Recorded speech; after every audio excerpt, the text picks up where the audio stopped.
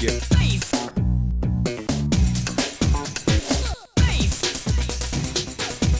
I guarantee you.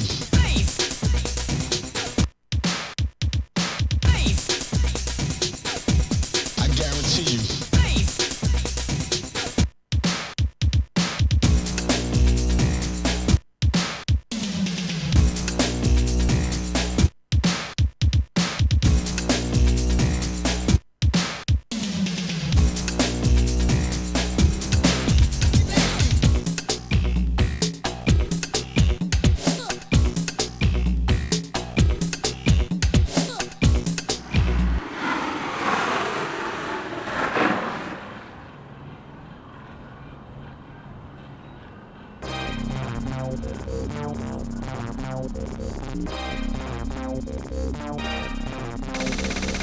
Oh baby, here we go. It's a Sunday fun day with the Spielschreiber gang. Reshoot Proxima 3 Comatron. I am so psyched. One of my favorite streams of all time was the Reshooter stream, and today we've got the sequel.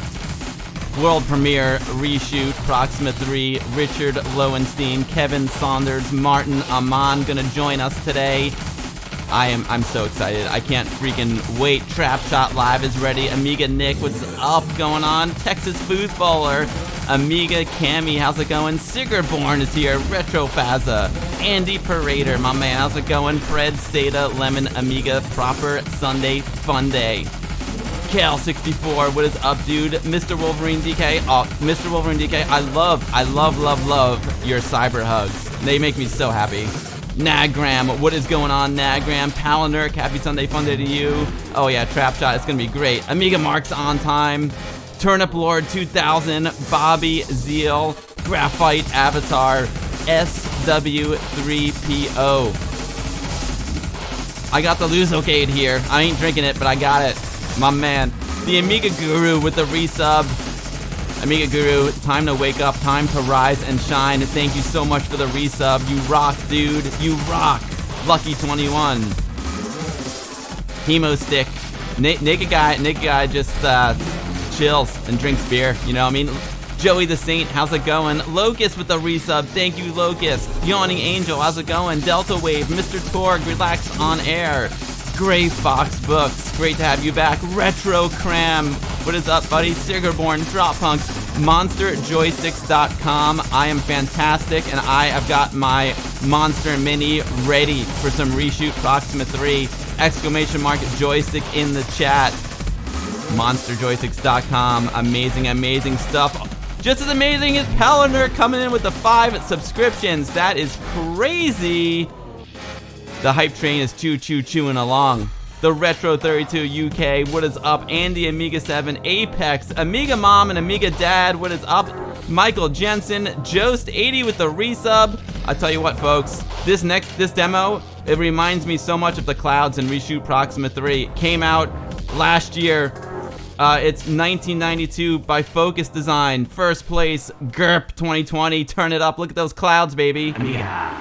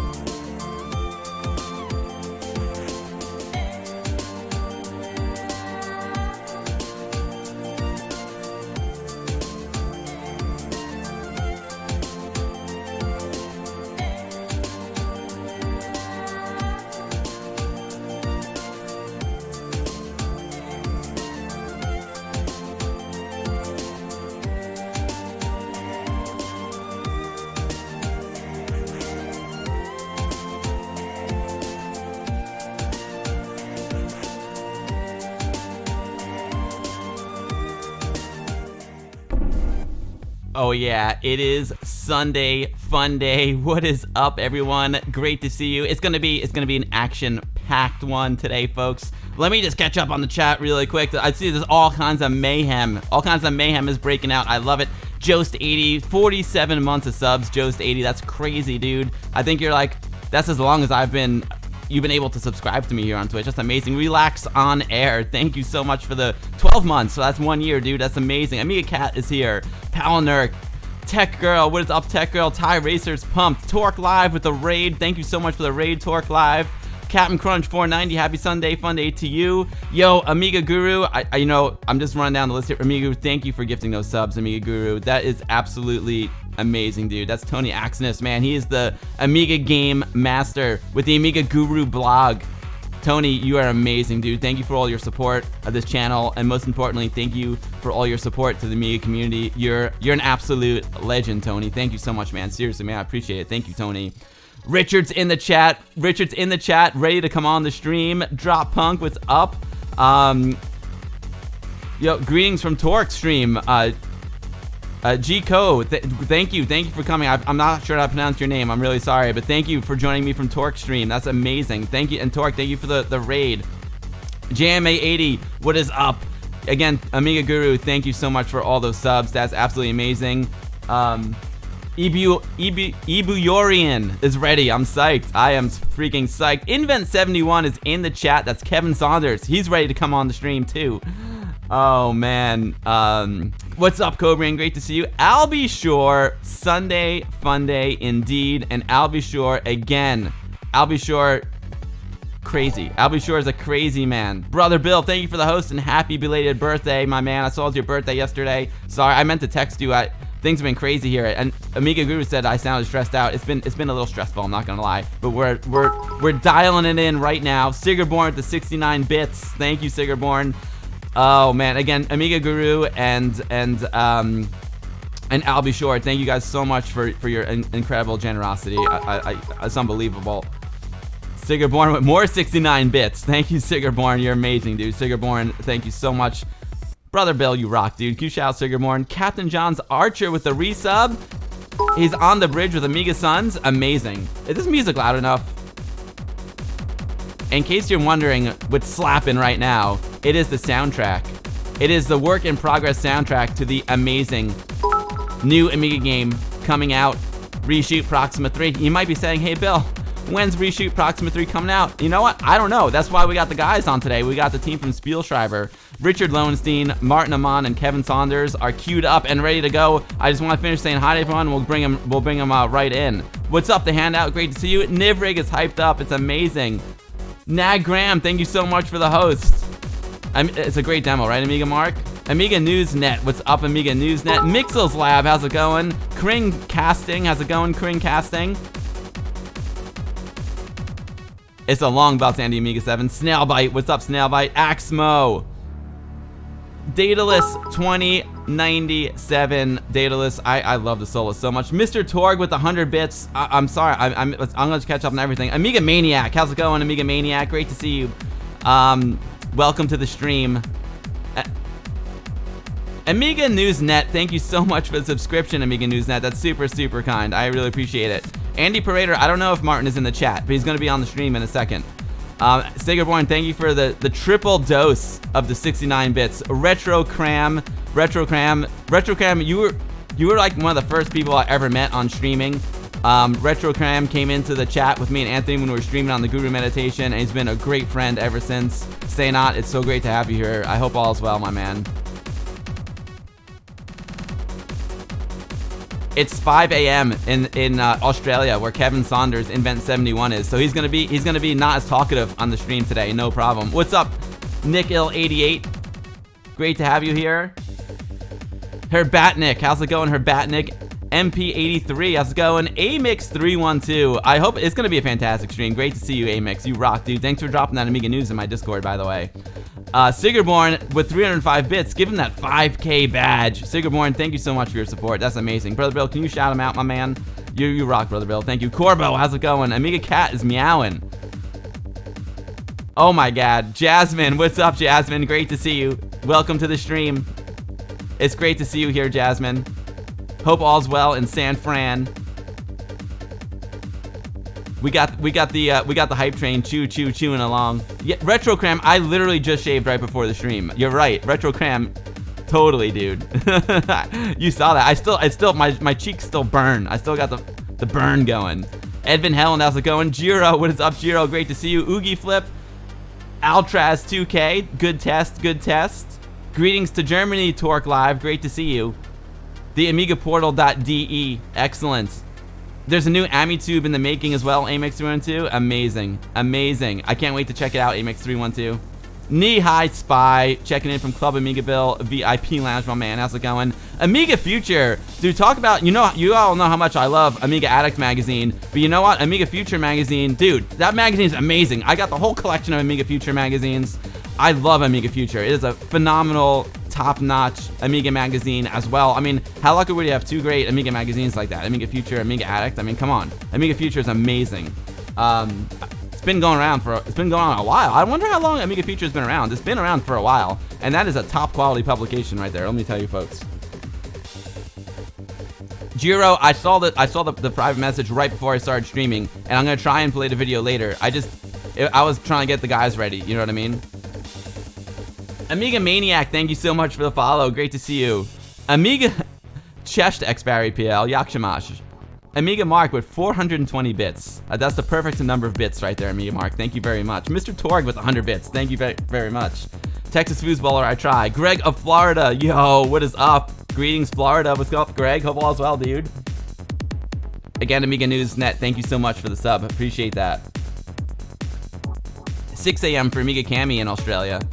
Australia represented really well today.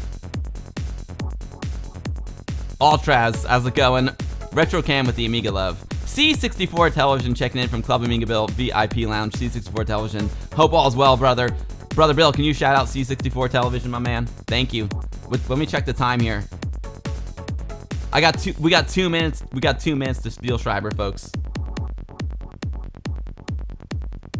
Raveman Phase 101, how's it going? Apex A1K, Tiger Skunk, what is up, Tiger Skunk? Great to see you. Yo, I was playing some in Yaya the other day. Oh, it's so good, Tiger Skunk. Could be my game of the year. You know what I'm saying, Tiger Skunk? I love it. Everyone's got the Amiga going. I am freaking pumped. Jasmine, I'm trying, Jasmine. Knee-high Spy, you rock, Knee-high, you rock. I got your Amiga Bill VIP card. I'm gonna be mailing it out this week. Sorry, I literally just got home. I just got home on Friday, and I got home from San Fran on Friday, and it's been hectic. I was partying it up in San Fran. Yeah. Oh, you're partying it up in LA right now. Awesome, Jasmine. Awesome. Oh, I miss LA. I can't wait to get out there again. Nebula Design, what's up? Apex, build to the world. You know it. Broadcasting to the world. What's up, Acmafin? Great to see you. Delta Wave, I'm so happy you love the stream. I'm so happy. Yeah, Amiga Future, I love your magazine is fantastic, Amiga Future. It's really, really, really fantastic. Keep up the great work. Axmo, what is up? Yo, Amiga Maniac, thank you for the follow. Amiga Guru says Amiga Future has been around since about 1995-ish. Her Batnik, Amiga rules with the Christmas trees. I dig it. Oh, it's gonna be an epic stream today, folks. The wife device, she's like, you know what? She's like, just stream all day. It's a beautiful day. I'm going for a long walk in the park. Stream your heart out.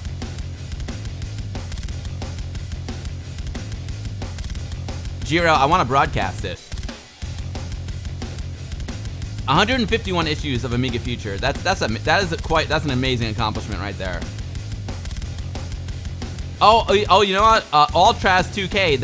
I think that's Martin Aman. I believe that is Martin. It must be the longest running Amiga mag in the world, says Richard. You might be right. It'll be 24 years. 24 years in January. 24 years of Amiga Future magazine. That's crazy. Dude, that is absolutely crazy, Amiga Future. Congratulations. So you know what? Then January 2023, let's have a party. Because I know you're going to make it to 25, baby. I know you are. Oh, yeah. Retro cram means retro hug in Danish. We'll use along as in cram. Oh, Mr. Wolverine DK, I love it. Amazing computing, Amiga World, you know it. What's up, Sky Zoo? Roar, what's up, Roar? Great to see you. Oh, what's up, Nebula Design? Great to see. Oh man, I'm overmodulating. I'm so pumped up. Nebula Design, I can't wait. No worries, dude. Nebula Design, I get it. I can't wait. I can't wait. Darrison667, word up to you. No, hey, yo, Eric McGregor is in Austin, Texas. Eric McGregor. Eric, Austin is like my second home. I lived in Austin from July 28th until like November 15th. Shooting 20-somethings. Currently number 3 TV show on Netflix, baby. Woo! Woo-hoo! I love Austin. The reason why I love working on that show so much is because everyone, the whole crew in Austin was so nice. They're amazing. Retro cram is retro cramming. Retro cramming and hugging. I love it. Oh, there's a really good metal song in this. We're in this track too. Baron3314, how's it going?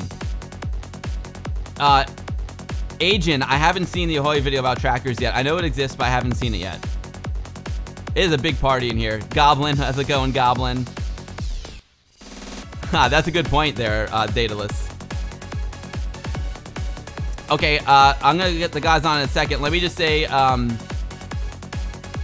Herb Batnick has got great news to share with me. In Krakow, Poland, on December 17th, 2021. Today, Polish Demo Scene Chronicles celebrates, on the suggestion of the National UNESCO Expert Committee, the Minister of Culture and National Heritage decided to accept the demo scene as Polish intangible cultural heritage. Yo, that is absolutely amazing. The Polish government has now recognized the demo scene as an important part of culture. See, that I'll tell you, you all in Europe know how to do it. You all in Europe put art first. That's what I love it. I love it. Art comes first. That is great news. Huge congratulations, Polska. Kocham Polska, congratulations. Yeah, Roar, I will. I'll say thank you to the wife device. She rocks. She's the best. Picard 2010, how's it going? Cheers to you. JMA80. Oh, JMA80, thank you. I haven't tried the Bifrost reset fix yet. As you can see, it's off.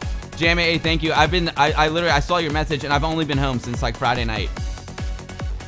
Eric McGregor, you were on TV too? That's awesome, Eric McGregor. I wasn't on the TV. I was behind the camera. I was in one scene in that show and I got cut out.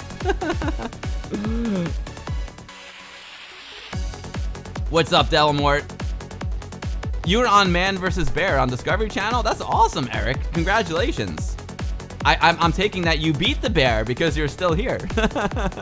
Good going, Eric. That's awesome, dude. Thank you, Retro Ralph. It's called 20-somethings Austin. 20-somethings Austin. That's why I was streaming from Austin, Texas all summer, because I was there making that show.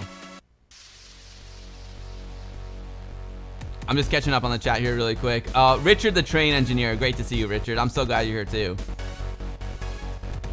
No, what? Your episode is the Flying Scotsman of Man vs. Bear on the Discovery Channel. Nice, Eric. That's awesome, dude. Well, welcome to the stream. It's so amazing. I find out all the time how many people in the film and TV business are into Amiga. Partly because, you know, look, there's my video toaster right there. You know, a lot of us got started making our own home videos with the video toaster, making our own home videos with the Amiga. So that's why so many people in the TV business love Amiga. Nor My Style. Hopefully the game's coming out this year. I don't know, Nor My Style. I mean, there's only a couple days left in 2021, so I'm not sure. But I tell you what, let's find out. What's up, Anthony Jarvis? All right, folks. Without further ado, let's get this started. The music I'm listening to right now is from the brand new game, Reshoot Proxima 3. You may see what I have here on my desk. This is one of my favorite Amiga games of all time. It's called Reshooter. This is the signature edition for the Amiga CD32, 1200, and 4000. I absolutely love this game, and one of my favorite streams of all time is when I had the team on from Reshooter, Richard Lowenstein, Martin Amon, and Kevin Saunders. And you know what? A couple of years later, they've come back. Let's pot down the music. Gabora, thank you for the resub. You rock. Let's unmute the boys. And let's see if my template still held up. It did. It held up good enough. What's up, guys? Great to see you. I see we got in the upper right corner. Kevin, tilt your camera up a little bit. We have the amazing artist in the upper right corner, Kevin Saunders, who does all the there you go, Kev. He's one of the best Amiga artists in the whole community. Kevin winning the Amiga Art Contest all the time and just most importantly inspiring us all with his amazing artwork, Lightwave 3D, brilliance. Did the graphics for Reshooter, also did the graphics for this game. We're going to learn more about it. In the lower right corner, we have the one and only Richard Lowenstein, the Spielschreiber himself. Richard, the main man behind the Reshooter and the Reshoot Proxima. And then right below me there, in the lower left corner, we have Martin Amann, the incredible musician, as you just heard, pumping out some amazing tunes for Reshooter and Reshoot Proxima 3. Guys, I am so freaking excited to play this game today. Welcome to the stream, and thank you so much for coming back. Thanks for having me. I'm so pumped, guys. Yeah, it's a pleasure having you on. Yo, Oogie Flip, thank you for the subscription. So I'll tell you what, guys, let's just go around the horn. I gave you each a little brief intro, but if you'd like to do yourselves an intro and tell us what you did on the game, that would be fantastic. We'll go around the clockwise. We'll go clockwise like a clock. Kev, do you want to start? Sure. Can you hear me okay? You sound great. Okay, cool. I'll do it quickly because people are sleeping. But yes, I'm one of the graphic guys here on Reshoot Proxima 3. And yeah, sorry, I'll just all Bill talking. I shouldn't watch the stream while I'm talking. Yeah, this is probably the third and final game. Hey, Richard. Amazing, Kev. I can't wait to see your work. You're one of my favorite artists, regardless of whether you're using the Amiga or something else. Look at that beautiful painting back there. So I can't wait to see your work. Thank you so much. I know it's like 4 or 5 a.m. In Australia where Kevin is. So I appreciate you coming on, Kev. That's amazing. And I know you have to keep it on the low side because your family's sleeping. As we continue around the clock in the lower right corner, we have the man himself, Richard Lowenstein. Richard, thank you so much for coming on the stream. Thank you for this amazing game. Welcome.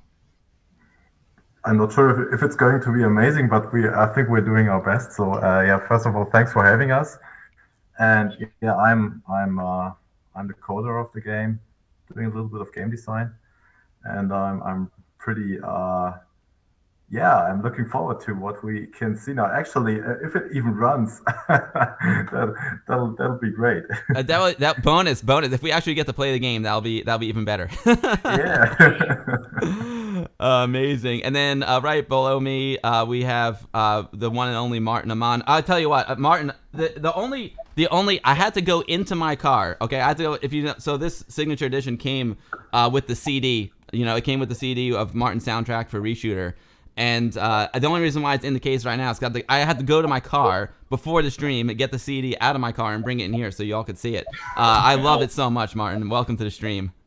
Hey, Bill. Nice to see you and having us actually back again. And well, as all know, I am one of the music guys here and actually had the pleasure to do some bleeps again for Richard. Amazing. Yeah, no, it's funny because when I did the post originally, they were like, "Oh, there's some other folks involved too."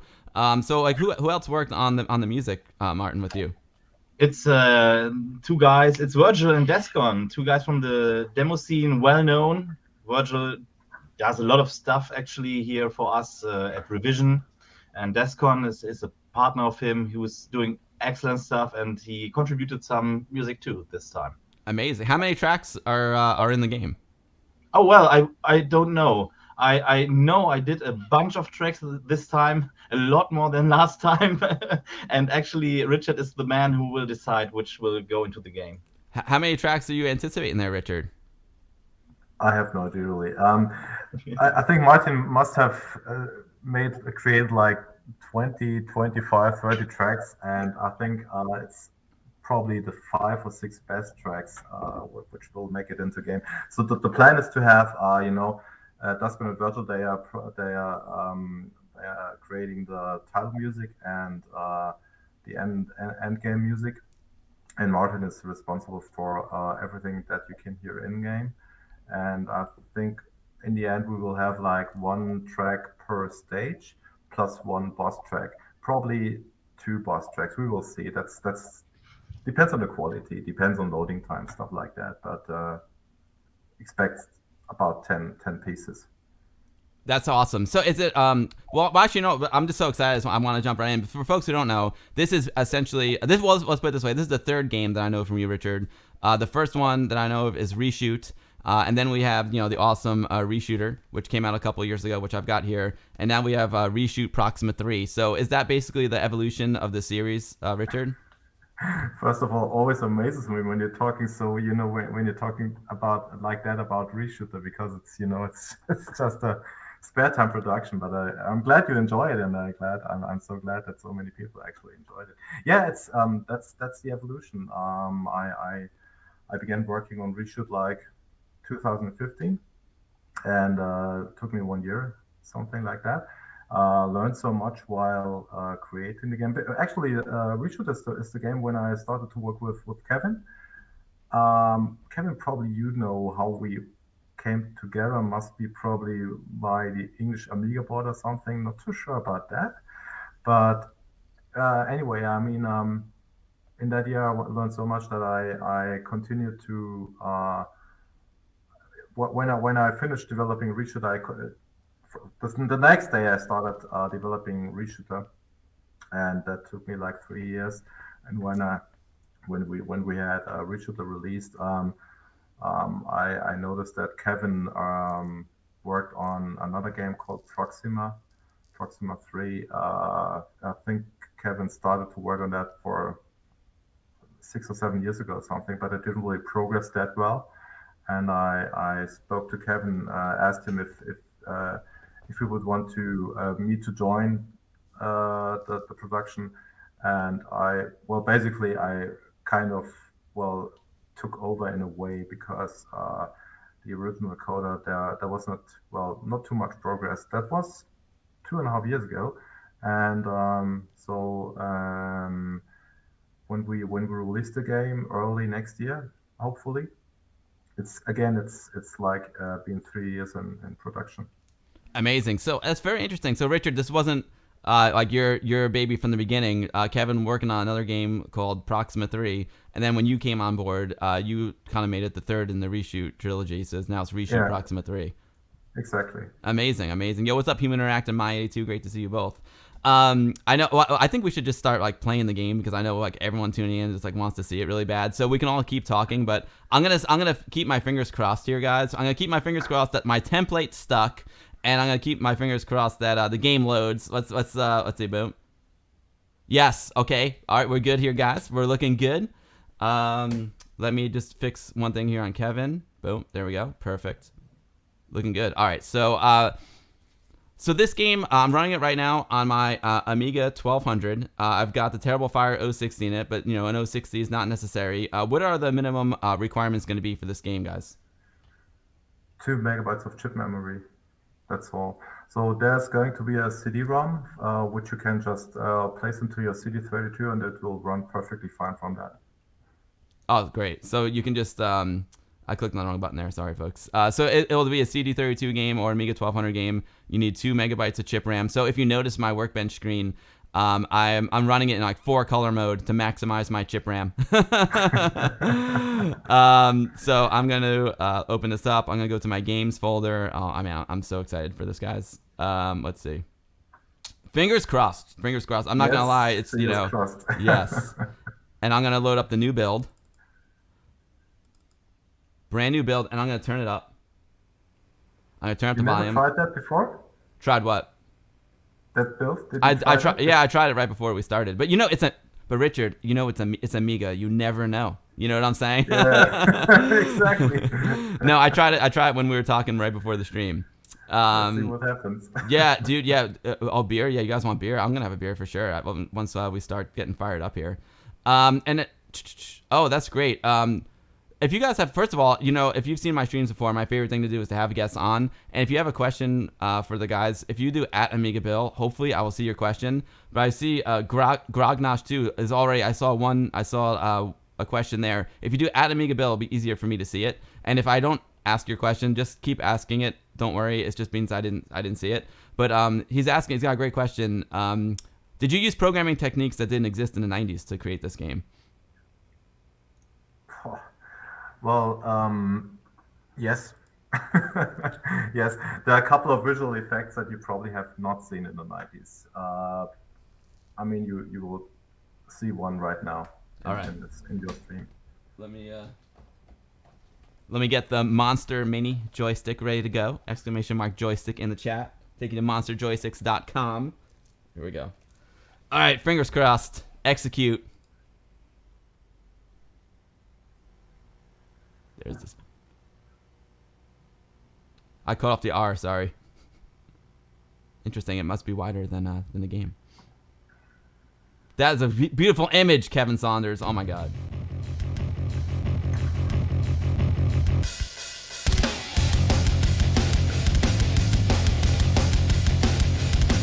By Emanuel Henne, by the way, this is not from Kevin.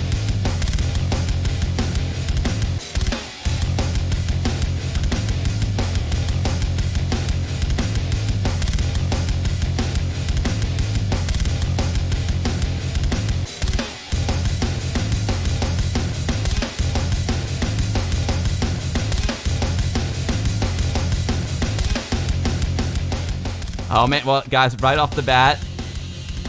Oh man, I can just listen to this music. This is slapping. Woo!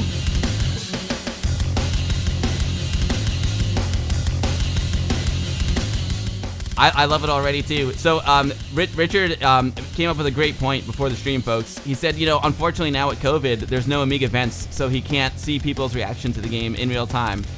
Richard, right off the bat, the first thing that hit me right off the bat was that Kevin's image. That splash screen was absolutely amazing. It's Emanuel's image. Sorry, this is not by Kevin. This is by Emanuel. Oh, who made that image? Sorry. Yeah, we had a couple of contributors to the visuals, and this was made by Emanuel Henne. That image was gorgeous. It sucked me right in, and then boom, the music just hits. The music is incredible.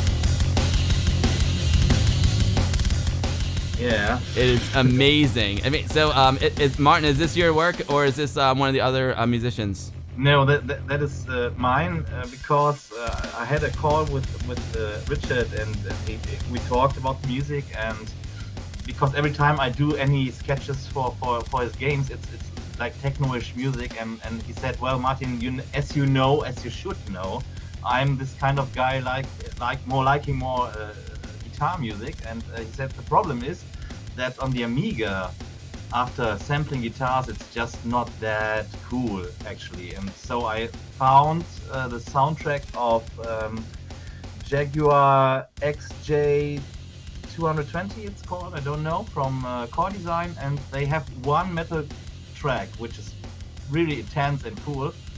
And so I tried to convince Richard that I can do some metal stuff to 150 kilobytes on 2 channels. That is amazing. So it's a 150 kilobyte song. I mean, the guitars just sound amazing. When the people you were saying, I saw your comments that they're saying when they put this music, it means like it's incredible. Like they are rock. It's American slang. It's American slang for this is amazing music. It just sucks you right in. It's so good. If you can't get fired up to play this game right now, then you'll never be fired up for any game ever. It's so good. That's good to hear. And how many? So I love it. So and you said how many kilobytes is it? I think it's 150, and it's just 2 channels with some. In some places there are 3 channels, but mostly it's 2 channels only. So it's just a little bit repetitive. So, but I think as a music for in-game music, it's quite okay. And just wanted to state that we did a lot of work sampling the guitars, because this is the main thing when sampling on the Amiga with 8-bit. So I had some help from you know him, from Senad Palic. Oh yeah, awesome. you know Senad. He's in the chat. Yeah, he's in the chat. He's watching. Oh, hey Senad. Yep. Nice to see you. Retrocram. Yeah. Hey, that's cool. Yeah. And we had an intense talk too on Discord, and well, we had some live jamming here. He playing the guitar, me playing the bass, and the drums here. And so we did a lot of recordings and actually picked some cool stuff, and now have some reasonable guitars for the Amiga. That mission accomplished. It absolutely rocks. It sounds incredible. Only two, so basically you're talking about like literally like 2 channels, not left channel, right channel for a total, you know, and 2 on each. You're talking about 2 channels total. Yeah, as when we use when we make mod files for the Amiga, it's just 4 channels, and on Reshoot R we use 3 channels for the music and just 1 for the sound effects. But well, as you know, sound effects they tend to kill 1 channel, so and you can't really enjoy the music then. And Richard had this mission for me to burn down everything to just 2 channels if possible. And yeah, it was possible, wasn't it? Mission accomplished. The other thing that caught my eye right off the bat is this amazing like turbulence effect that's happening on the spaceship in the background. That is a super nice touch. Now, Richard, I guess is this partly your work, partly Kevin's work? What's happening in the background there? That's just a little bit of copper doing something. You know, the intention is really just to provide a sensation of speed and of turbo adrenaline, and to really kick you into the game, like music and the visuals. You know, all these puzzle pieces, they work together to create emotions basically, and the emotion here is to set to set an atmosphere of speed and of adrenaline, and that's why I created this. This is copper effects, you know, a little bit of you know, scrolling in each scan line, also a little bit of working with the bitmap modulus, which means the up and down scrolling. And if you sync that, you know, left-right scrolling, up-down scrolling, and you do that in each scan line, then that's the effect that you see on screen right now. On top of that, you've got a couple of sprites, which are used to display text. It's amazing. So it's a combination of a few different techniques, a few different scrolling techniques, and you're playing around with the copper there. That's amazing.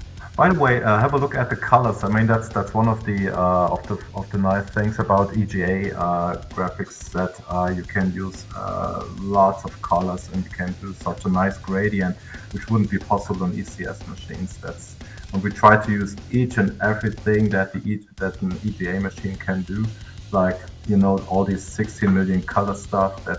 We try to use that wherever it makes sense. Amazing. So I know there's some folks tuning in who are new to Amiga. Basically, the Amiga had, you know, it evolved over time. Came out in 1985 with the original chipset, and then the graphics became more and more advanced. And then the chipset that they used to make this game is called AGA, the Advanced Graphics Architecture, and that's in like the CD32, the Amiga 1200 like I'm using now, and the Amiga 4000. So it's so cool that you guys are taking advantage of like the final chipset for the Amiga. So we're really seeing Amiga at its best. I love it. Now, I don't know if Kev, if you can't talk, that's totally cool. But did you design the spaceship and the thrust there? No, that was not my design, but the ship in-game is, and we'll probably do some final tweaks for the in-game ship as well. I was talking to Richard about changing the custom palettes and some other little tweaks for the player ship for each theme. Sweet. I'm going to we're going to fire up the game. Yeah, so yo, what's up, remotely interested? Great to see you, Adam. Hope all is well, dude. Yeah, so I'm running it on my Amiga 1200. Guys, this will run on a stock 1200 CD32 as long as you have the 2 megs of chip RAM, correct? Yeah. Great. So that's 68020 essentially. I do have an 060 in here. I have the terrible Fire 060, but it's not necessary. I almost loaded this onto my CD32, guys. Almost. I almost did. It should perform almost the same way. There shouldn't be too much of a difference. Sweet. All right, I'm gonna turn the music back up, and I'm gonna hit the fire button. I'm so excited.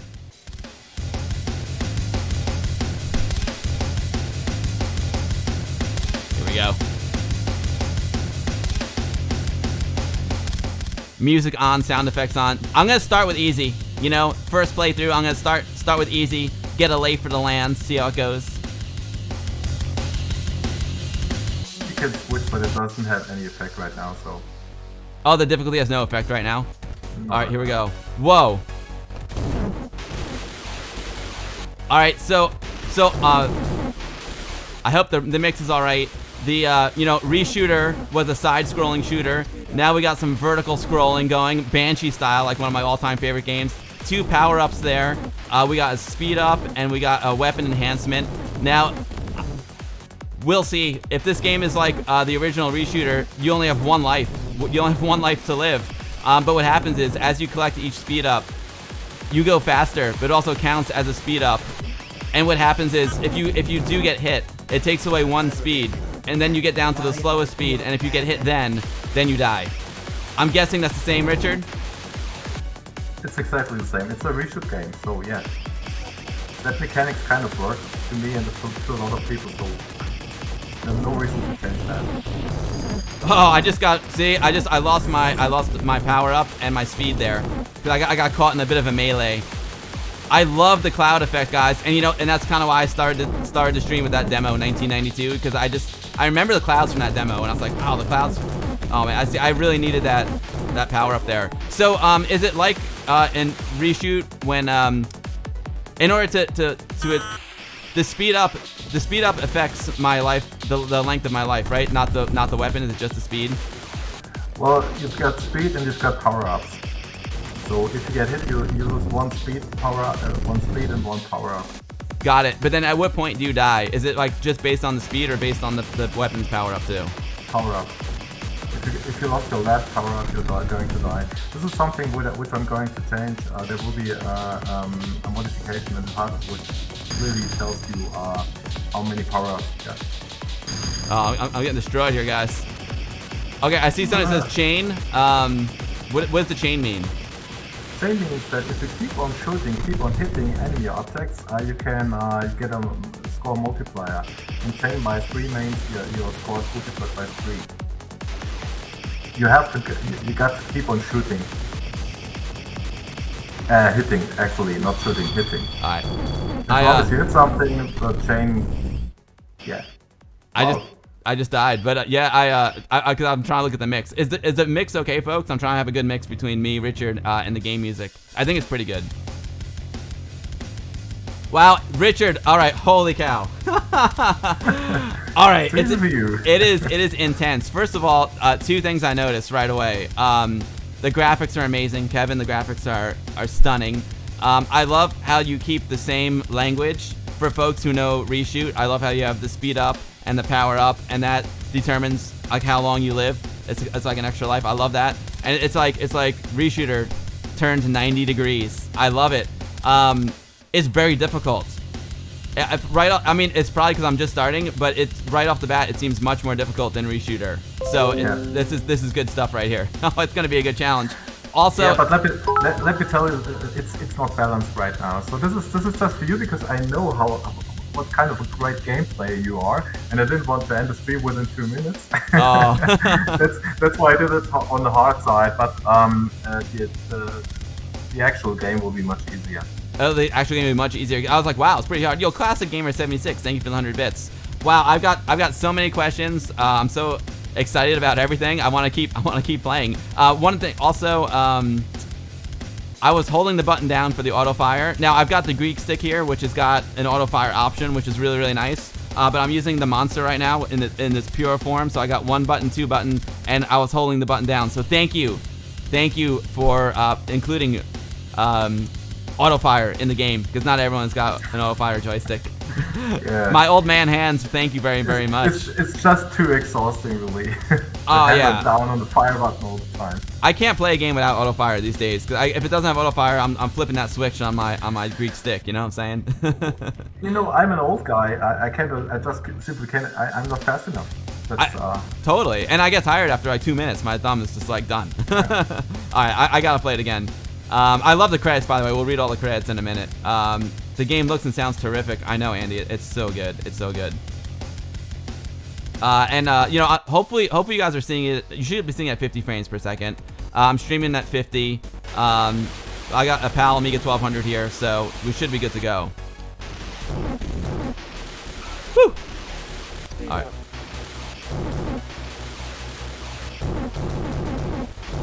I mean, one example, in the final game, the hostiles will not shoot immediately like they do right now. This is something which I implemented it just for you, Bill.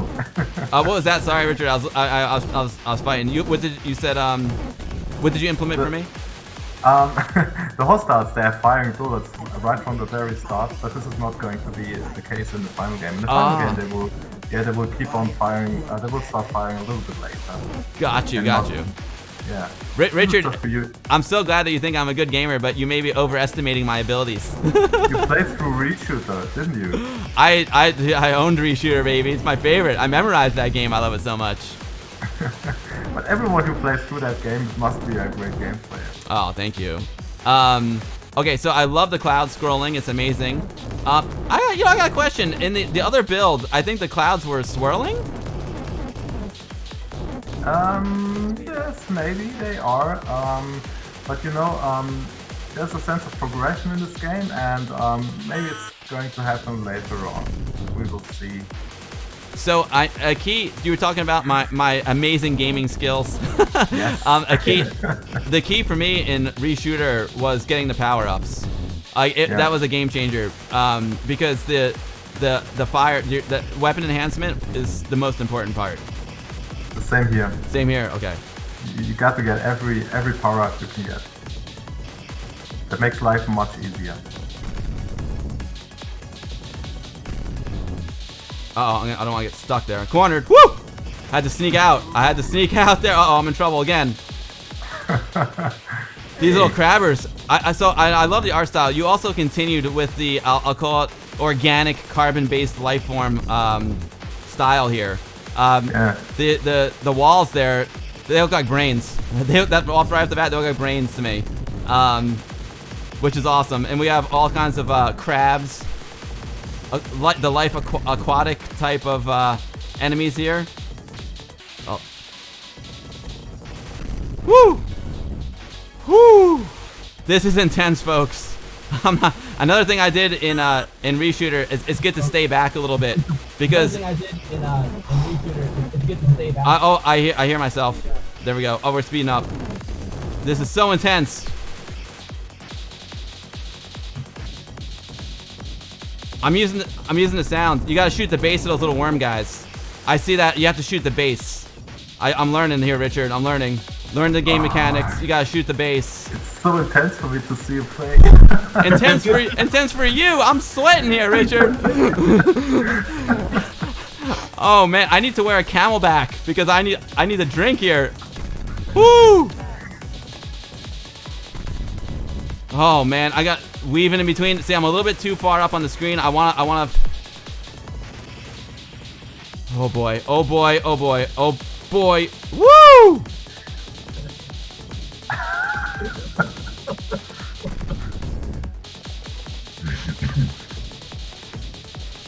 Why? Ah man, I think I'm hit. I thought I was hitting that guy. There we go. This guy up here, hit him. I'm hitting him. It's not registering, but I'm hitting him. There we go. It looks like some of my bullets can hit him, some can't. Weird. Boom. I love it. I'm beta testing here, folks. Folks, this is an early build. Woo! Richard, how much of the game do I have here? Is it like one level? Like, what do we got? What's going on here? It's not even one level. It's like a first. It's more like a tech demo, actually. This is a tech demo. Got it. Probably you may want to call it like it's not even a vertical slice, really. Oh man, it's getting hectic now. It's escalating. Oh, there. Wow, well, we're going backwards now. I see the sparkly thing. What is this? Placeholder pixels? Oh, okay, got it. I thought I was supposed to like shoot it. Oh man, I took a bad hit there, guys. That guy's, I think he's stuck down there. Woo! Yeah, that's not supposed to happen. Man. Oh man. Wait, question. I wasn't sure there. Is that a boss where the placeholder pixels are? Yes, exactly. Yeah, I just didn't have the time to implement that, but there's going to be a boss right there. Oh my god. Let me get some water here. Oh my god. Yo, Baltoth. Yo. That was freaking intense. You love the organic stuff, Passeretto? I love it too. I love it. Carbon-based life forms in this game. Carbon-based life forms. Oh my god.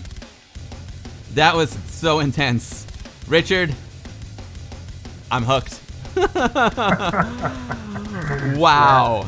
That you're saying that. Oh, wow. I'm hooked. Yeah, I got so many questions. Everyone's just like, when's this game coming out? I need to play it right now. Do you have a guess as to when the game might come out? I think 2 years ago I said like in 1 or 2 months. No, actually the plan is to release it in the first, probably second quarter of next year. So May 22, something like that. We're looking. Okay, cool. May, summer 22. Something like that. Oh, I dig it. Of course, we won't hold you to that, Richard. It's all good. We want you to just make the game great. Like, I could care less if it comes out, and if it comes out a year from now, you know what I mean? As long as it's a great game, that's all that matters. So I made it to Boss 1. How about releasing it on Tuesday? Lots of great questions.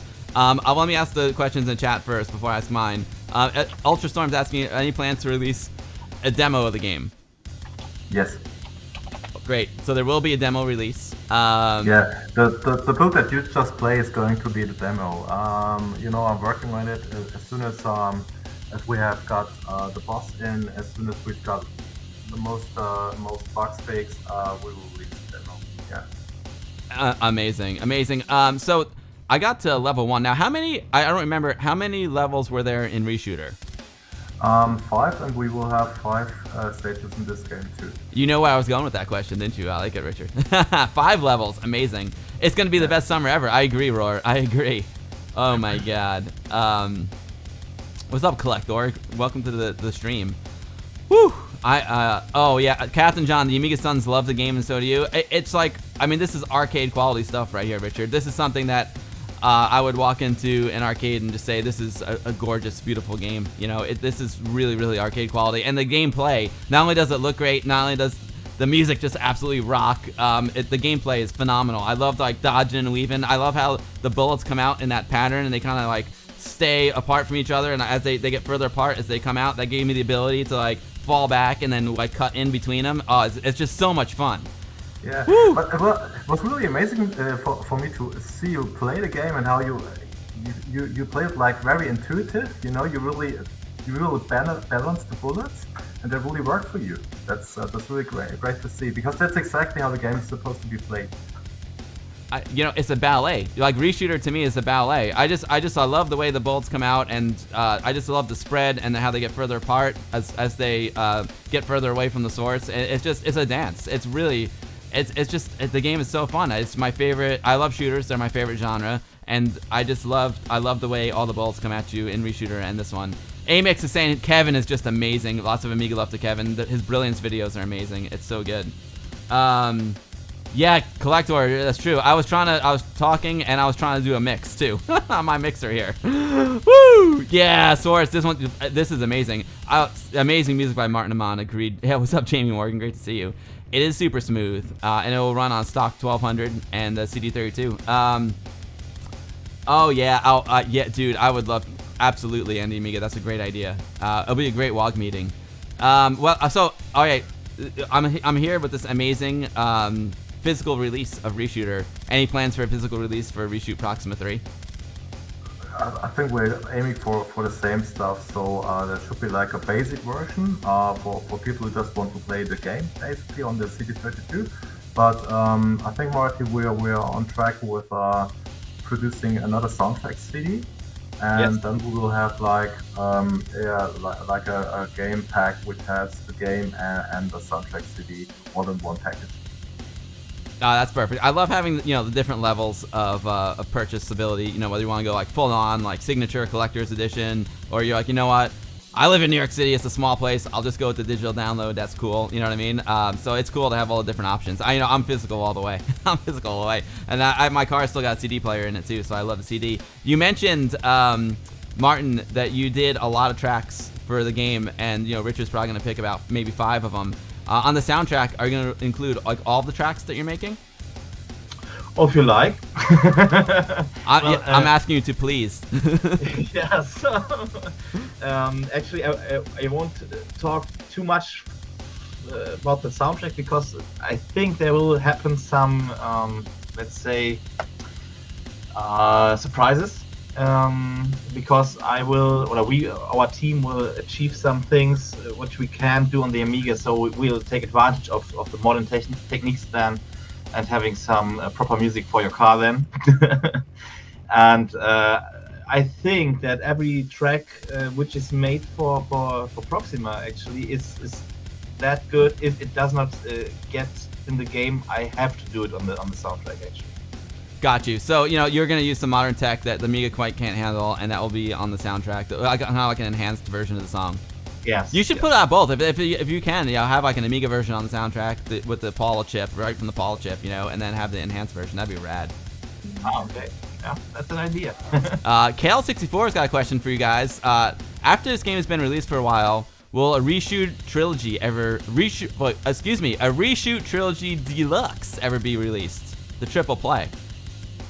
Oh yeah, that's something I'm thinking about a lot. Because the idea would be to first of all take the first game and enhance it a little bit, make it look a little bit more beautiful, make it more playable because it's probably a bit too much on the hard side. And also there are some ideas to add some more content to Reshoot there, and that would be a nice package, I think. This is probably not going to happen with the release of Proxima 3, but some time after that. That's awesome. Now, is there a way? If this game is coming out for CD32, is there a way you could utilize like the audio track on the CD, on the CD32 for like a CD32 version?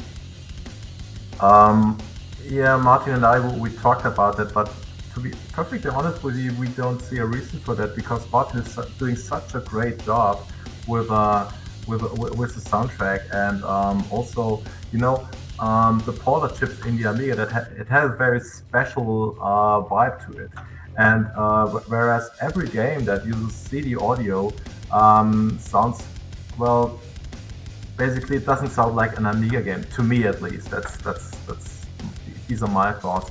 That's why we will probably not use audio CD. Also, loading times will increase when you use audio CD because you cannot stream from the ROM.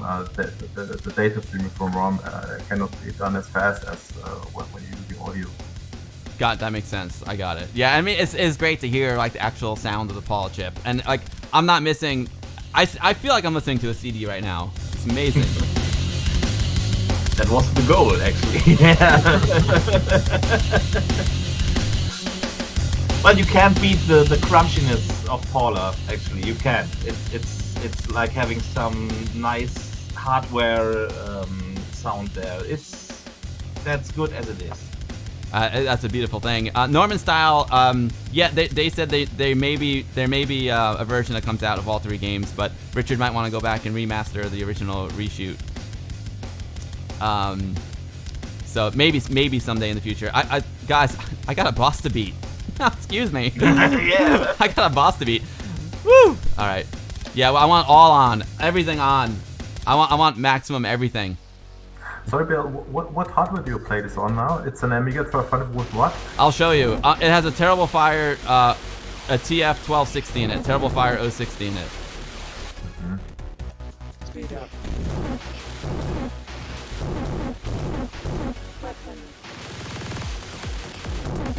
It's running probably like I think maybe 50 megahertz. It's it's actually this is the first time I see this game running on such a big machine.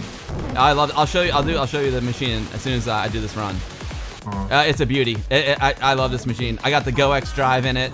I'm gonna have to go to an overhead cam shot because the Solus board that I got in there from Rob Cranley. Oh baby, the Solus board with Martin's music is just, oh dude, my whole room is lighting up. It's amazing.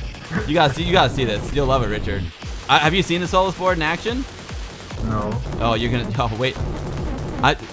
You better stay in that seat, Richard, because if you stand up, you're gonna fall down when you see it. Let me tell you. I hope you got that seat's strong because it looks so good.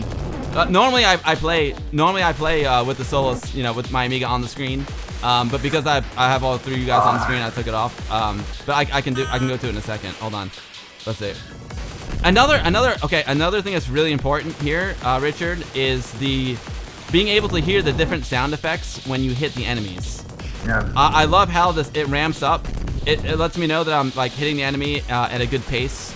Also, when before when we had those worm guys, I didn't, at first I was just shooting the worm itself, but then I realized that shooting the worm itself wasn't doing any damage because of the audio, and so I went for the bass. Yeah. Oh, I was yapping away, and I lost my concentration, yapping away there. Woo! Yeah, that was tight. That was tight. And I'm feeling a little bit bad because I lost a level of weaponry. Oh, all right. So, but it seems I have to increase the hitbox because you did get a couple of very close hits, but were not detected. Probably the hitbox is too small. These guys, see, based on the sound, I could tell that you have to hit like the base of that worm. Yeah. Speed and boosted. actually, when you hit a collidable object, the sound changes in sync with the number of remaining hit points. So the sound provides feedback of how many more hits you have to achieve. Richard, I'm wondering if the base there, like, I feel like it's only registering on certain bullets that I shoot at it. Yeah, the collision box is not working very, very well. Thank you for the follow. I'm sorry if I'm sorry I can't say your name. All right, so I saw that it said wave. Let's talk about high scoring it for a second. So, a good technique on getting a high score. A wave obviously means that you've killed every enemy in that wave. Sin Lao with the host, my man Sin Lao. I guess does it activate a multiplier? Well, not really. It's just 50 more points. The multiplier is the chain thing. That means keep on hitting stuff, and as long as you keep on hitting stuff, the chain multiplier is being kept alive. And if you are not hitting any object for like 2 seconds, then the chain is reset to 0. Got it. So it's not like if you miss, it doesn't penalize you. You just have to hit it within the time period. There's nothing penalizing you except for a direct hit to your ship. Woo! Thanks, Jiro. Jiro, you're gonna love this. Jiro, you're gonna own this game. Jiro, you're an amazing gamer, Jiro. I'm sorry if I missed something in the chat. If anyone, you know what? If I'm playing and you have a question for the guys, maybe you do at Spielschreiber, because I'm gonna miss it. I'll go back. Playavelli, my man, Play is here. Oh yeah, it's escalating. It's escalating now. The game's escalating, and the stream is just escalated with the Playavelli here.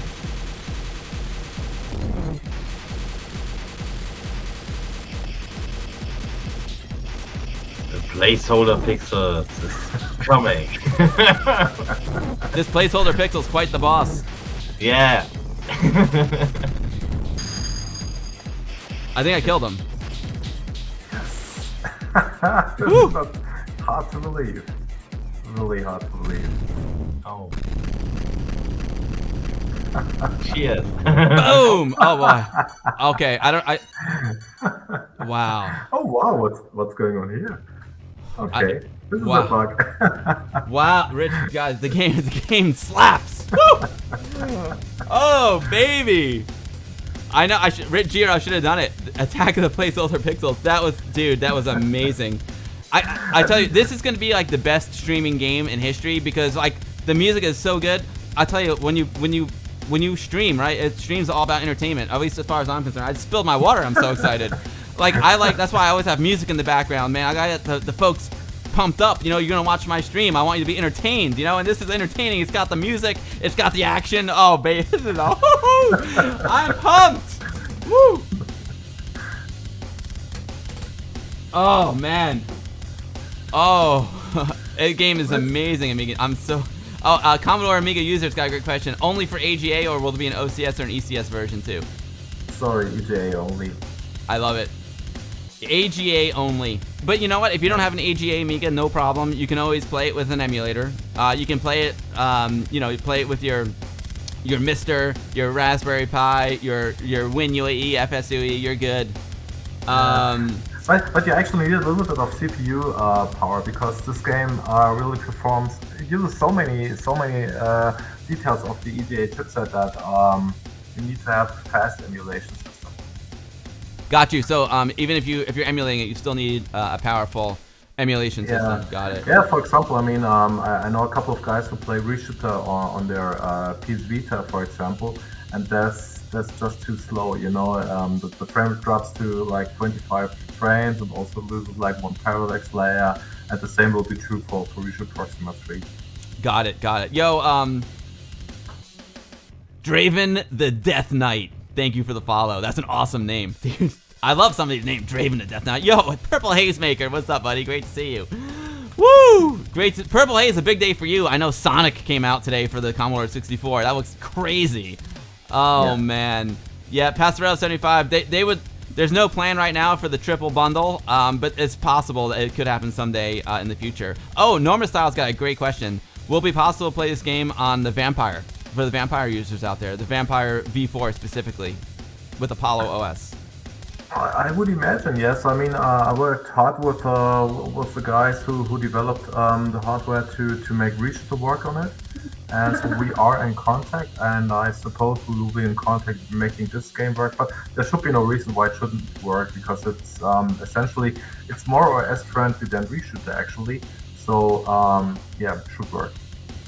Yawning Angel has got a great question for Kevin. Kev, if you can't chat right now, if your family's still sleeping, no problem. But Yawning Angel's asking what you use for the graphics.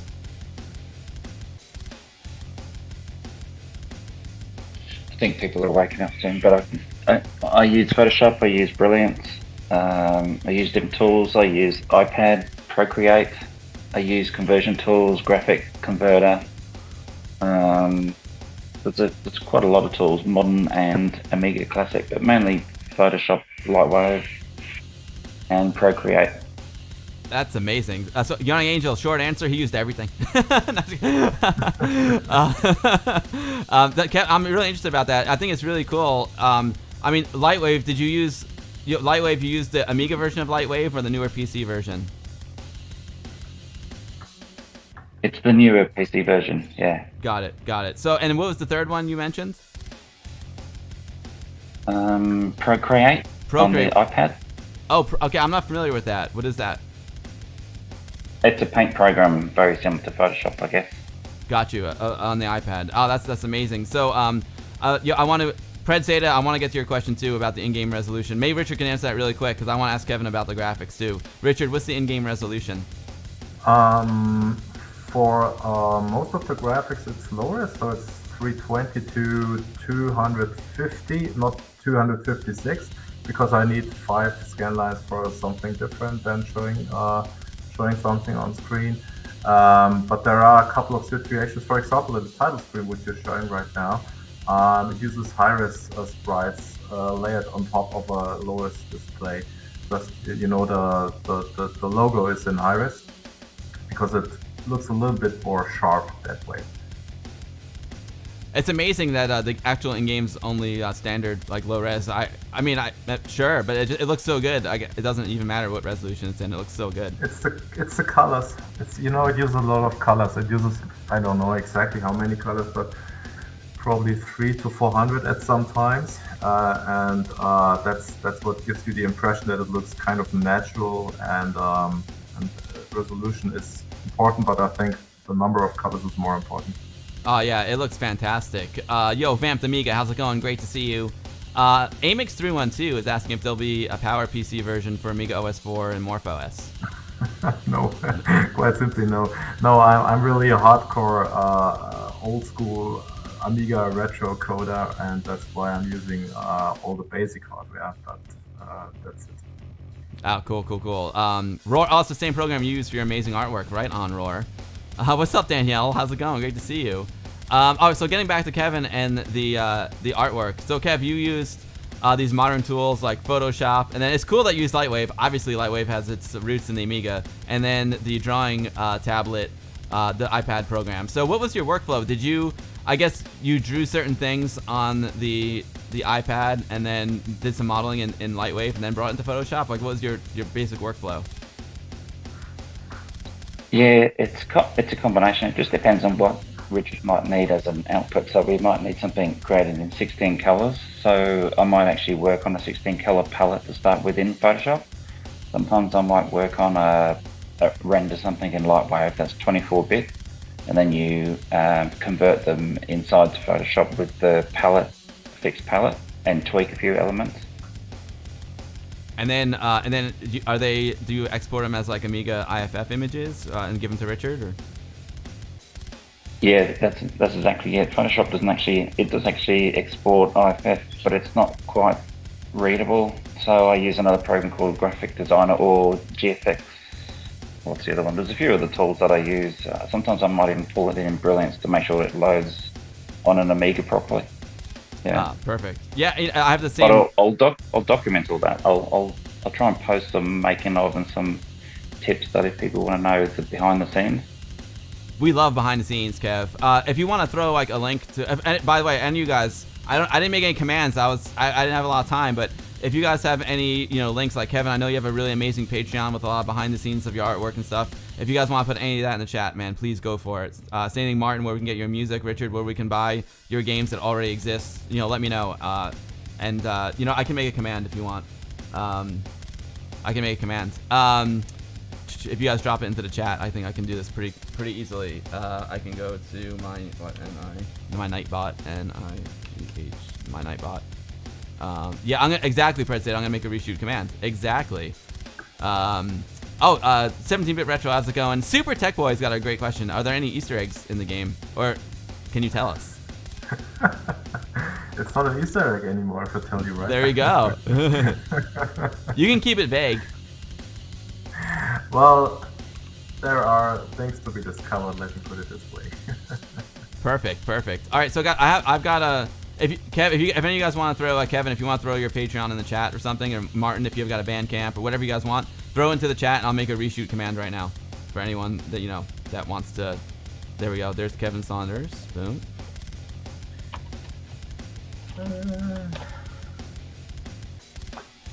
Copy that. Boom.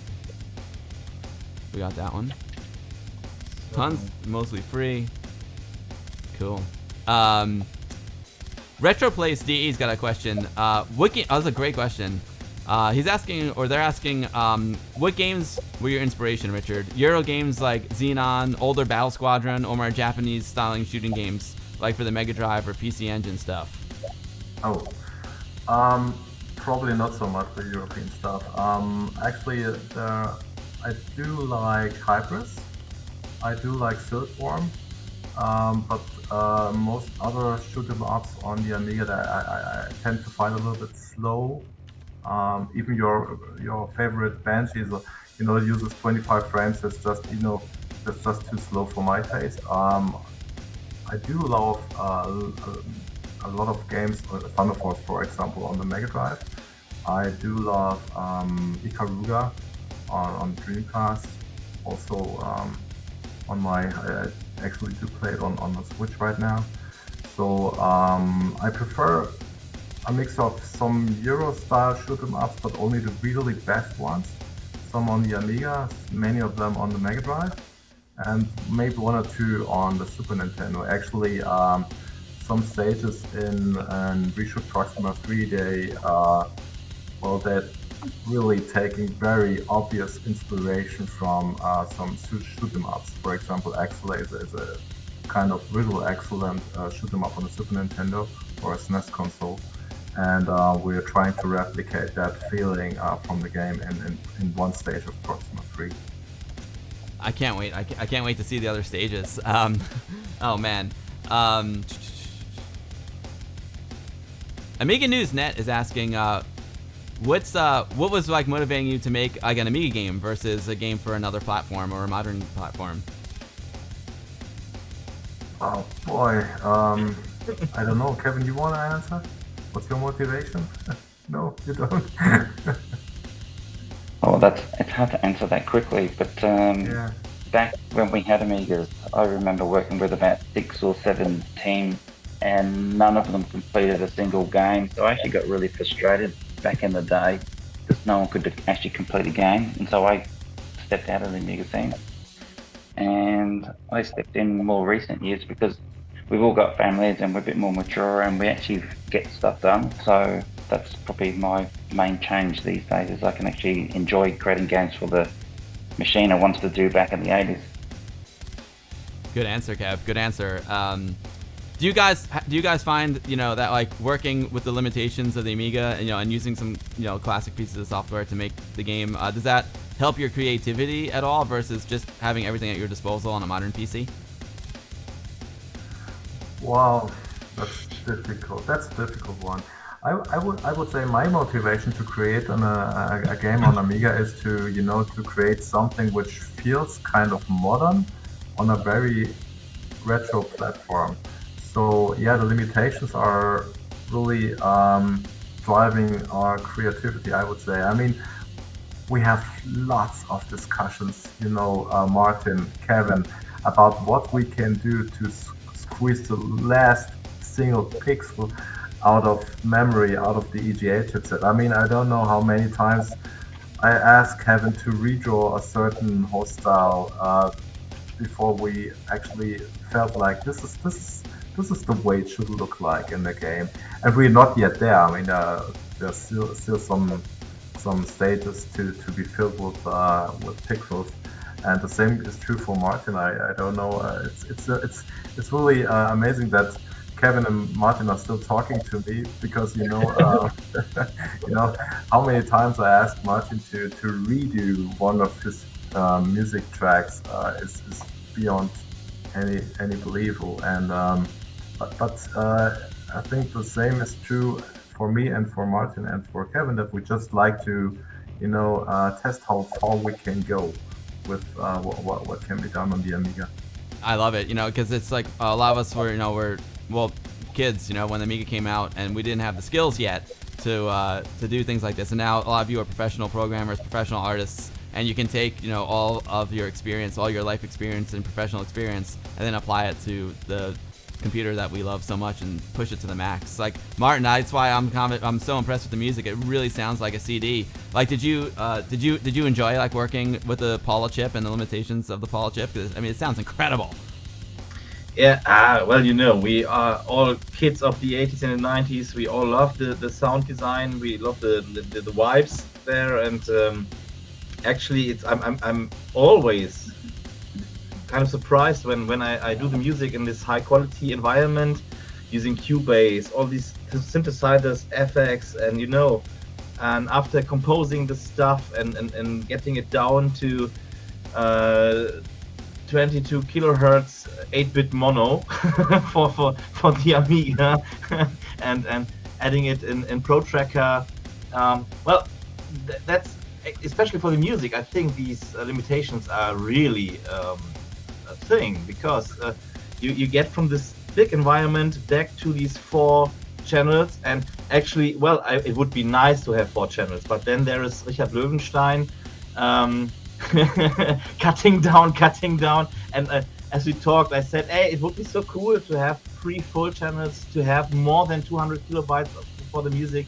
And he said, well, Martin, that's not an issue, you can have much less. So I had to reduce more and more and more, and so I think we achieved to get really good sounds actually in 2 channel and above 150 kilobytes. This is so, I can't say how it is a relief for me when I sit here in the studio environment, press play on the Pro Tracker, and having club sound here actually. Yeah. I mean, yeah, that's you're saying you can't. That's the Amiga producing like this club sound music, this quality. It's incredible. So can you explain, kind of like Kevin did, your workflow for the music and how you started with, like, you know, larger files and got all the way down to 150 kilobytes? Yeah, sure. Well, actually, the whole composing is done in Cubase. This is the DAW for the PC or Mac, and actually we know it's another approach than Pro Tracker actually. So, but I can do the sound design, doing the layers, and in the first place, I'm just composing things because I know the look and feel. Because Richard this time showed me a lot more from the sketches of Kevin, the graphics, and the idea behind the levels. And this is a thing this time, because in the last game we just had one in-game track. So that's it. And the people complained that it's okay, but it's a little bit boring. And this time we tried to get the music more and more fitting. So we had a lot of more composing action this time, and we did a lot of composing there. And after doing all these layers and the sound design, you just try to get groups together of all these channels, which you can cut down to the tiniest bit you can sample for the Amiga and get it back in ProTracker and get all this stuff back together. And the fine thing there is that actually, if you have all these little tiny samples and you get them back in ProTracker, you get another approach for the music again, because you are not composing this time. You're like programming things and adding things and trying to bend the samples again with the ProTracker commands, and then you get new stuff, new music. It's just like a second level for composing music, and it's really a nice thing, which makes which is my how do you said it? The question was what is your reason for doing? Yeah, my motivation actually. It's a thing you can't achieve in Cubase itself. It's the Amiga magic. That's so cool. So you're using this modern tool, but you're getting the Amiga is adding to the equation. You're not just like taking this modern tool and making it sound not as good as it could because it's playing off an old computer. No, actually the old computer is making the music even better because it's adding its own unique qualities. Yes. That's awesome. Ty Racer's got a great question. I saw you answered it in chat, Richard, but you can answer it for the folks at home. Ty Racer's asking, did you change from a horizontal to a vertical shoot 'em up? Which version gave you the most technical freedom, going horizontally like in Reshooter or vertically like here in Proxima 3? Actually, it was easier to develop Reshooter in a way because, in a horizontal shooter you can use the Amiga's copper chip very efficiently to create visual effects like the parallax three-dimensional sun layer you have in the third stage of Reshooter, whereas to achieve a comparable effect, like a perspective scrolling effect on a vertical scroll is very difficult to achieve. In fact, no one has done it so far, as far as I am aware, but we will be doing it in Proxima 3. It's not in that state that you just played, but it will be in the game. And but it was quite a challenge to implement that.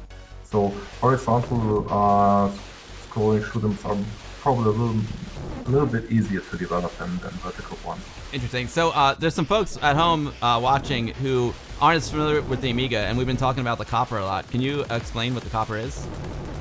Yes, of course. The copper is a coprocessor in the Amiga system, in the ECS, in the old Amiga systems, but also in the EDA Amiga, which basically controls the appearance of each and every scan line. Well, you can make it control the appearance of each and every scan line, and you usually use that to implement a color gradient in the background, but you can also use it to have like different scrolling speeds on each scan line, which you're using usually for horizontal scrolling games.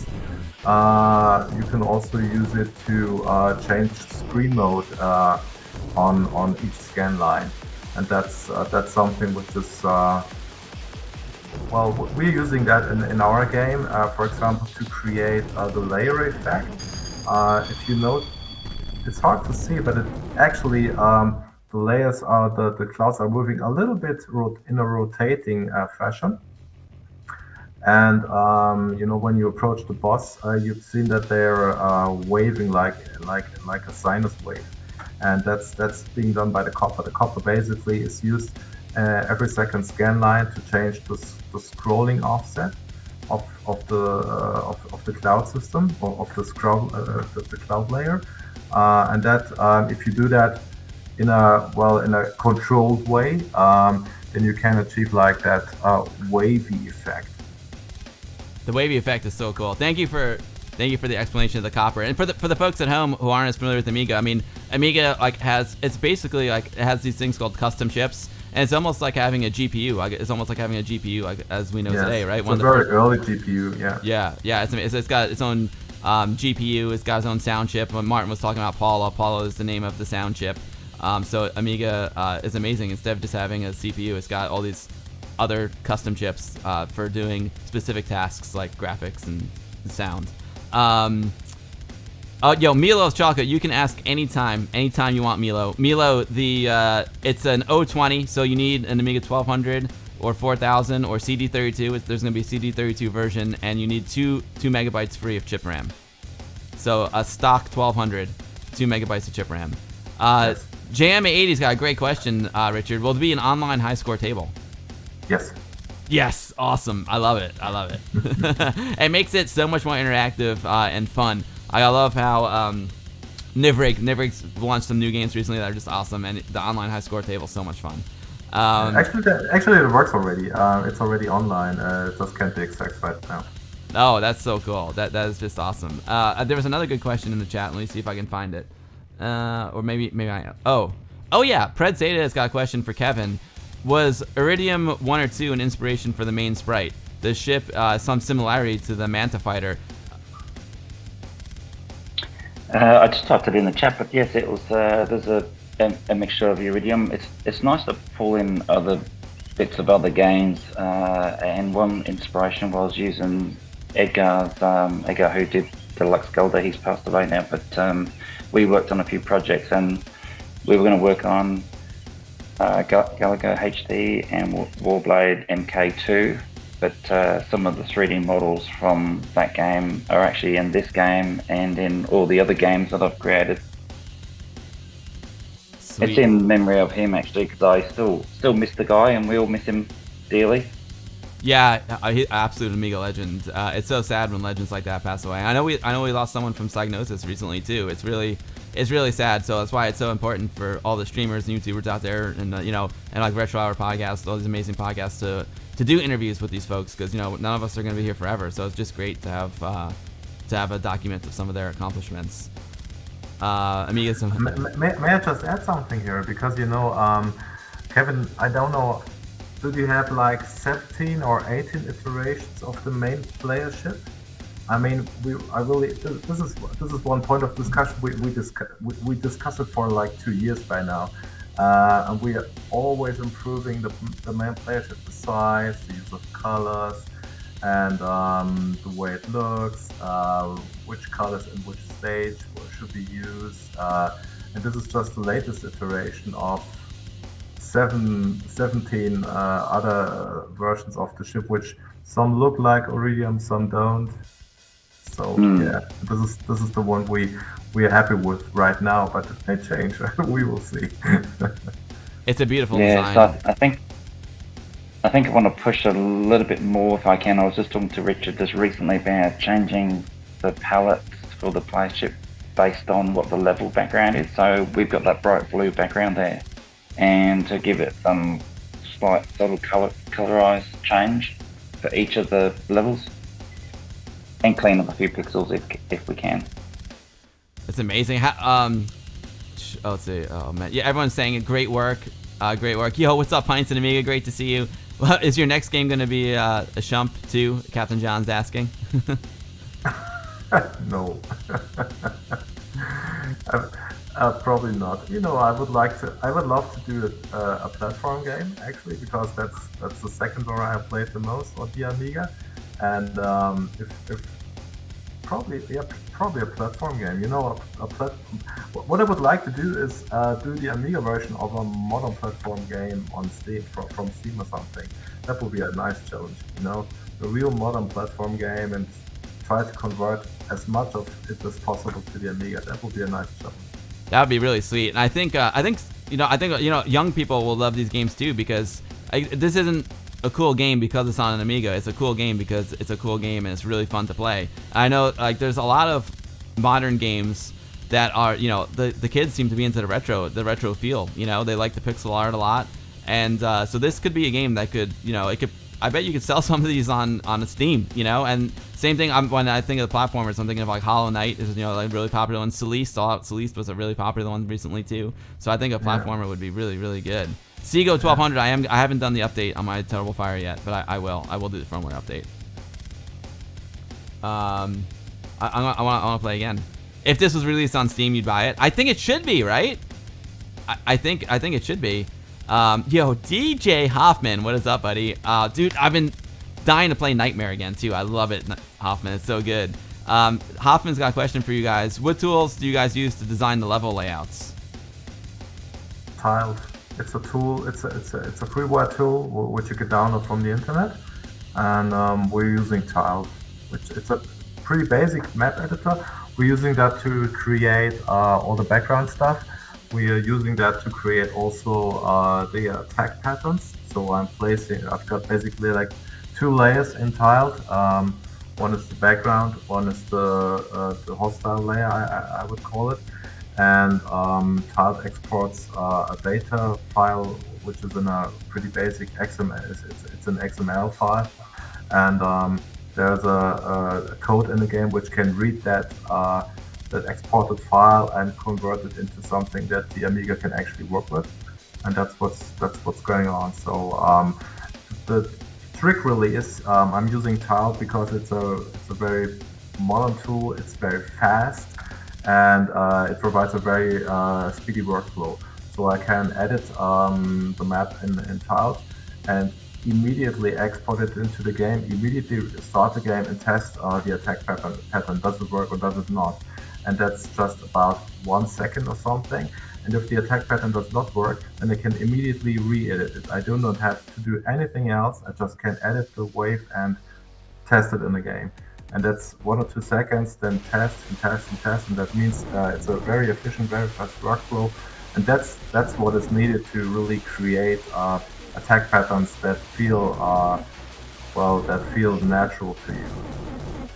So the Tiled editor, it's a modern tool. Is it a modern tool that's designed to make retro games, or are you just using it within the context of making an Amiga game? I suppose there must be like thousands of games on Steam which were created using Tiled also. Amazing. Oh, wow. Hoffman is literally using the same exact tools and workflow. I don't know, Richard, if you've seen Hoffman's work, but he did, he released Metal Gear for the Amiga, and he's got a new one he's cooking up right now called Nightmare. His work is stunning. It's really, really, really incredible. If you haven't seen it, you need to go see him right now. Oh, Richard, see that little dance I just did right there? That's what makes this game so fun for me, is the ballet. And I just danced right into the enemies there. I'm just gonna... Yo, it's so good, Hoffman. I'm gonna take it. I'm gonna play through. Hoffman's using the same tools and interests. Let me see if I have any more questions here. Amiga Sun. Oh, the biggest. So Captain John's big takeaway from the stream is that you want to make another game, Richard. That's the big takeaway. Although we can't put the cart before the horse here. Like we gotta finish Reshoot Proxima 3 first, right? Yeah. Oh man, this is so much fun. Amiga Fish is asking what screen resolution, 320 by 250, right? Because you're saving those extra 6 lines for something special. Yeah. Except for the intro screen, the intro artwork, that's high-res. Alright, here we go. Game on. Yeah, and also some sprites are high-res too, but not in-game. I saw the question in the chat some time before. The flagship also is low-res. You cannot mix high-res and low-res sprites on the Amiga. Unfortunately, you have to choose one resolution, and that's why we go for low-res sprites. Because the sprites are not only used for the flagship. Each and every bullet is a sprite. Also, it's not really that well visible in that stage, but other stages they use sprites for parallax layer effects also. So the sprites are really used. Amiga has 8 sprites and they are all used for several things: bullets, player shift, parallax layer, something like that. Also the score display. I'm gonna wipe. Yeah, Pines and Amiga, you're gonna buy it in a second. Thanks for answering the question, Richard. Yeah. So while we're at it, Hoffman is amazing demo scener. So while we're at it, I know some other folks worked on the game besides the 3 awesome guys here, Richard, Martin, and Kevin. Who else worked on the game? I'm sure Hoffman will know him. I know that some other people contributed some music. Is that Bernd Hoffman? No, it's DJ Hoffman. Okay. It's the Hoffman. The Hoffman. Sorry for not knowing. So I know some folks from the demo scene contribute some music too. Who was that, Martin? That's Virgil and Descon. Virgil and Dascon, there you go. Yeah, I see they're his friends. So great job to Virgil and Dascon. The music in this game is just amazing. There it is, the Sonic art, Altraz, Virgil, and Dascon, amazing. Yeah. Oh, Playabelly's got a great question. Any plans to be able to play a game co-op like Banshee? Ooh, probably more like a hot seat mode. That's something I'm thinking about. You know, the trouble with co-op mode is that I cannot use, I just don't have any spare sprites left. I would have to have 2 more sprites on the Amiga to create another player ship. And also I would have to have another 4 sprites to create, another 2 sprites to create the player's bullets.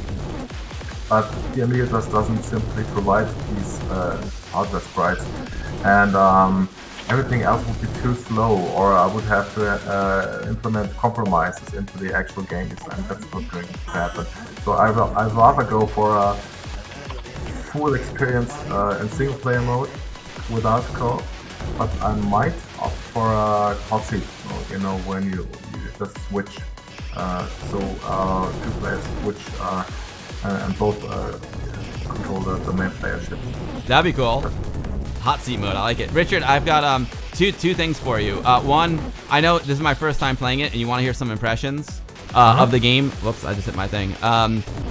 Here's one. Just this is a note. This could be a good thing or it could be a bad thing. When the enemies explode, the shrapnel is very similar to the bullets that they shoot at you. Then sometimes I can't. It's hard for me to tell if it's a bullet or it's a piece of a bullet that will hurt me or a piece of shrapnel that won't hurt me. Maybe that's a good thing. Maybe that's the way you want it. But I just wanted to let you know that it's hard to tell. No, that's not the way I want it. Suppose I have to do some kind of color change, or maybe do not have as much shrapnel going on. I don't mind the action. I like the action. It's just that it's a little bit. I'm like, wait, is that a bullet that I need to avoid or the shrapnel? It just looks good, but it has to feel good, and that's I do know it sometimes distracts from the actual gameplay. So I might reduce the amount of shrapnel going on. Oh yeah, it's so good. And you know what? I really like. I like the clouds. The clouds don't interfere with the action at all, and neither does the brains. The physical architecture in the space. It's very clearly defined, which I like. I like when things are clearly defined. That was why I mentioned that about the shrapnel and the bullets. But that's one lesson learned from Reshoot, because in Reshoot there are a couple of situations where it's probably a little bit hard to really know what is background, what is foreground, what are objects, and this should not happen again. That's why there's a really clear distinction. Yeah, there are a few moments like that in Reshooter. In Reshooter, I love it. It's towards the end. It might be the last level. It's a beautiful, beautiful effect. But sometimes I get behind the bones that are in the foreground, and I'm like, oh, I'm behind the bones. I can't see. It's gonna get me. I call them the bones. It's like the ribs. Yeah, I know. But actually, that was intentional, because I thought this is the last stage. This has to be hard, and test your memory actually, because you can imagine where the bullet should go. You know the hostile bullet where they should go, and even if they're behind the wall, you do know that there is a bullet somewhere, and that was intentional. But there are a couple of other situations where it's not clear if something is background or hostile or whatever. That makes sense. Yeah, it is kind of a fun mechanic. I agree. See that little guy up there in the upper left? There's something weird about his hitbox. Yeah, I know. I can see it. Actually, I do know the reason. The reason is that, the hitbox is just too small, basically. Oh, got it. It looks like the hitbox is a little bit left to center. Yeah. Yo, the geese! What's up, McGeezer? Great to see you, buddy. Oh, good. I need this boost up because I got hit there. I think the boss is coming up now or soon. Guys, the game is freaking fantastic. It's phenomenal. I'm also curious about the lore. because one thing we didn't talk about is there were 2 characters that popped up on screen before. I didn't have time to read what they said, but is this story-wise? Is this like a continuation of the reshooter story, or is this a whole new story? Oh, it's very emotional. You know, it's a love story. It's a love story. I love it. Yeah, it's going to be a love story. It's a love story to the. This game's a love story to the Amiga. You don't even need dialogue. This game is a love letter to J Minor, baby. Look at this. Woohoo! Oh man, he's up in the sky right now with a big smile on his face, boys. Let me tell you, the man is proud. He is proud. Look at that. Boom! There you go, Jiro. Woo! Oh man. This is an interesting bug. Woo! Oh, so most importantly, Aunt C's is asking, like, when this game comes out, where will you be able to buy it? Not decided. Probably, you know, I worked with AmigaShop.org for Reshoot, and well, that was, you know, these are the guys who are also producing the Amiga Future magazine, and they're just doing a perfect job. You know, fair. You can talk to them. They never lie to you. They are always communicative, and they are, you know, they're in the business for like 25 years or something. Reliable.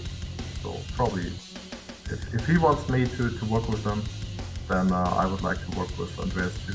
I think he does, because they're dropping it in the chat right now. So that's really good news. And Amiga Future, can you purchase? If let's say you want to buy Richard's previous game, Reshooter, which I have right here, can you purchase it on AmigaShop.org right now? Yes. Oh, I love it, love it. Oh yeah, Hoff. You know, dude, I bring out the bugs and squirt them with the raid. You know, Hoff, bring out the bugs, get them with the raid. Bill, tell me, now you played the game like a couple of times now. Is it still too difficult for you, or does it feel quite right? F. Sandstrom, thank you so much for the subscription. Richard, no, it wasn't too difficult at the beginning either. It was just like, I noticed right away that it started out much more difficult than Reshooter, and that was more my observation. I think right now the difficulty level seems about right. I'm getting used to it. It's getting easier for me. Which is good. Right now the difficulty feels pretty good. I feel like right now it's probably this could be a good easy level. It's like maybe a click under Banshee, you know? Yeah. I know how Banshee's got different difficulty levels. It's like a bit easier than Banshee right now. Banshee's really hard though. Banshee's too hard in my opinion.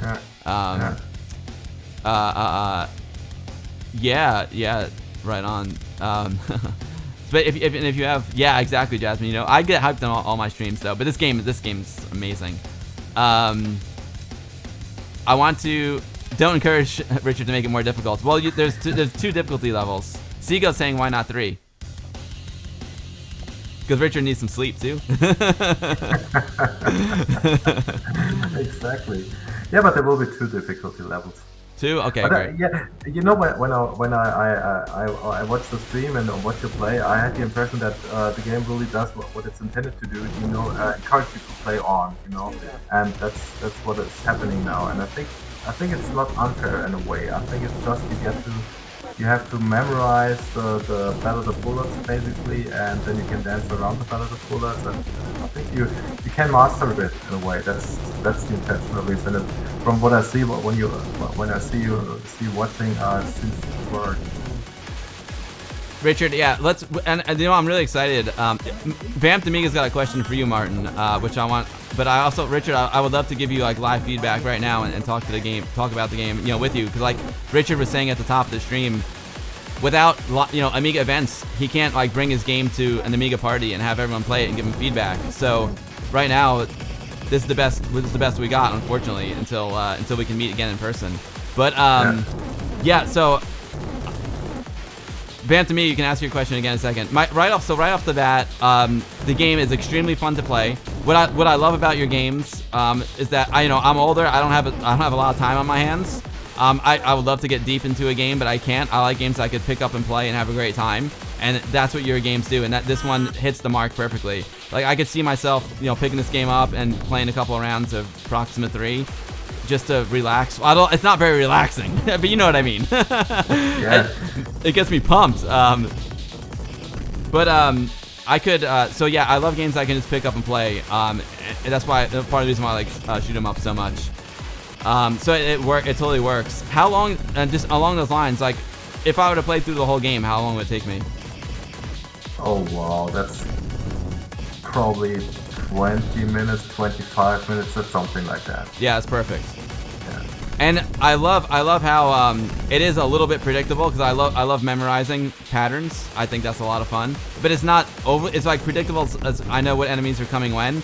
But they change their moves and their shot patterns based on where I go on the screen, which I'm testing out now. So that's really cool. It's not literally the same every time. Yeah. And this is also going to be another thing I really liked is the online high score table. That's going to bring me back a lot. I'm going to, once I really like master the game, I'm going to like really focus more on completing waves of enemies and get that multiplier up. So right now on the top I see it says score times 5. Does that mean I have like a 5x multiplier on? Exactly. Great. Yeah. So hostiles like these, which are good for 5 points, they provide 25 points.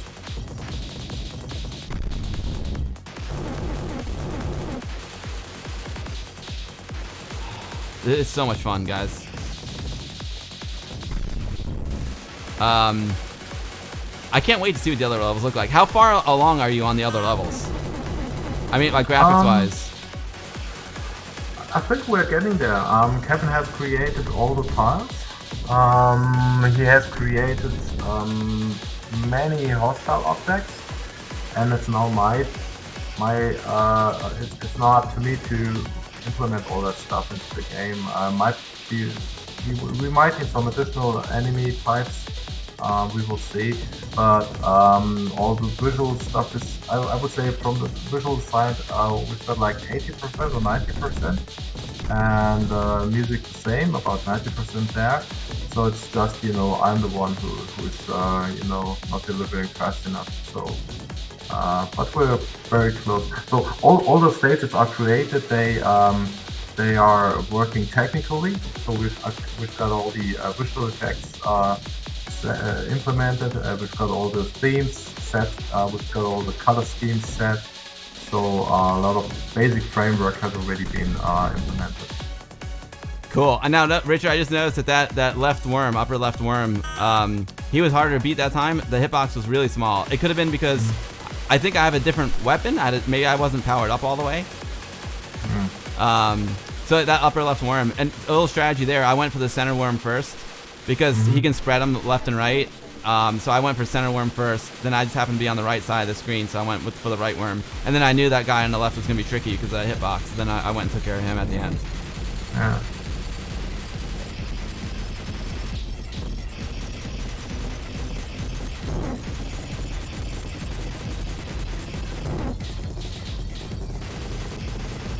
You know what? I'm really feeling so relieved that the game almost runs perfectly on a 60. I never tried the game on a 60 CPU before because I actually don't have one, and it seems to run, and that's perfect. I mean, there are a couple of bugs like that one. The score table does not work. No worries. Yo, Ash said hi. What is up, Ash? Great to see you, Ash. Congrats on all your success here on Twitch, Ash. You're killing it, Ash. I'm so proud of you. You're amazing, Ash. Keep up the great work.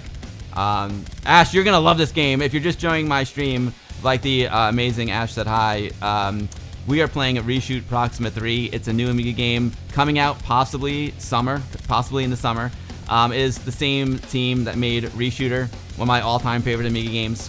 And we're joined by them today. We got Richard Lowenstein in the upper left corner, Martin Amon, who did tons of music for the game in the lower left corner, and Kevin Saunders, the graphical genius there in the lower right corner. Absolutely amazing work, guys. Absolutely amazing. Let me try and catch up on some of the chat. Yeah, Vamped Amiga. What was your question again? Oh, I think Vamped Amiga's question was it inspiration for Martin's music? I'm sorry, I forgot. I forgot your question, Vamped. I'm so into the game. I totally forgot. I can try and scroll back and find it. Locust, what's up, my man? If you tap it again, Vamped Amiga, I can ask it. I'm sorry. Yo, whose floppy disk with like the synthwave heart is that? Is that your emoji there, Ash? That's incredible. Oh my god, I love that one. Phantom Amiga said you did a beautiful job, Martin, with the music, and I think he was asking about your inspiration for the music. Why don't you answer that one anyway? While we're at it, I think that's his question. Inspiration. Well, the inspiration is Richard calling and talking with me about his how do we say the English word? Well, no. Preferences? Preference, yeah. Because it's well, I'm a trance and techno musician, and so it's the first impulse if I do something that's kind of an electronic approach, but I think that music has always to fit the game, and as the inspiration comes from just playing around, goofing around, and having some pictures inside your head. When Richard is talking about his idea of the level, just I won't say it. No. We have some level designs which are very special, and you will see it in the other levels, and then yeah, it's just talking about it, having this goofing around, and that's it actually. It's really cool because, like I was saying, that the music and the sound effects are a huge part of the game. Like, the sound effects give you information. It's not just there for, sounding better and enhancing just the aesthetics of the game. The sound effects that you put in there actually give you information about how well you're hitting the enemy. So that's huge. And then, Martin, is your music to me, it's almost like the tempo and pace of the music matches the tempo and pace of the level. It just kind of like gets me into that whole vibe, like we were saying, the game is a dance, and it gets me on the same wavelength as the game, if that makes any sense. Yeah, absolutely, but that's the intention. I mean, that's why I'm so hard on Martin to get his music ready, because I'm trying to, we're talking about pacing, start the music a little bit slower, then ramp it up, then have a little bit of a break, and then ramp it up again. And I try to, sync, when I'm designing the attack patterns, I'm trying to sync them to the music in a way, and that's perfectly intentional. The same is true for the sound effects, they have to have like a purpose. They're not just there, they need they provide feedback, To me, the best games are the ones which do not contain any kind of HUD, we need a score display, obviously, because that's what the player needs. But other than that, as much information as possible should be visual and audio. Sorry, I was reading the chat. Yes, I think that totally, Richard. It all works so well together. And like in the in the film and TV business, we always say like the best movies and the best TV shows like happen when all things come together. Like when you have like great writing, great acting, great directing, great cinematography, great music, and when it's all hitting on all cylinders and it all comes together, that's when you have like a real masterpiece. And I really feel like you guys accomplished that with Reshooter, and you've done it again here at Reshoot Proxima 3. Everything just works together so well. You have, Richard, you're at your top of the game with the coding. It's super smooth. Martin, your music is amazing and suits the game so well. And Kevin, your artwork is gorgeous as always, but it's got a whole theme, and everything just works so well together. Like we're talking about like the carbon-based organic theme, and it all just works together so perfectly. And even going down to like the size of the sprites, like the size of the enemies and the size of their bullets and like the size of your ship, it makes the playing, it's just perfect, if that makes sense, Thank you very much. Yeah. That's very kind of you. Any plans to bring it to Steam? I'm thinking about that. Yeah, not all the time, but comes back to me every now and then. I would probably do it if someone would provide like a wrapper, which includes an Amiga emulator, which I could then start on Steam and put on Steam and then start on your Windows PC. But that's something. I mean, if someone is watching the stream right now and has any idea how to, put this game on Steam without basically having to convert it to I don't know, Unreal Engine or Unity Engine, which I just don't have the time to do that. If someone has any idea how to do that efficiently, please come back to me, because I would love to see this game on Steam. Yes. I mean, that would be amazing. I was going to ask you about that. Like, how would you even go about converting it to PC? But let me just answer. It's really important. First of all, YOLO Wookie, thank you so much for the sub, YOLO Wookie. Thank you very much. Welcome to the stream. It's a pleasure to have you. I really appreciate the sub. And Milo Loves Chocolate had a great question. Where can I? Milo's like rocking out to Martin's music right now. I know he is. He's got a chocolate bar in his hand. That chocolate bar is melting because your soundtrack's so hot, Martin. I'm telling you. But if you want to see more of Martin's music, hear more of Martin's music, ! Reshoot in the chat.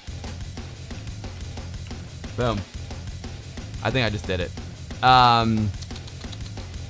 Yeah, Qubits. Emulation might be best for Steam. You're welcome, Qubits. If I missed anyone's question, by the way, I'm trying my best to keep up. But if anyone asked a question and I didn't ask it, I apologize. It just means I missed it. So if you want to ask it again, go for it. GOG could be a good place. They provide wrappers for 3D accelerated DOS games as well as some Amiga games. Oh, there you go. Kale64 saying maybe you can do something on GOG. That's a great idea. You know, especially like retro people, we love GOG. We've all got GOG. So that's a great idea.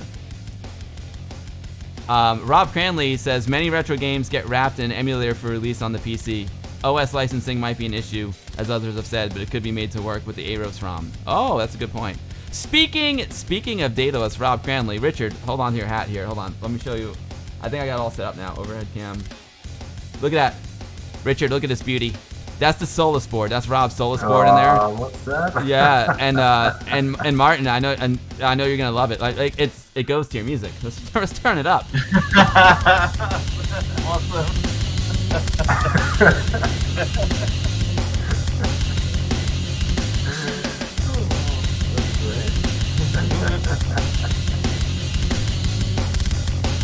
Oh well, there's actually, this is the track where the most people work together with. It's Zenat for providing the guitars. It's Descon who or Virgil, I don't know.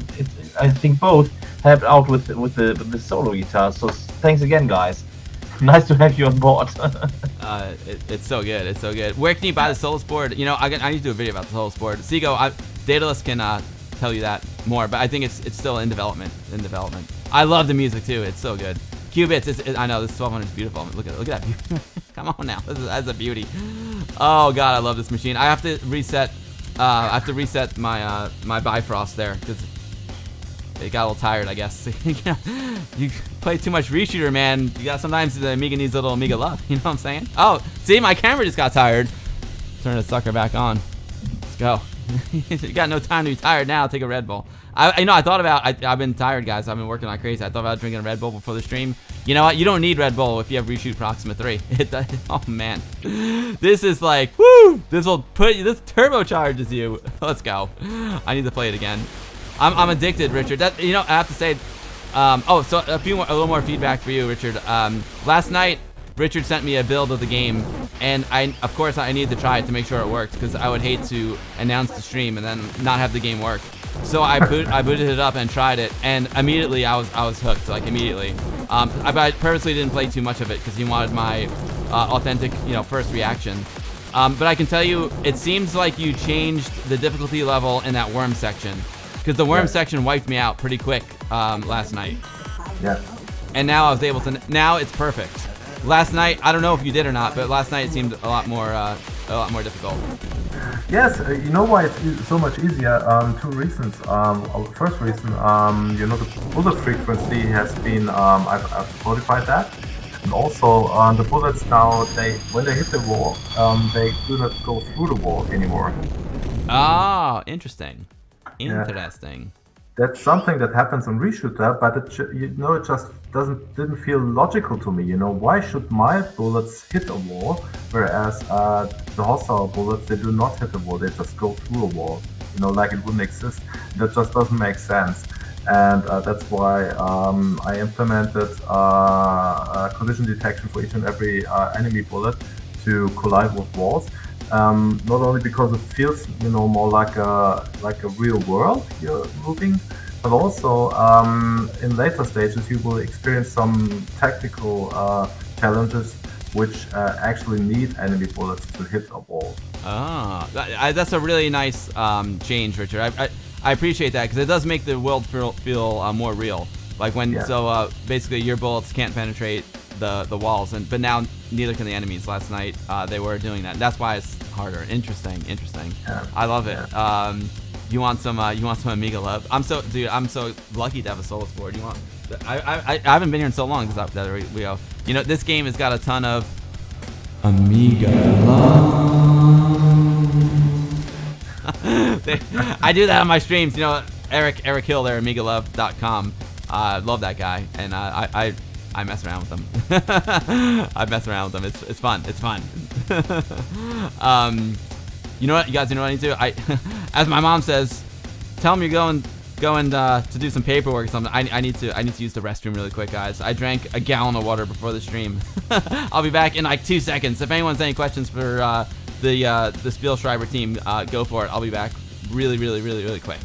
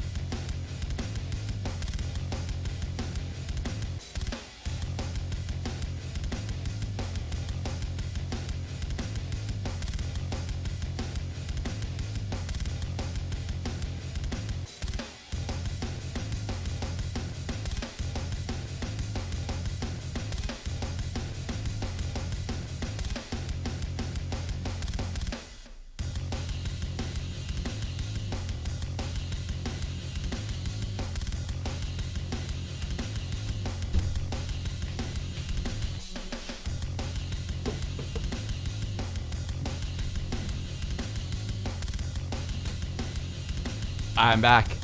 You know, I just made a little room, and you know, guys, the game is so good, it made me forget to drink beer. This game is so good, I forgot to drink my beer. Put that on the box.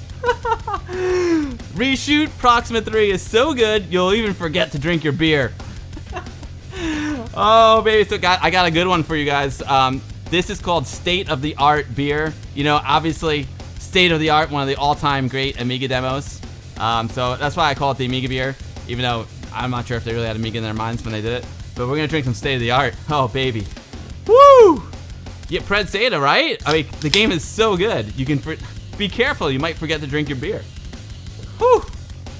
Don't worry, I'm not pouring it over the Amiga.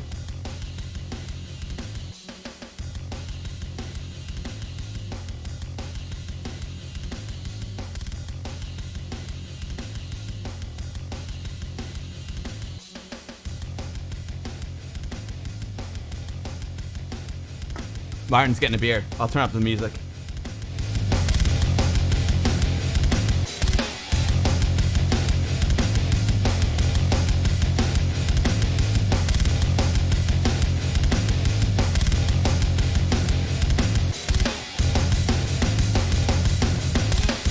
The drums are sick.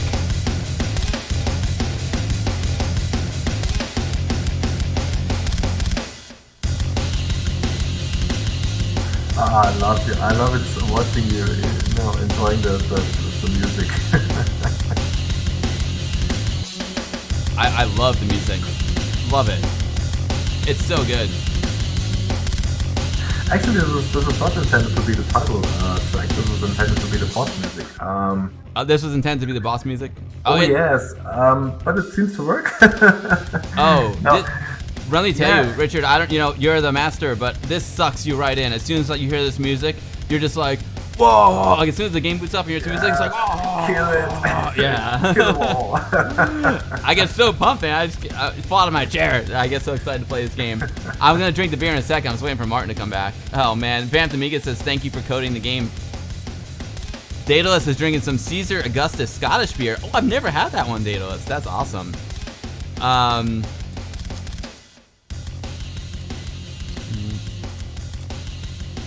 Aunt C, because we're older than Amiga, that's why.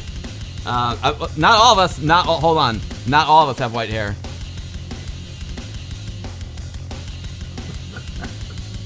I gave myself a fresh buzz right before the stream. Yeah. Oh, dude, Jiro, this is great music for when you get up in the morning. It's like a full dose of energy. Then you're ready to smash it. Totally. It's like a Red Bull for your ears. Yeah. Woo. Martin must have went to the store to get a beer.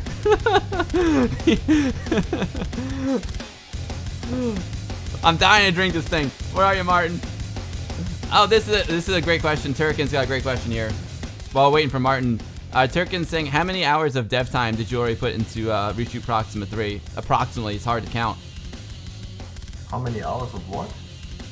Development time. How long have you worked on the game so far? I mean, how many months or maybe years? Well, it's difficult to say. I would say, let me just do a quick calculation. 2 hours per day, 3 years. Well, it will have taken me about 3 years to develop. I don't know about Mark Kev, but when the game is released, 3 years, and I would imagine that I put like probably 10 hours per week into creating the game. So yeah, do the math. Wow. It's way too many hours, really. It's not sensible in any way. That's crazy. But Richard, thank you so much, and that's a great point. We can a great time to do this. I just want to say, thank you so much, Richard, Martin, and Kevin, for coming on the stream today. Most importantly, thank you guys for making this incredible game. I am so freaking psyched. We are so lucky to have people like you in the Amiga community. It just keeps getting better and better. This game is incredible. Thank you guys for your literally thousands of hours of hard work. I know I can speak for the entire Amiga community. We appreciate you so much, and we're so freaking lucky to have you guys do this for us. Thank you so much. And in my Polish class here, I would say Dziękuję bardzo. Thank you so much, guys. You're amazing. You rock. Cheers. Amiga forever, guys. Oh my god.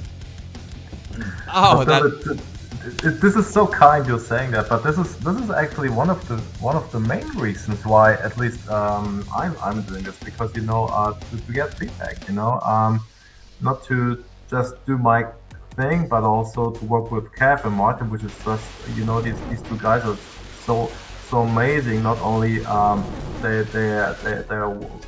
they're great musicians and pixel artists, but they're also great people to work with. And it's just great having you streaming our game and showing your excitement, showing that you enjoy what we are doing. And that's it's a community effort basically. If there was no community, we just wouldn't create that. My job is easy and fun. Playing the game is the fun and easy part. Thanks, Nia. I'm glad you like it. So I got a quick question here. Again, I'm just trying to feedback.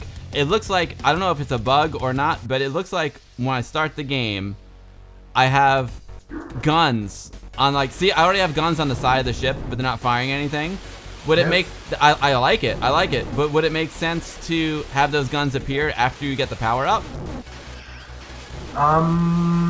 Or they I had that in, but it looked a little bit flat. you know, and this way, you know, they grow. They grow when you collect power-ups. You will notice they will grow, and this is one of the small things that you when you play it a couple of times, you will notice, oh, they're growing. Oh, nice touch probably. There are a couple of other touches in there which you haven't noticed right now, which you will notice when you play it a little bit more, and that's why I and Martin and Kev, we are putting so many details into the game, because that's something which you can explore even if you have played it a couple of times. There are a couple of things you haven't noticed, you will only notice when you played it a lot. But yeah, thanks for the feedback. Maybe I have to test it again. I'm not really happy with balancing off you know, the bullets. Maybe I will change something there. Maybe I will. You know what I love right now is I see it turned green. Yeah. You know what could be cool? I'm just whiteboarding it right now. I see the guns turned green, and I have green bullets and yellow bullets. Yes. The yellow bullets look like they're firing out of the center. The yellow bullets are flying to the sides, and the green are in the middle. What if on the ship the gun in the middle was green, and then the guns on the side were yellow to match the color of the bullets? That, you know, the direction of the bullets. Huh. You know, 'cause right now all the guns are green, but since I haven't, so I started talking. Since I have a mix of yellow and green bullets, it would be cool, like, if the gun that's shooting that color bullet is matched to the bullet. Yeah, makes sense. There's probably a technical difficulty because, you know, the Amiga has some, you know, there are some, technical issues coloring sprites, and this might be one of them. I have to see. Let me check on that. I mean, it makes total sense. What you're saying makes total sense. Let me check if it can be done technically. Cool. Yeah, again, I'm just throwing out ideas. What else can other feedback? I'm just testing the hit right now. I think the hitbox on the ship, I think it's a little small, maybe, because I feel like there are a few times when I should have been hit and I wasn't. Maybe, yeah. I also think, I'll test it right now. I feel like if it hits the gun, like the guns that are on the side of the ship, I don't think it hurts me, but it probably should. Let me try it. Really? Let me try it. Yeah, let's see. See, okay, so there's my gun. Yeah, see, it didn't hurt me. Watch. Yeah, but that's intentional. Again, That's I mean, intentional, why? That's intentional. I mean, why? Do you really want to be, you know, do you want to be punished because a bullet hits the container? I mean, but yeah, I agree. Watching you play makes me feel that the hitbox is too small. Yeah, I mean, it's fine if it doesn't hurt the guns. That's cool. Maybe the guns can evade the bullets now, but I think that I don't want to make the game too hard, but I think the hitbox on my ship is a little bit too small. Because there are a few times when I got away with a couple that I shouldn't have. Yeah. Again, that's something that it has to feel natural, and it's not spot on right now. Yeah, of course. I mean, this is such an early stage. The game's in such an early stage, and you haven't seen anyone play it besides the development team. So yeah, I'm just trying to give you all the good feedback. Yeah, that's exactly what we need. I'm trying to think what else. What else would be cool? I'm trying to think what else. See, I love the flames now. There's flames coming out of the guns. That's so cool. So you really do feel the upgrade. Oh, I thought something. Check this out. You have no idea how great of a feature this is, guys. I hit the second button, the monster joystick. It's a 2-button joystick. A true, and you can have this be up or true second button. So the second button is a pause. Amazing. It's so good. Don't make the hitbox bigger. But I feel like if you see a bullet hit your ship, it should do damage. Yeah. Even though it would make it harder. I know. Yeah, I think 1 or 2 pixels are fine. If they just barely scratch the surface of your ship. But sometimes it feels like it's actually kind of moving through your ship, and that should not happen. Right. And sometimes like when I think I'm gonna get hit and I don't, it's like a little motivation boost. I'm like, oh, I got away with one there. But let me tell you, this pause feature for streamers, it's so important. It's so good. This is such a, I can't even tell you how, this feature is probably way cooler than you even realize. Being able to pause the game is is awesome.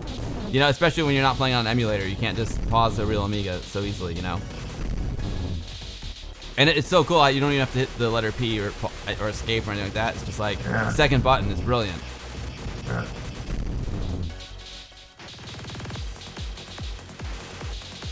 We haven't heard all the music, have we? Can I play some of the other tunes that I found there, the other mod files? Or should we keep them secret?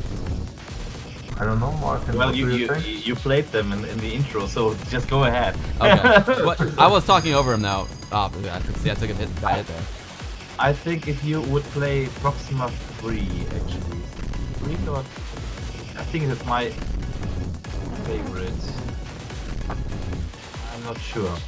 That was actually really cool because here, sitting at this PC, I don't listen to the music of the stream, and when I fetch the beer, there I talked to my wife.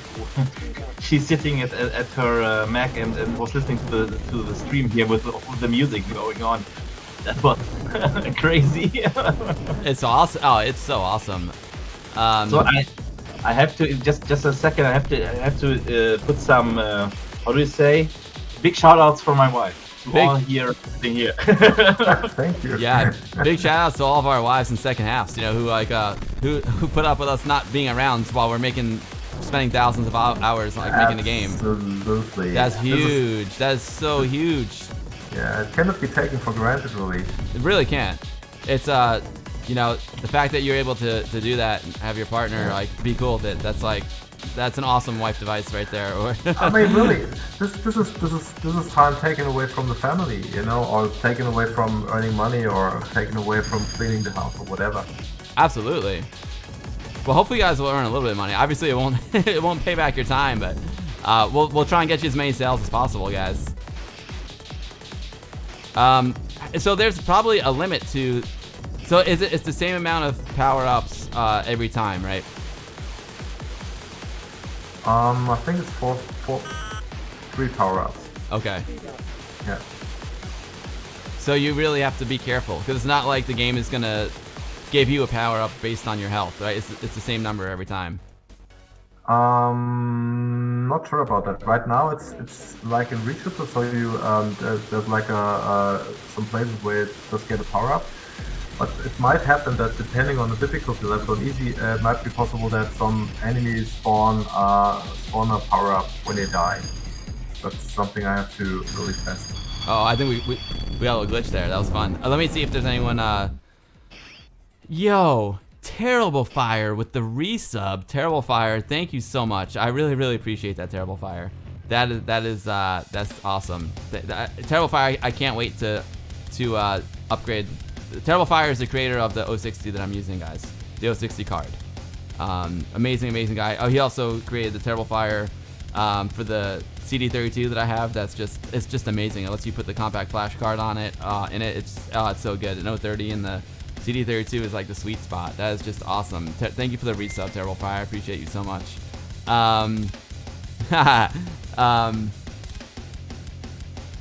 Japan Dregs said, awesome looking game, thanks for this, and please don't make the hitbox bigger. Amiga gamers are 40 plus anyway. There you go. That's true also.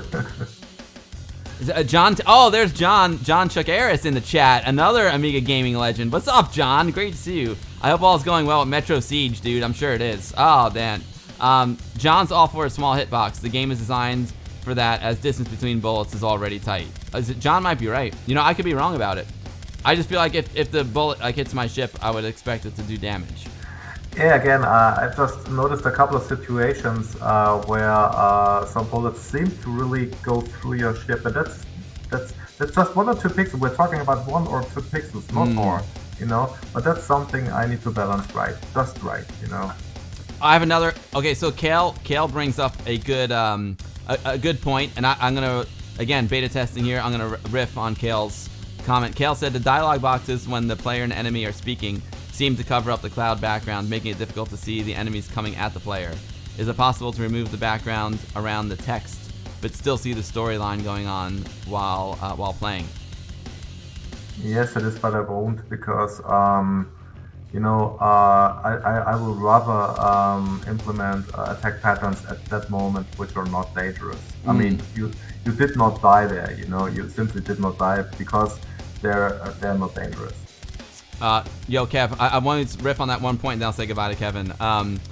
One thing I will say about it is the game is so intense, which is awesome. When the dialogue scene comes up, it goes by too fast for me. I haven't really been able to read it yet, but now that I know that I'm safe, maybe I will read it. But I get the game, I'm like, and then I'm just worried about dying during it, so I haven't actually read the dialogue yet, which I want to do. Yeah, you know what, Bill? This is something you don't have to read it for when you play it for 1 or 2 times. But when you play it for the 10th time, when you know exactly where to place your ship, then you have time to read the text. Then you can actually, you get some speech going on in the background. The volume is too low right now. That's another thing we need to balance right. But in the final game, we will have some real good, loud speech, clear speech, so you can listen to the dialogue. You don't have to read it.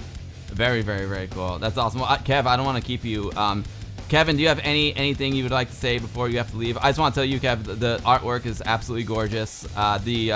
Keep up the amazing work. This game is beautiful to look at. It's just as beautiful to look at as it is to play and listen to. So huge congrats on your work, Kev. Keep up the amazing work, and keep up all the amazing work and all the artwork you do on the Amiga. When your artwork is so good, it doesn't matter what platform you create it on, but the fact that you create it on the Amiga makes it even cooler. It's just beautiful on its own, So Kev, thanks for this, man. Thanks so much, Bill, and thanks so much for streaming our game too. It's nice to share this while it's not finished. We just wanted to share it with everyone before Christmas. And we'll do our best to get this game out, but we'll do our best also to try and make it the best it can be, rather than rush it out too quickly. Oh, absolutely. Take your time. It's all good, man. Like the Amiga's the Amiga's been around for so many years now. It's like another couple of months or even a year, don't matter, as long as the game is good. We'll remember how good the game is.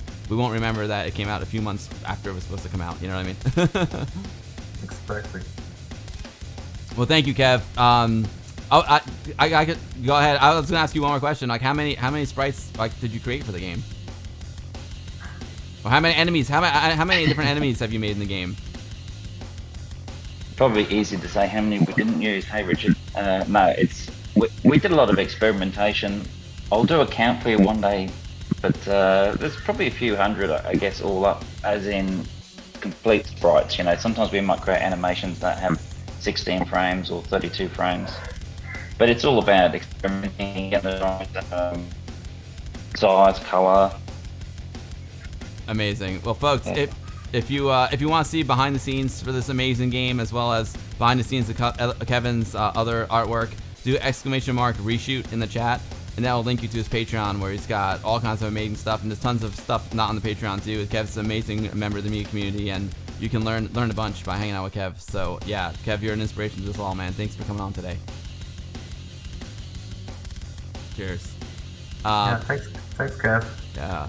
Had a good time. Thanks for being here. Oh, Milo, I don't play Milo. I don't play around, man. My CD32 is pimping out. Let's see. Yo, oh, okay. You have to go too, Martin? Yeah. Okay, you know what? Well, I guess we'll just wrap it up. Let me go full screen here. I won't. I'm gonna keep streaming, guys, but we'll wrap up the reshoot part. Bill, I think the framing went wrong now. Yeah. No, I know it did. It's because of it was because that's what I was saying before. Because Kevin left. Hold on, I'm in the wrong mode here. Yo, Voxel Trots, thank you for the sub. Appreciate it very, very much, Voxel Trots. You rock, dude. Where was I? What was I trying to do? I see. I'm all. There we go. I clicked on the wrong thing. That's what I'm saying. Because what happens is our software, the software we're using to do the video chat, whenever someone comes or goes, it repositions you guys on the screen. So that's what I was doing before we started. That's why I didn't want you to hang up, because then you might be in a different order. But yeah, Martin, the music's absolutely amazing. It adds so much to the game. I'm so excited to listen to the soundtrack in my car. Although you should put a warning label on the CD for this car because I think it's gonna make me speed just a little bit. Martin, you have to say I'm not responsible for any speeding tickets due to listening to this soundtrack while I drive. Yeah, okay. I would be happy to pay one of it. Oh man, Martin, cheers to you. Thank you so much for coming on today. I appreciate it. And Richard, thank you so much. Thank you both of you guys for coming on. It's just been awesome. Oh, Terrible Fire's got a great question. Will there be a pre-order for the game? No. No. Okay. No, I just don't believe in pre-orders. We'll work as long as we feel the need to work on the game, and then we'll get released. And you know, there's so much scam going on with pre-orders, and we just don't want to be part of something like that. That's cool. I know some people need pre-orders for a little motivation, but it's true. Sometimes I pre-ordered things and they've either never came out or I forgot about them. And Yeah. I hear you. That's great. Oh, make it available. Make the soundtrack available on Spotify. That's a great. You probably should do that, Martin. Yeah. Anyway, guys, it's really, really amazing. I can't thank you enough for coming on today. Most importantly, can't thank you enough for making the game. Amazing work. I'm so pumped. I can't wait. I can't wait to play more. And if you want me to beta test offline, I'll be happy to as well. Whatever I can do to help out. Yeah. I mean, if you want to play some other builds in the future, that'd be great. I mean, you know, you're a really great player, and you're able to analyze the situation why you play, which is not a very common feat. And I would love to hear what you think about probably some other stages too. Oh, and, yeah, I'd love to. Awesome, guys. Do you have anything else you want to add before we sign off? Well, not really. I mean, there were a couple of questions which there was just no time. I don't know if you really... You can, yeah, sure. I know, Martin, you can leave whenever you want to, but Richard, if you want to answer those questions, I probably missed them. Go for it. Go for it, Richard. It's okay. Just wanted to say, Bill, you rock. No? You rock! And Richard, you too. Thanks. Martin, you're great. Thank you very much for music and for being here. I've had so much fun today. I can't wait to come to Germany, by the way, guys. I'm so duped. Yes. I want to come. I want to go to Revision. I have so many things to do in Germany. I can't wait to come. The German Amiga scene is freaking amazing. I can't wait. Well, yeah, and there's a lot of Amiga stuff going on here. Oh, there sure is. German Amiga community is incredible. Oh, there we go. I mean, probably we do have a nice community event called Amiga 34 and Amiga 36 in the past years, and I suppose it's going to happen probably next year if we're lucky, if COVID allows it, and that's probably might happen in October. So you could visit like the Oktoberfest in Munich and then go to Amiga 30 whatever. And yeah, you may visit me. I mean, I'm living close to Munich, so Oktoberfest. Come to my place. Yeah, lots of stuff going on here.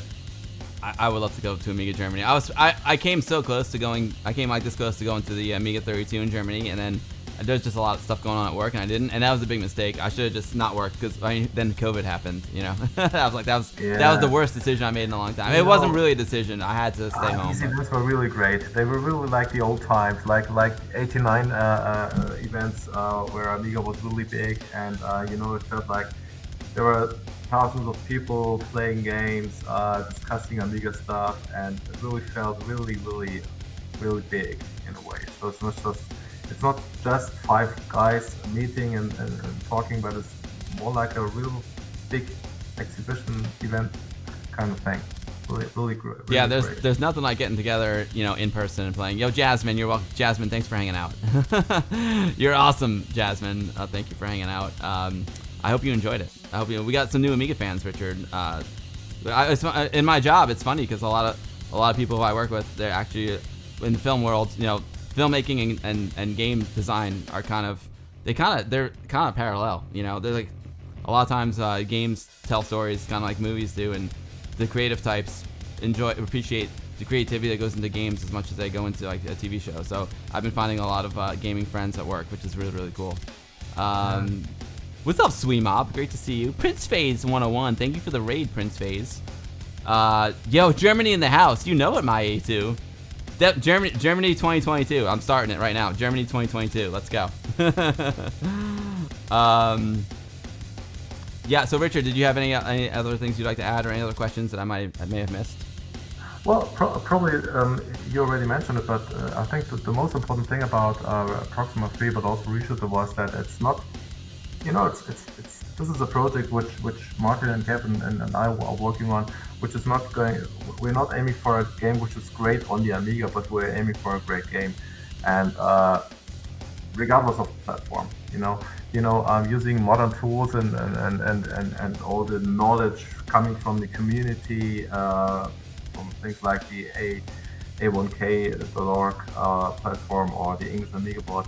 If you use all these knowledge from so many people who are so talented and who know so many things, if we use all this knowledge and just put it into one game, that's going to be great, and it's going to be great not only on Amiga, but it's going to be a great game. That's our intention, and I think that's probably the main message we are trying to implement into Proxima 3. Yeah, it's a really great goal, because a great game is a great game regardless of the platform. Of course we get into games because we love the Amiga, and we love anything that showcases our beloved computer, but the most important thing is to make a great game. And the fact that you can make a game of this quality on the Amiga, I know people who don't know Amiga or not into Amiga will love playing this game. If this wasn't an arcade machine, people would love it. If this game was on Steam, people would buy it. So that is a great goal to have. Yeah, well, it was great having us. It was a great show. I enjoyed it very much, and it's great that you're you're streaming so many games, and you're doing such great work for the Amiga community. So thank you for that.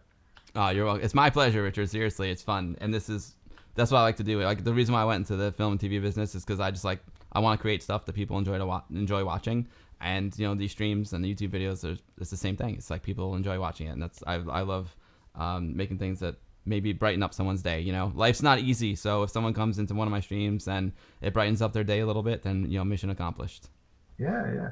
You know what? I'm looking forward to rewatch your stream on YouTube. 1 or 2 days, something like that. Yeah.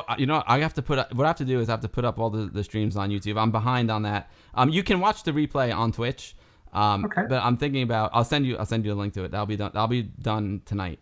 Well, tonight for me. But thank you very much. The cool thing about watching it on Twitch is that you get to see the chat replay. I do upload them to YouTube, but when I upload to YouTube, you won't be able to see the chat. So yeah. Chat is important. Yeah. Thank you very much. Thanks for having me. Oh, of course. Thank you, Richard. You're amazing, and it's always a pleasure hanging out with you. It's a blast. I can't wait to have a beer with you in real life. Bye. All right, bye. Dude, how awesome was that? Whew. You think it's gonna be the best one in the series, Richard? Amiga Nick. Oh man, that was amazing. I'll tell you what. Let's play. You guys want to see another new Amiga game? Another new Amiga game? I even forgot. Let's head over. Let's go to. Hold on a second. Let me recalibrate here for a second. Watch this. Let's put on some background music. We'll go back to the Hippo player. I know I'm working in 4-color mode. That's because you need all the chip RAM. All the chip RAM. I need all the chip RAM for the Reshoot Proxima 3. Let's go to the music. Load in all this music. Oh, baby. Yes. Sylvester72, thank you so much. Yo.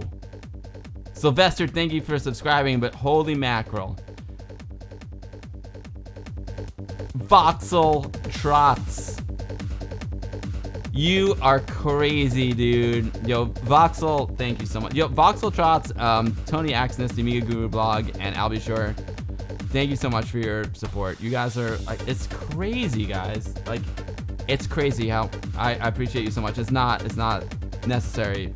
I appreciate it so much. Dave, thank you so much, dude. Voxel's not only a great guy here in chat, but he's actually my friend in real life, which is so cool. Dave, thank you so much, dude. I love you, man. Thank you, Dave. Merry Christmas to you, Dave.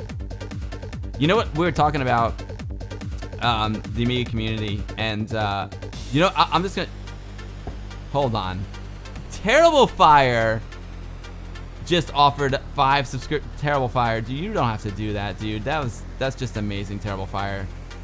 Terrible Fire, so we had Richard and the Spielschreiber team on. I can't imagine all the hours they put into the software end of it. And Terrible Fire, I can't imagine all the amount of hours that you put into the hardware end of it. I love your cards, Terrible Fire. It makes this Amiga so much better, and I can't wait to do the firmware update. I need to watch Acel's video, so I want to make sure like I know what I'm doing before I do the firmware update. It'll be fine. I need to update the firmware on my Sony FX9 camera too. New firmware just dropped on my camera, and new firmware just dropped on my 060. Oh baby. So much firmware to close out 2021 here. Terrible Fire, you're too kind, man. Thank you so much. You spread the love freaking every day. You spread the love every time I turn on my Amiga, thanks to your card. Yeah, DJ Hoffman, there's a new 1260 firmware for the Terrible Fire 1260. Yep. Brand new firmware. Mr. Wolverine DK, what we're listening to right now, check it out. This is the soundtrack, guys. Soundtrack to what? Oh, it's soundtrack to Reshoot Proxima 3. You know what? Maybe I'll just chill for a second here. Maybe I'll chill. Whew. So check it out. So these are the mod files that came in the pre-build. Here's the boss one. See again, this is a work in progress, folks. I feel weird. I feel weird playing people's artwork. That's a work in progress, but they said it was cool. I'm not gonna play the. You know, let's try boss one. Yeah.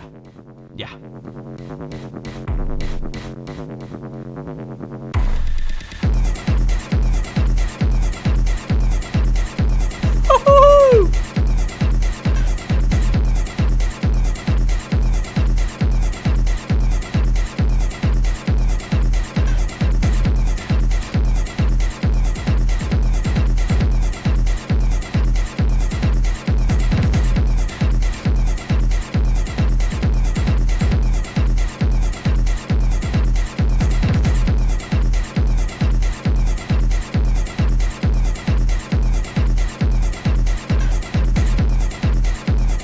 I don't know if I can do that, me though, just because it's a work in progress. You know what I mean?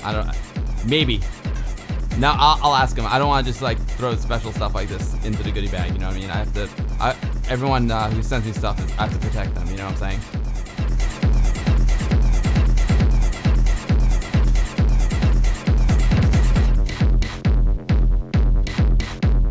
Ash said hi. Did you just say you're getting a mister?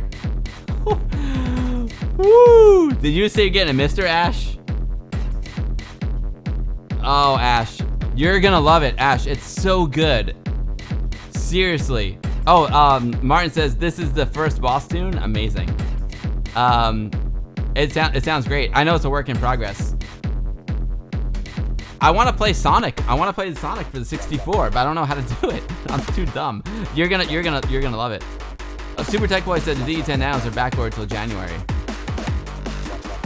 Ash, Sonic came out for the Commodore 64 today. Does anyone know how to do it?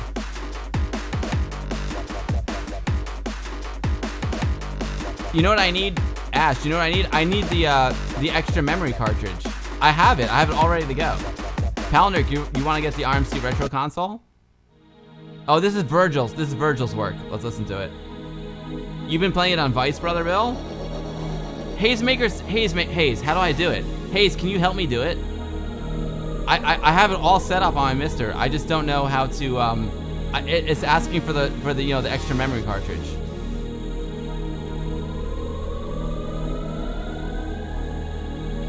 Oh, got you. All right, got you. No problem, Hayes. No problem. Oh, see, Perry Larista played on Sonic. Oh, so it's possible. Virgil, baby. Hold on.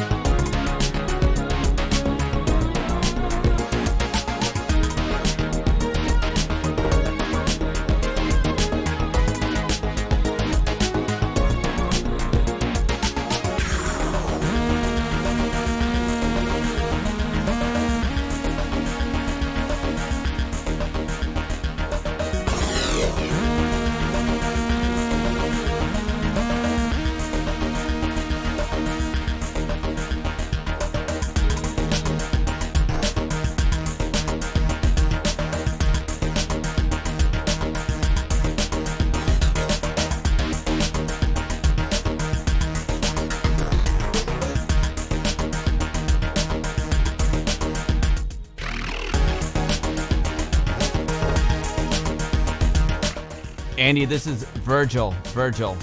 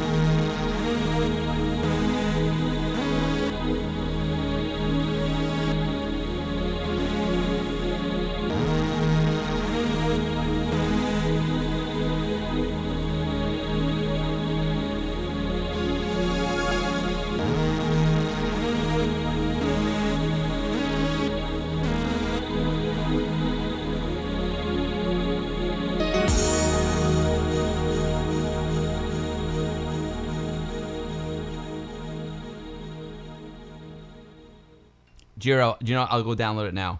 Let's play Dascon's. Let's play Dascon's title music too.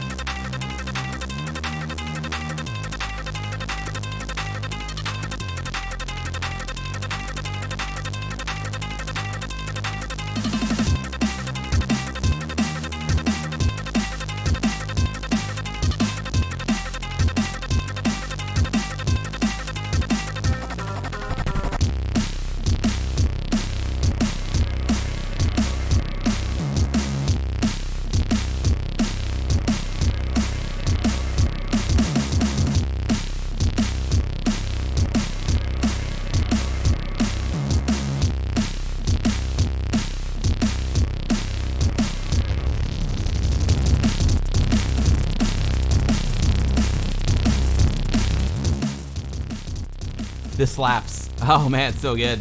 Dascon is amazing. So here's what we're gonna do for the rest of the stream. We're gonna play Graham Cowie. Graham Cowie's Devil's Temple. Dude, it's so metal. Devil's Temple Kung Fu remaster.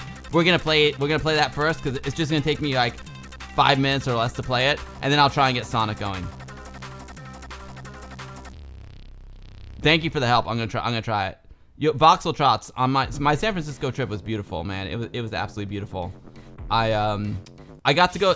Voxel, you know what the best part was? I got to go to this bar called Decadence, and you know I love Art Deco so much. It's my favorite art style, architecture style. So I went to Decadence. I had fun at Decadence. Oh, I went to an arcade. I went to an arcade in San Francisco as well. It was amazing. I still haven't downloaded my pictures because I got home Friday night, and then it's just like. It was just crazy because then yesterday I had like an amazing day with my wife. Fortunately, it was like crazy because, you know, I've been gone since July 28th and we had like a really great day together yesterday. So I haven't had time to even download my photos yet. I want to get ready for the stream too. We had an awesome day yesterday together. We had like a nice lunch date and then we watched Dune. I bought Dune and we watched it on the projector. It was awesome. There's Pirio Nalarista.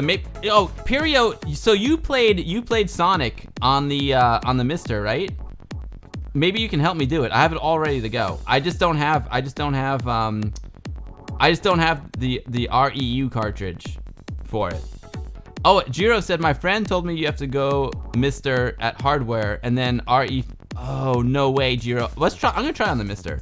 Super Tech Boy, Dune is beautiful. Super Tech Boy, what's coming up next for work? Super Tech Boy, you know what's really exciting? The next thing I'm doing for work, Arcade Dreams. I'm going to MagFest in Washington, D.C. with Zach Weddington, and we're gonna continue shooting Arcade Dreams. I've been on hiatus from Arcade Dreams because I've been shooting the Netflix stuff. But Arcade Dreams, I'm going there next in January. I'm going to Washington, D.C. We're shooting some Arcade Dreams. And then I'm shooting something here in New York that's like some, NDA stuff I can't, all that stuff. And then in February, hopefully I'm going back to San Francisco to continue on a show called, which I'm allowed to say, is called Big Vape. It's all about vaping, coming to Netflix sometime in 2023. Not 2022, 2023. So yeah, it's really cool. There's a cool Deadline article about it. Milo's dad was born in Alameda, California, and his grandmom was many generations Californian. Still blown away. You have such strong roots in the USA. Milo, dude, I love California. I really, really love California. Pirio, so we'll do. Pirio, thank you so much. I'm gonna play Devil's Temple. I don't know, dude. I don't know if the Geese is still here, but we're gonna play it anyway. Devil's Temple, and then we're gonna do some Sonic. I'm just taking a minute here. That's Jasmine, yeah, you know it, Jasmine. I only said it, Jasmine, because it's in the Deadline article. That's all I'm saying about it, though.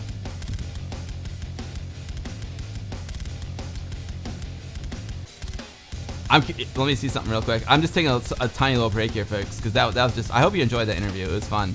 Let me see where we're at right now. Pause. Oh, that looks sick. Let's see where we're at right now, folks. Normally for a single 8,000er, it's a major. Jimmy Chin. 2-month expedition. Mute. I love you, Jimmy, but I'm gonna mute you. Where are we at here? Let me just see.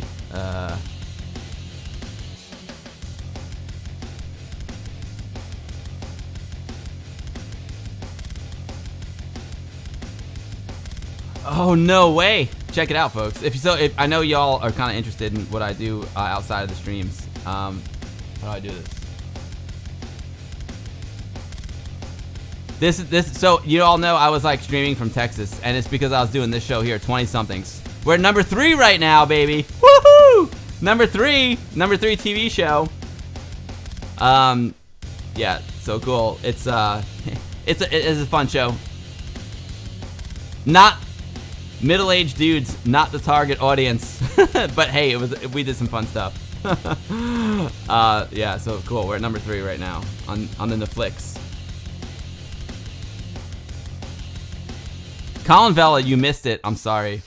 Pirio, can I play this? I'm gonna play this other game really quick. And then it'll take me like 5 minutes, and then we'll do the Sonic. Is that cool? Yeah. So this is what I was doing in Texas when I was hanging out with Texas Foosballer. Thank you. Where are we at now? And then I think I'm trending too for Jeffrey Epstein, Filthy Rich. There's some kind of trending tab too. I guess Jeffrey Epstein, Filthy Rich. It's trending because there he is. But there's a yeah, I was watching The Witcher. So good. Oh man. And Squid Game, of course. Because Cobra Kai too. Filthy Rich is probably trending because the whole Ghislaine Maxwell situation, you know. No sissy in the States. You know it, Maya. Trending now. I think Epstein's there.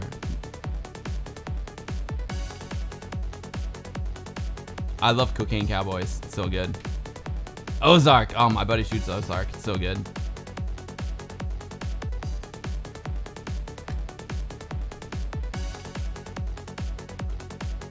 It was trending this morning.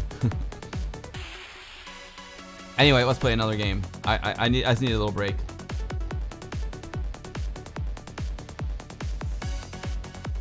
All right, let's do it. So let's play. Dude, we'll play this really quick, and then we'll do some Sonic. Yo, Dadler TL, thank you so much for the resub. Dadler, you rock, dude. Yeah, Captain John, you are not the aim audience. Captain John, if you want, I can point you to a couple of cool scenes in 20-somethings that I think you'll like. Being dubbed in German is probably crazy. Dadler TL says, with the subscription, I used an Amiga in Retro Computer Museum on Thursday, played Jumping Jackson and the new game Dread on it. Oh, Dread is so good, Dadler. Dread's so good. The Epstein show was good. Thank you. Thanks, Sweenob. I appreciate that. The Epstein show was really hard to shoot. I mean, from an emotional standpoint, it was brutal, dude. And it was also really scary because we started shooting that in 2018, and he was alive and well, and I was like outside his house, like shooting through the window. It was uncomfortable, let me tell you. Oh, here's another one I worked on. This one here, Conversations with the Killer, the Ted Bundy tapes. So I got three popping up on the Netflix right now. The Ted Bundy tapes, which my buddy was the main DP on it, but I shot some stuff for him and operated second camera. Witcher I did not shoot. Wish I did. Witcher's coming up next, guys. I'm trying. Stranger Things with The Witcher. Yo, Netflix, I'm available. I'm trying.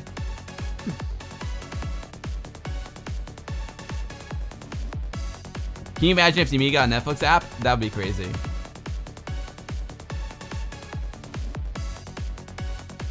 Amix312, I've seen you post some stuff about the AmiTube. I haven't looked into it yet. I need to do that. Okay, let's do this. Let's check out this Kung Fu-y game. The geese. I think the geese left, but let's fire it up. Terrible Fire, dude. If I can hire your bro, I absolutely will. Let me know what he does. All right, let's reboot. No, folks, seriously, this is gonna be good. This is Devil's Temple, and while I'm here, let's do the Indie Retro News article. Let's check it out. So just so you guys know what I'm about to play, and then we'll do Sonic as well. There he is, dude. There's the geese. I think the geese is behind this. Let's see. Devil's Temple, son of the Kung Fu remaster, and Amiga OCS Kung Fu spinoff via Geezer Games gets a playable demo. Now, by my math, I'm just taking a guess. I'm guessing Geezer Games is the McGeezer. Oh, of course. If you've been following all of our news stories in regards to Geezer Games' Devil Temple, Son of the Kung Fu Master, which is an unofficial spin-off from the 1980s classic game Kung Fu by Graham Cowie, Ten Shu, and DJ Mitun, then you may be interested to know, as thanks to a heads up by Saberman, that we've been told that Graham Cowie has released a brand new demo for the game, which gives us an early sneak peek before the full game releases. It's due in 2022, mid-February, for the Amiga OCS. You can read our big wrap for the article here, boom.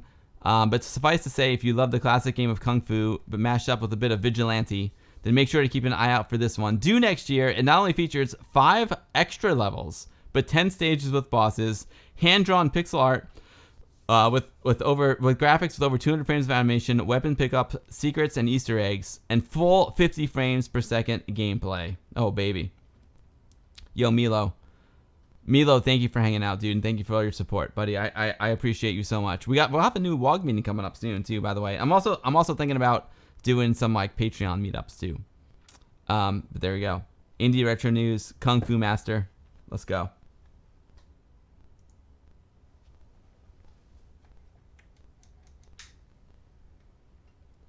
Devil's Temple. That's what it's called. Yeah, Hoffman. Let's see. I'm sniffing out for the bugs. I'm sniffing for the bugs. I got my raid ready. Raid, not the hard drive raid. Raid like the bug spray.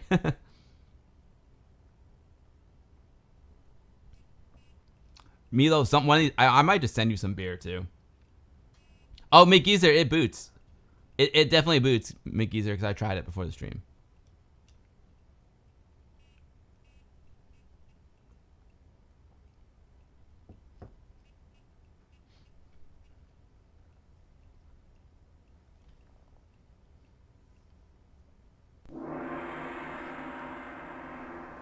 I love it already.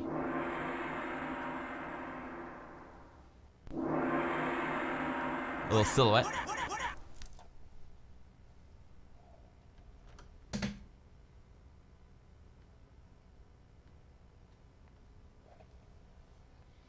Devil's Temple, son of the Kung Fu Master. Press start. Let's go.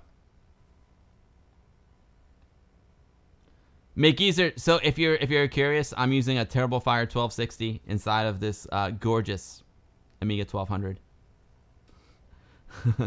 I noticed the little bug there at the beginning too. It's all good. It's all good. The game plays well. That's all that matters. You know what I'm saying? And I'm running it off a GoX drive.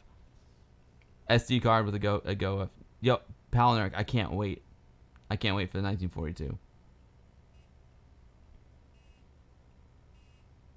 Yeah, dude. Oh, Mr. Wolverine DK. You know what else I did? I've been flying Delta a lot, and I watched Mortal Kombat on the plane. Oh, 7 p.m. Saturday, July 25th, 1987. Lena was on her way to meet Tommy at the Kung Fu school when a gang of thugs followed her. Oh boy. She's hey baby, come over here. Oh, this guy's a jerk. Who are you calling me baby? Butthole. Oh, snap. Woo!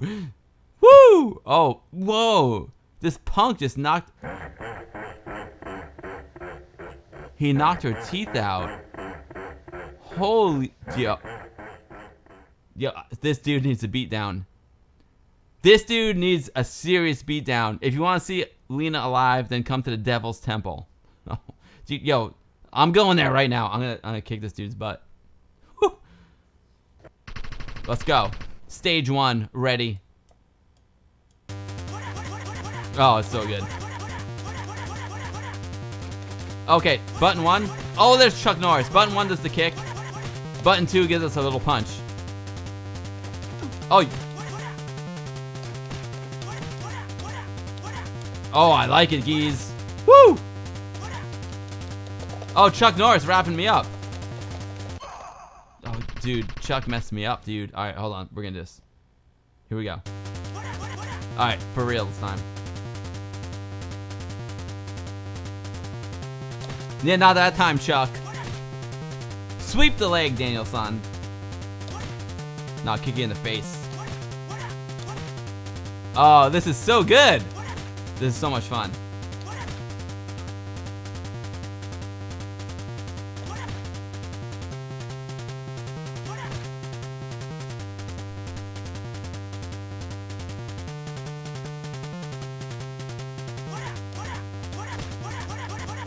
Oh, this is awesome, folks. Thank you. Thanks, Brother Bill. Oh, I got a boss here. Boss fight.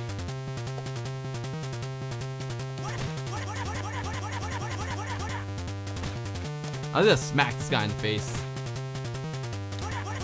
Oh. Oh, geez. It's so good, dude. Oh, man. This is awesome. Geez, well done. Well done, my friend. Thanks for playing this demo. Oh, dude, it's so good. Wait until you get the knives and the nunchucks. Oh, my God. Yo, geez, seriously, man. That was amazing. Shinobi style, totally. So much tech. Zanzermine, you just downloaded the demo. It looks amazing. Vigilante with a touch of Kung Fu Master. Oh, maybe a little touch of Mortal Kombat in there too. Pirino Larista with the host. Thank you.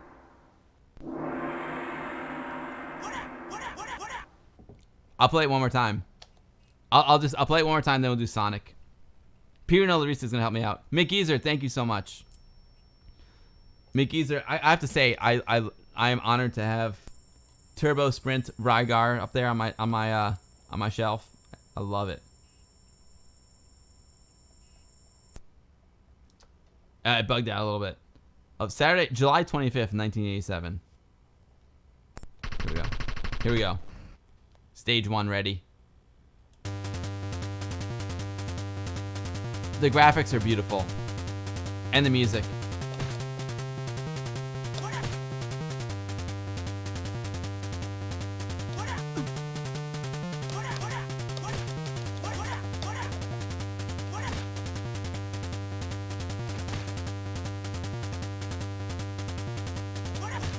Yo, Kale64, the demo is amazing. Kale, wait, Kale, were you the one telling me about resetting the Bifrost? I can't remember. No, you weren't. I need to reset my Bifrost. because you can see the lights went off. Straight out of Kung Fu School, exactly. It's so good. Let's see what else we can do. I love slapping them, it's fun.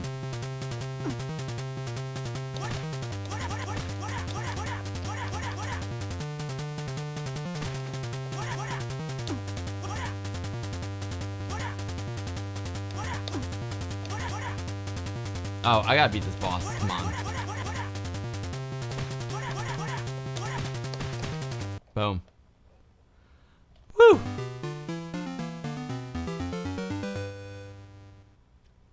Why is he here on the wanted signs? I don't know. Well, because they know that they're coming for him.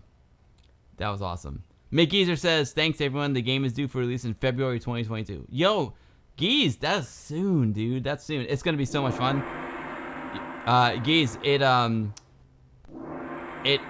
plays so well. Sin Lao's asking if he hears the Karate Kid 2 sound effect. All right, yo, Amiga Live, here we go. Amiga Live, we're gonna play some Sonic now. But Geez, seriously, dude, the gameplay is amazing. This image that's on the screen right now is gorgeous. I love the Bruce Lee vibe and the Mortal Kombat vibe in the background. It's so good. It's so good. The sound effects are from Kung Fu Master Arcade. Graham, it's so good. Thank you so much, dude. It's beautiful. All right. I can't wait. Graham, if you want to come on the stream when the game comes out, let me know. Proton Fig, what is up? So, folks, check it out. I know this has been an amazing...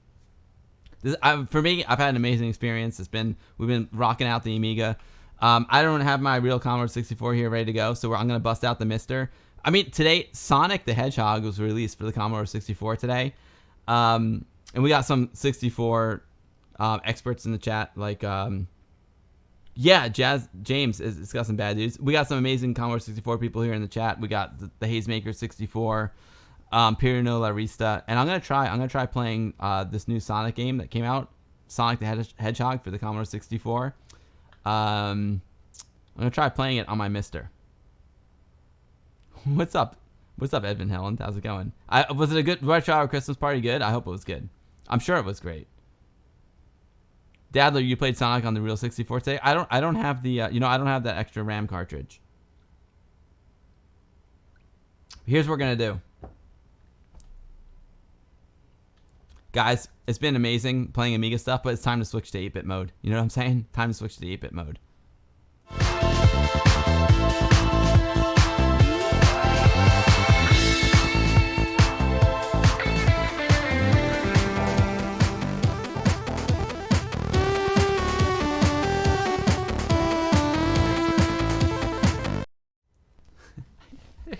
Dude, I love that demo. It's the best demo ever. One of the best demos ever. I love it. I love it. All right, we're sorry for all my amazing VIP patrons who aren't on my my 64 monitor.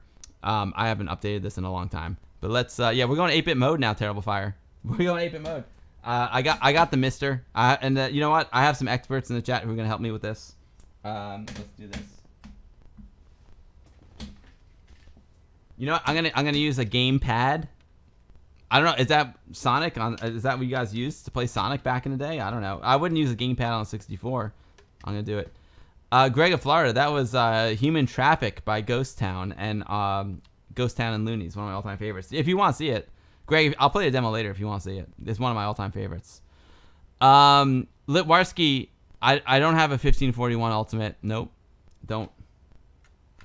We're gonna do that. We're gonna plug in the keyboard.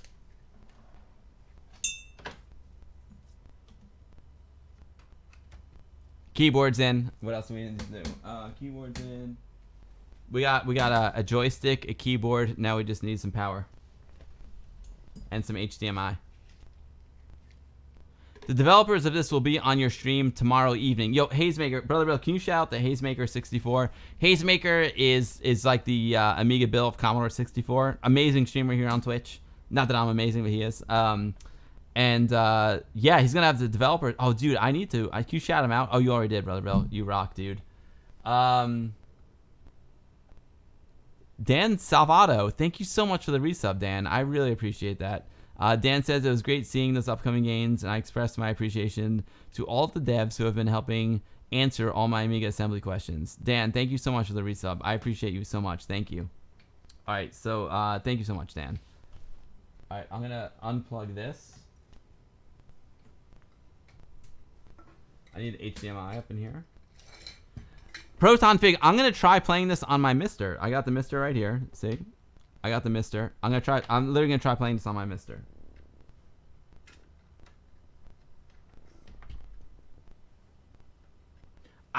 As much as I like Vice, and Vice, WinUAE, like, it's all great, but I like having a separate device when I play, when I emulate. I love having like a Pi or a Mister. I like having a separate device. All right, this should do it. Let's see. All right, let's load up the 64.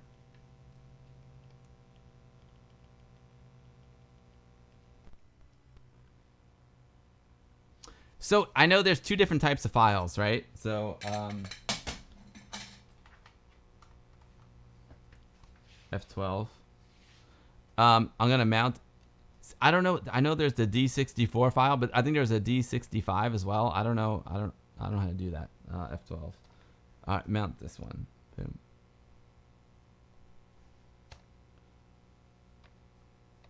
Bill's games. I got some amazing Sarah Jane Everroy games there. Soul Force and Zeta Wing. Come on now. They're so good. Rodman. Abbe de Morts. Amazing stuff. All right, Sonic. I will load up side 1. And then can I do this? Can I enable drive number 9? Yes. And let's load it up. And we'll go to Sonic. And we'll put in disk 2. Okay.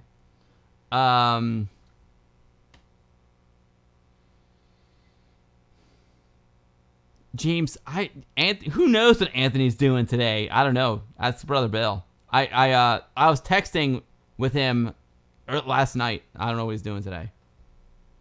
All right, so guys, what do I have to do in the Vice here? It was, where do I go in the settings to activate that the extra memory?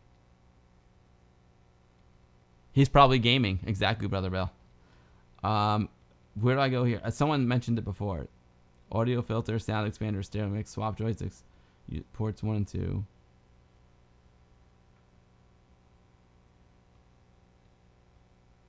See, I don't see any options in here I don't see any. Perry Reset, can you help? I don't know what to do here.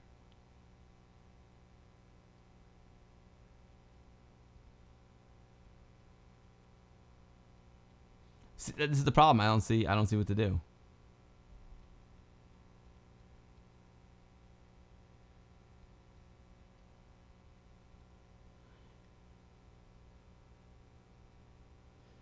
Get the 1.81.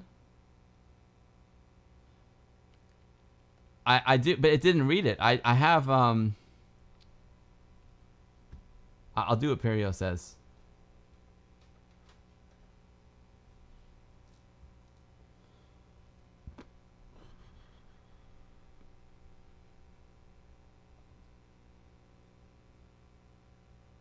What's JazzCat doing over there on this site? I'll still need the REU whether or not it's D81 or C64. Ah. I downloaded it. But I downloaded. I need that REU. That's exactly. I have the D81 already, but it doesn't recognize it, right? And can I put it in a cartridge slot? How does it work?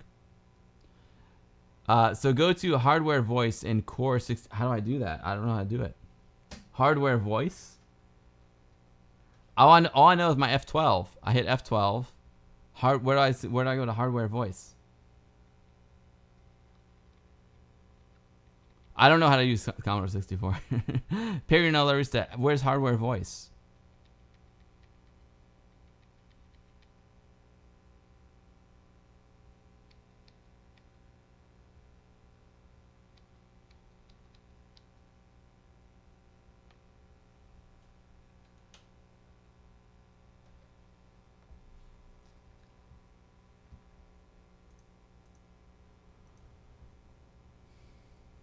Oh, I haven't updated the core. Oh, man.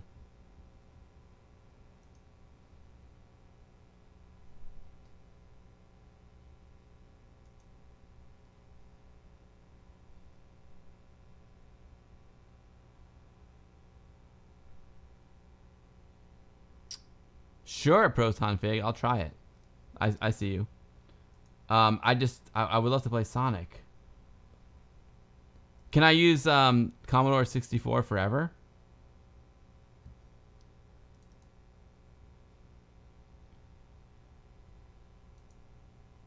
I don't even know how to use it.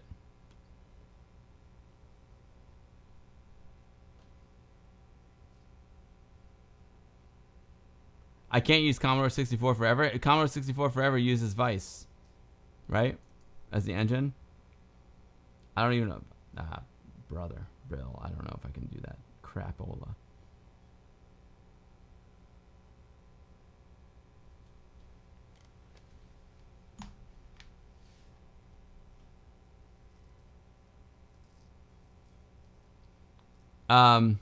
How long does it take? Do I have to update it, Perino Larista? You can. Are you on my Discord? I can start Vice. Show me. Hold on.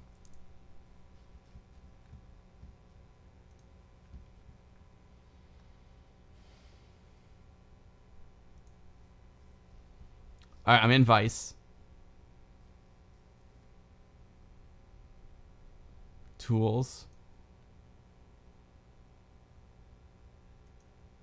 I don't see launch plugin. Tools, launch plugin. No, I don't have it. Options.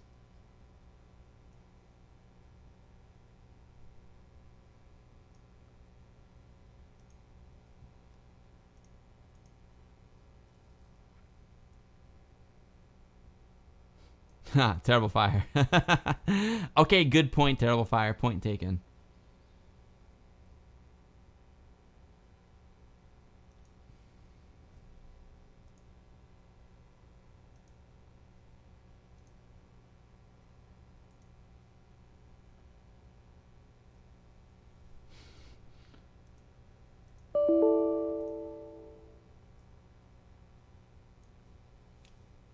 I didn't prepare for this, folks. I don't know how to play it. Oh, apparently Roost is on it. I'm lost when it comes to the 64 stuff. Amix312. I'm lost.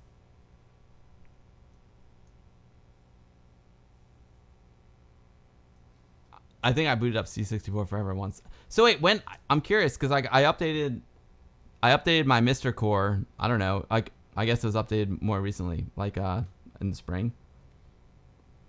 I'm bummed. I want to play some Sonic so bad.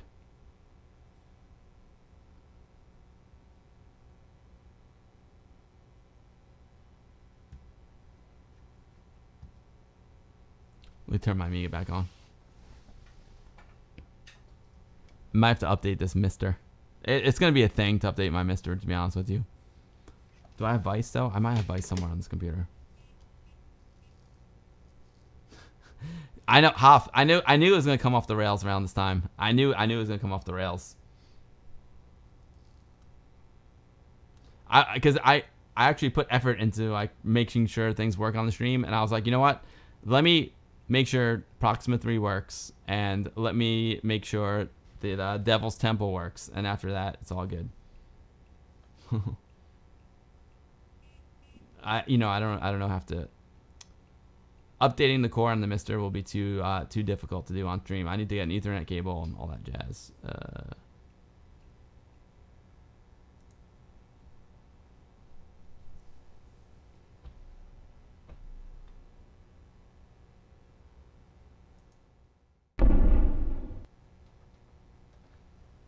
put on some music.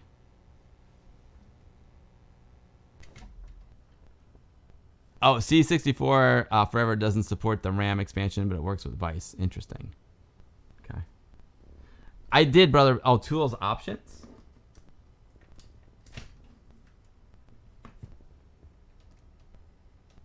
Let me just play some music in the background.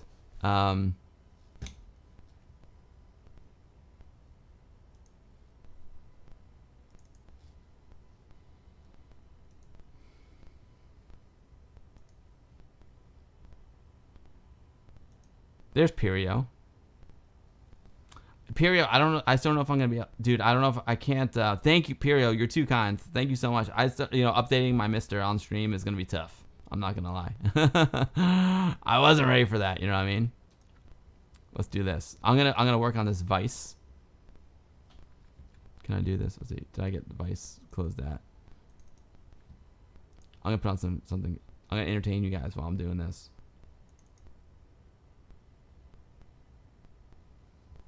Okay. Brother Bill, let me show you what's going on. I don't think I got it. Let me show you what's going on.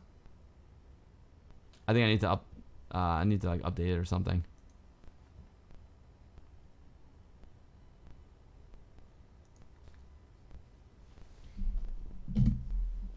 Oh, yeah, Sinlao. I'm gonna next stream. I'm gonna do some vinyl. All right, Brother Bill. What do I do here?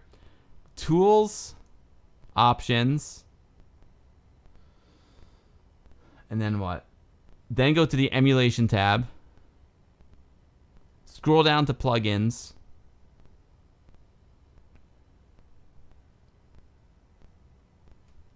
Vice. Launch for menu.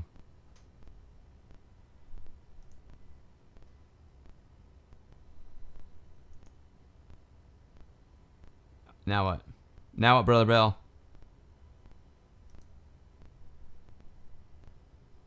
Launch plugin. Vice C64.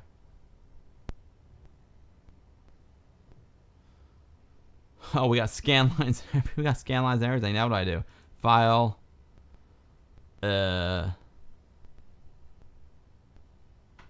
go to settings. Brother Bill's coming through in the clutch, everyone. Brother Bill coming in through the clutch. Settings. Settings. All right. I got some options here. Settings. I'm guessing settings. Cartridge I/O settings. RU settings. Enable the RAM expansion unit. Gotta go fast, baby. I gotta plug a joystick in. Okay. Alright. Rafi, I'm getting it. Hold on. Can I just please turn off these horrible scan lines, though?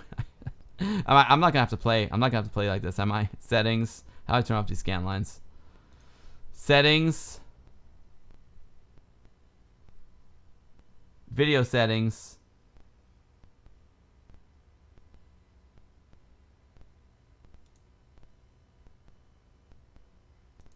None. Thank you. Thank you. Data, let's do the beers, keeping you entertained. Nice. All right. Let's go over here. Part of me just wants to watch Human Traffic. All right. Let's go. C64. All right. We're going to do this. Close that.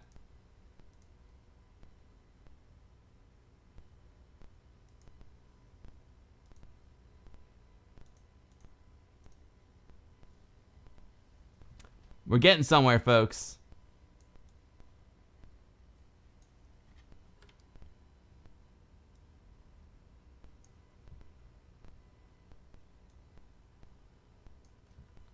Am I gonna have to, when I plug it, I'm probably gonna have to like exit out of this, right, Brother Bill, to plug in my joystick, because if I plug it in on the fly, it's not gonna be happy.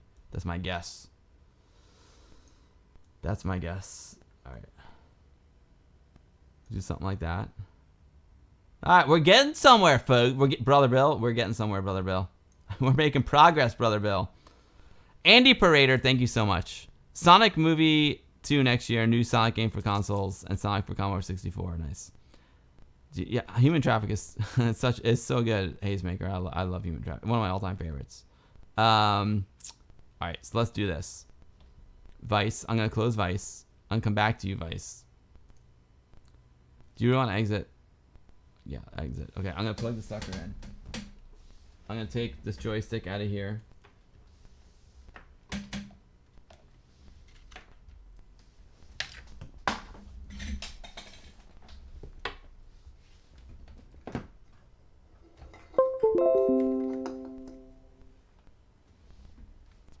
It's setting up my USB 8-axis device. I'll let it set it up. Modski, I don't even bother labeling it XXX. I just call it what it is. You know what I mean? I don't even bother.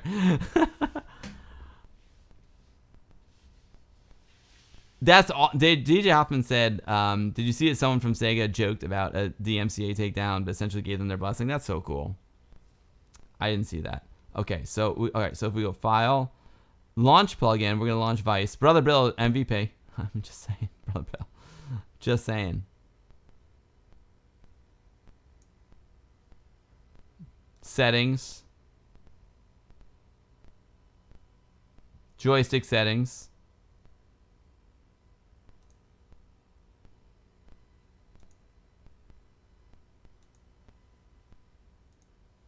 And let's get rid of these scan lines.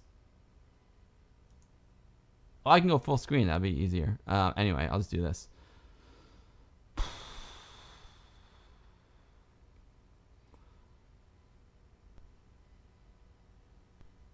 Where'd it go? CRT emulation. No, I don't want CRT emulation.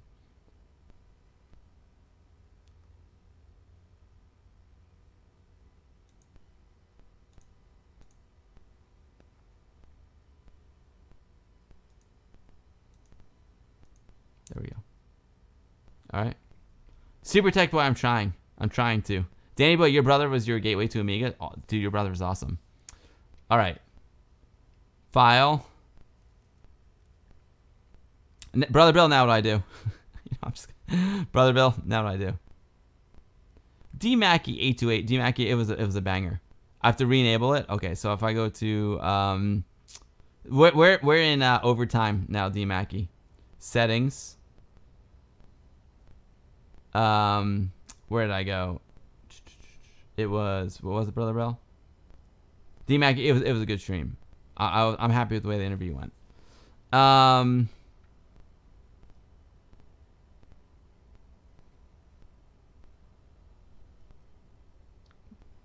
think it was cartridge settings, right? And then RU settings, if I'm not mistaken. Enable the RAM expansion unit. Yeah, I'll take 512. Okay, sure. Cool. Can I go File, Open? Is it a cartridge image? Oh wow, look at this. Which one should I do? Because I have the D64 and the D65. I can save my settings. How do I do that? I've never even used this before. Settings. Save settings.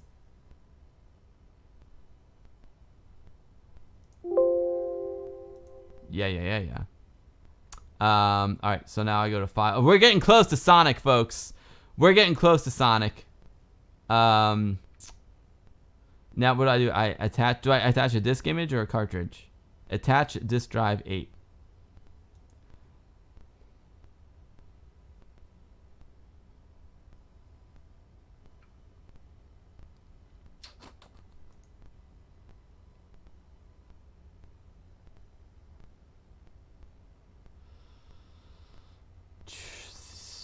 I'm trying to think. Is it D or that's game? Games here, and then I go to my my Dropbox, I think.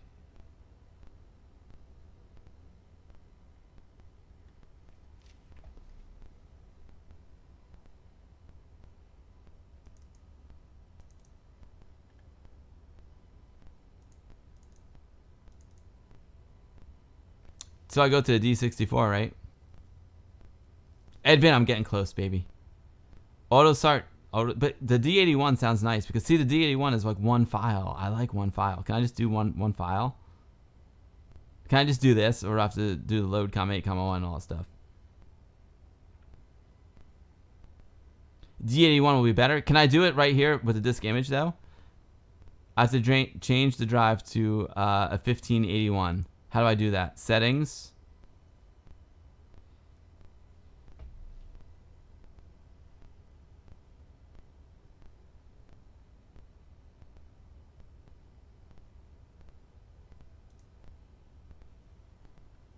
$15.81. You know what? While I'm in it, let's save these settings.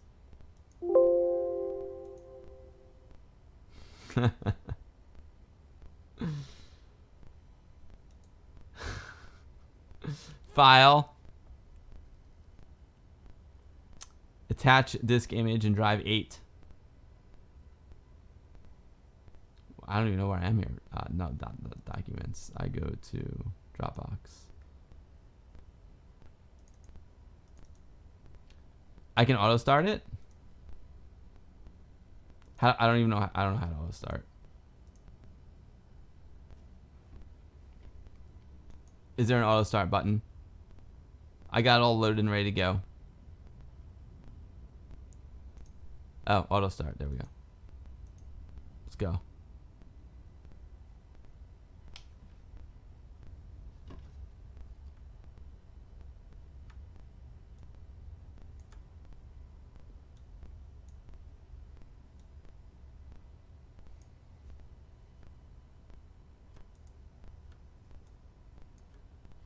Use fast load or compatible load.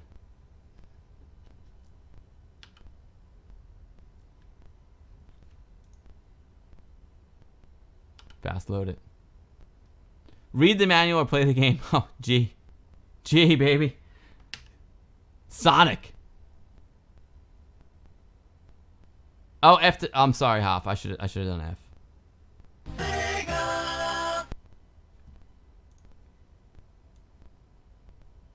I had it muted. Sorry. Loading. Please wait.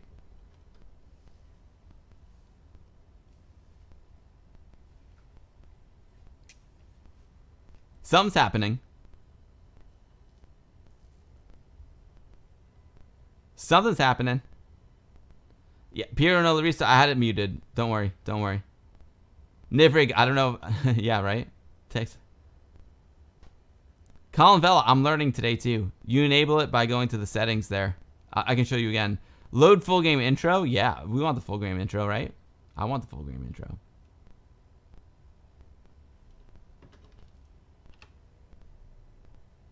Only Commodore 64 makes it possible. Yo, see, I bet this game's gonna be awesome. I bet it's gonna be awesome. The 64 is awesome.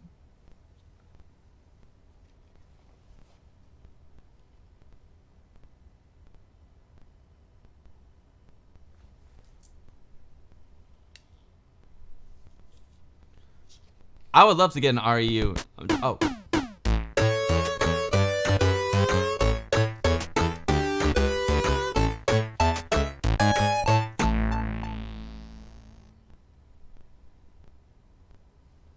You know, it's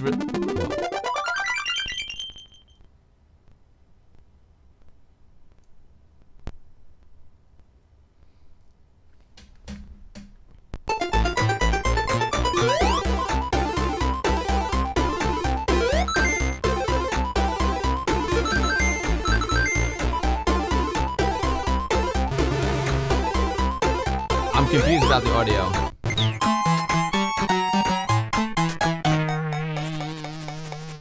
Do you guys still hear the music now?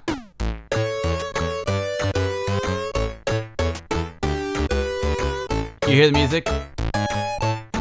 It's probably too loud, is my guess. What's this? Is that volume?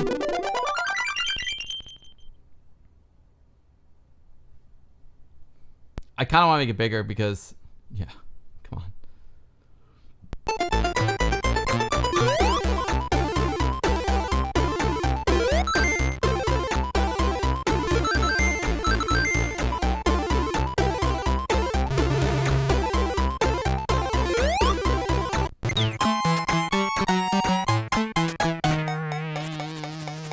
Oh, wait, it made it widescreen? No way.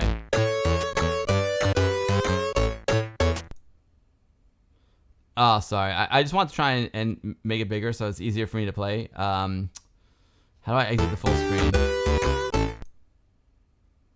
Oh, did I just mess it all up? I do this? There we go. There we go. There we go. You know, I'm not getting any younger, folks. You know what I'm saying? I need to see this thing.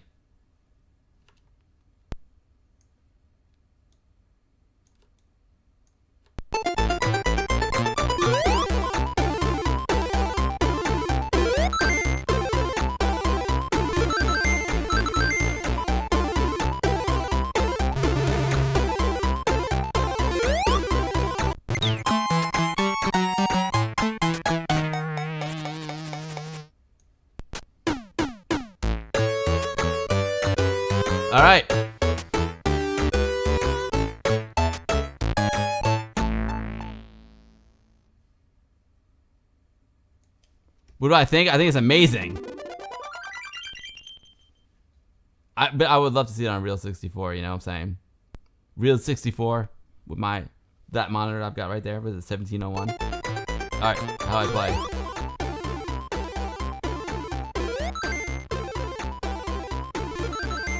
Oh, I gotta do the settings, joystick settings, right?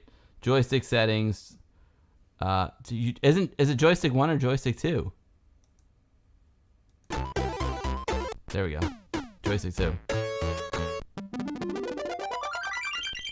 We did it, Pirio. Thank you for your help, dude. Thanks, Brother Bill. All-star. Alright, how are we gonna do this now? Okay. This is amazing! Yeah, so, Sweenoob, just so you know, this is like a Gianna Sisters ripoff called Sonic the Hedgehog.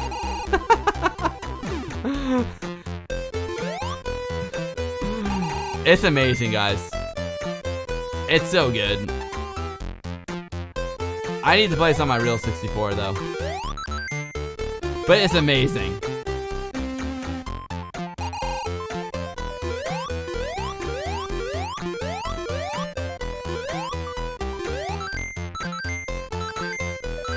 Oh, that was a spring jump.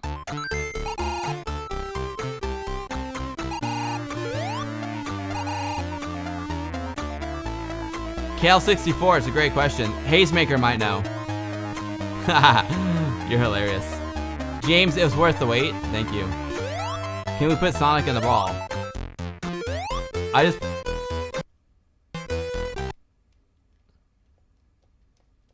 crashed it. There we go.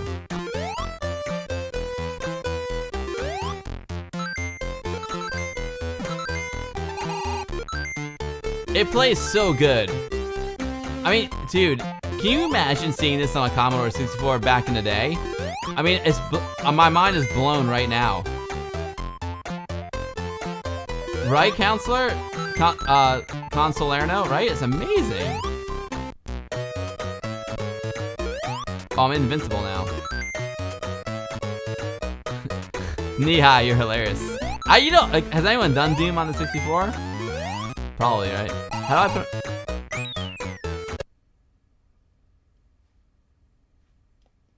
I don't know why it pauses like that. Oh, we froze. This is based on the Master System version. Got it. We froze, guys. Oh, we're back. We're back.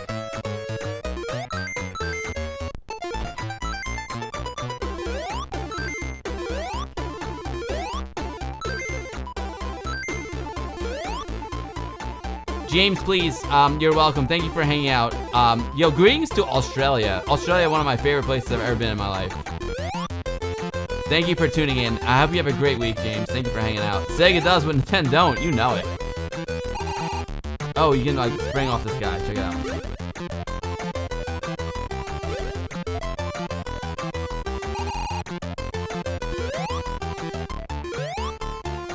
And Amiga does what Sega don't. You know what I'm saying? Nah, this is cool. This is so cool.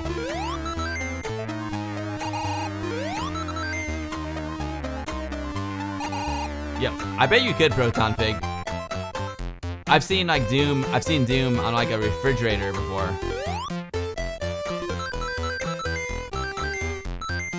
Wait, Proton Pig, are you the one command Commo does what Nintendo don't? You know it. Yo, Brother Bill. Brother Bill, seriously, dude, thank you for helping with this. Amazing stuff. Oh, I was reading the chat. Sorry, guys.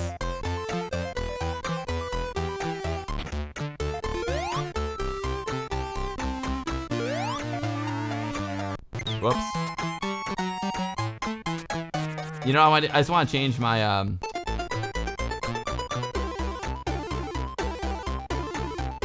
Brother Bill, happy birthday, dude.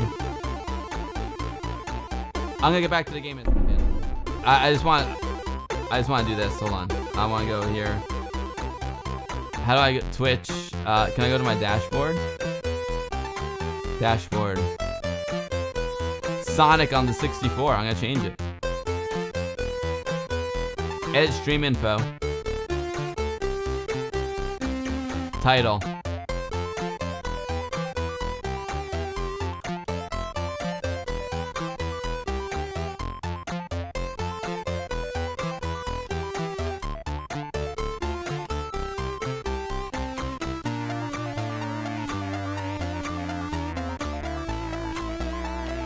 Welcome. Hayes, when's your stream tomorrow? I'll try and catch it.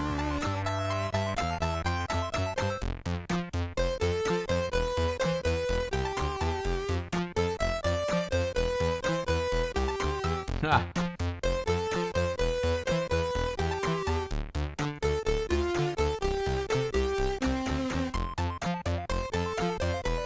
$6 p.m. UK time. Okay, I'll try and catch it. Purple Haze. I always host. I mean, I got you on the auto host, but I'll make sure. If you do, I got a tweet or something. Let me know so I can retweet you. That's gonna be a cool stream, man.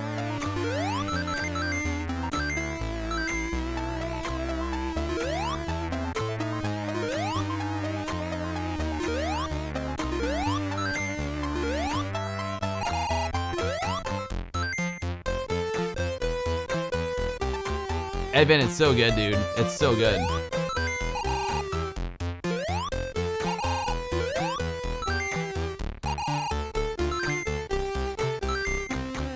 Brother Bill, I gotta send you the gif of me and your brother. Wishing you a happy birthday. I'm sorry, I blew it. I saw the, it was your birthday on my phone, like, really quick when I was taking a walk with the wife device, you know what I'm saying? I think I'm invincible now. Yeah. Smash those crabs.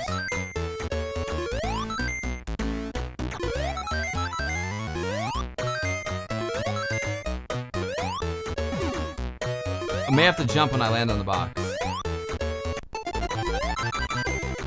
I'm probably running out of time. Oh god. Jumped right into the spikes like a dope. Like a dope. Amiga Live managed to run Sonic 64 through Amiga emulation. Amiga emulation to Commodore 64 emulation using Amiga Live FSUE Vice 64 was very slow at the moment. That's still amazing. Edvin Helen, so you need a Commodore 64 with extra RAM, the REU unit. Or Vice, like I'm doing now. Amiga forever. I mean, Commodore 64 forever. Which is based on Vice. Let me see if I jump on that.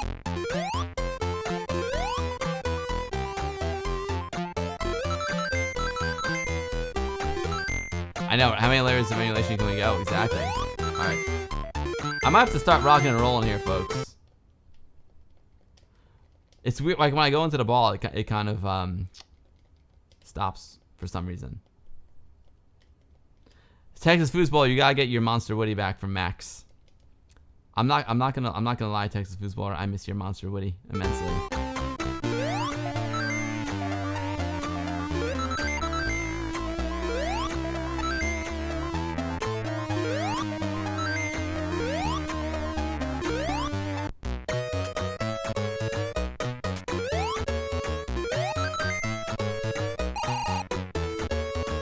What's up, Snagrot? How's it going? Fiat Minimus. How's it going, Fiat Minimus? Thank you for the follow, Elmscad. How's it going? Great to see you. Who rated me? I missed it. Who rated? No way. Retro. Hold on. Retro Red Rum. Jeremy, my main man. Jeremy, I miss you so much, dude. Oh, man, Jeremy, thank you for the raid. Oh, man, Jeremy, I hope all is well, dude. I miss you, brother. I miss you so much. Jeremy, welcome, Retro Red Rum viewers. What's up, Kirk Spoke? What is up, dude? Oh, thank you, D. Mackey. Elmscode, yeah, I'm emulating Sonic on the Commodore 64. This is like a little bit of bonus. I'm in overtime on my stream right now. We had an amazing stream today. We played a brand new Amiga game called Reshoot Proxima 3.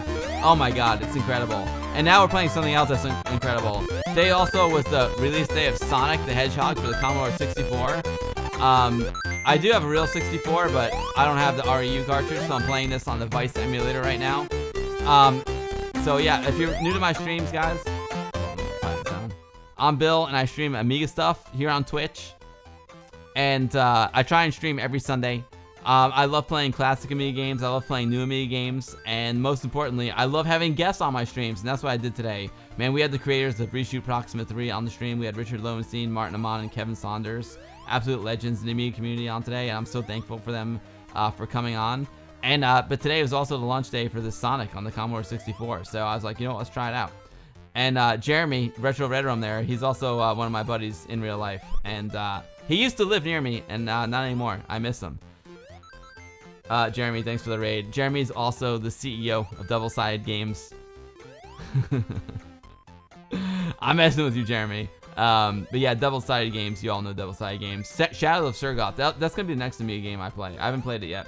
I haven't been able to stream much, Jeremy, because I've been working like crazy. Ash, what's Ash? Ash, it's so good, Ash.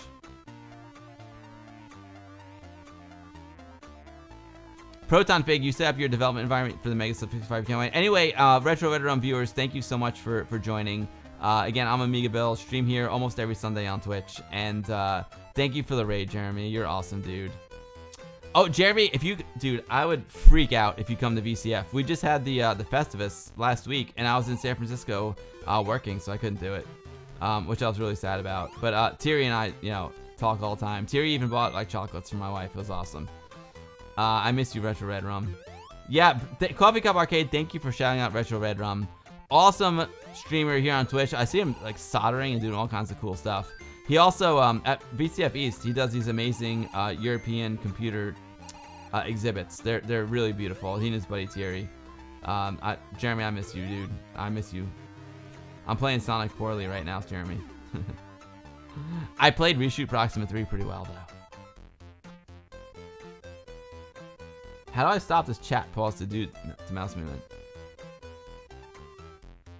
Greg of Florida, thank you for your support, Greg. I'm sorry you missed the last WOG meeting. We missed you.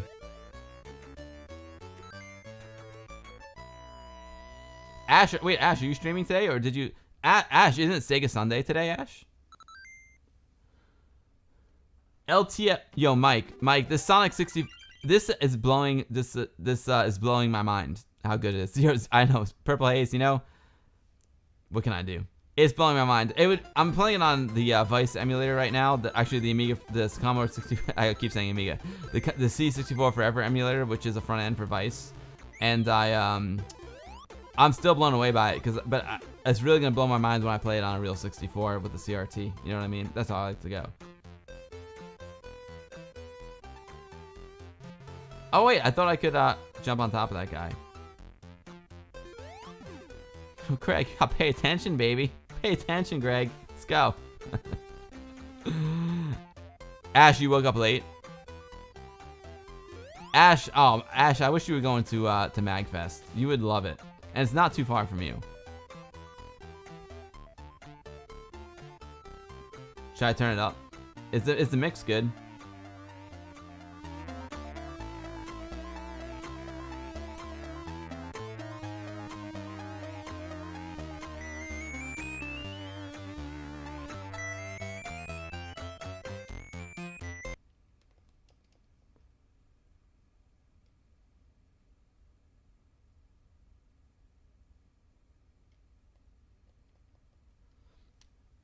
Ash, we're going to Colin. Yeah, Jeremy's in the house.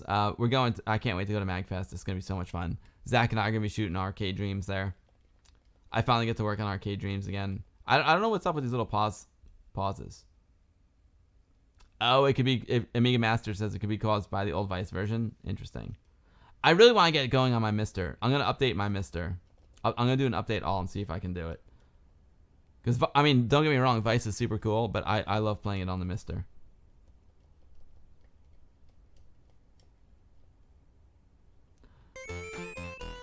Yo, Greg of Florida, yes it is. How do I remap the joystick joystick settings? It is mapped. That's my problem, Greg. You're 100% right. Joystick settings. I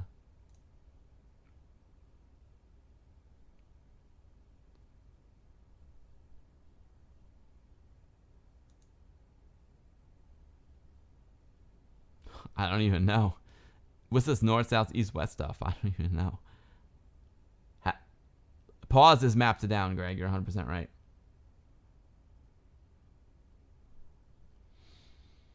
I don't know how to remap the settings. I don't know how to do it. I had no idea I was even going to play this today, folks. All buttons uses fire. Okay. USB. Numeric. No buttons for the auto fire.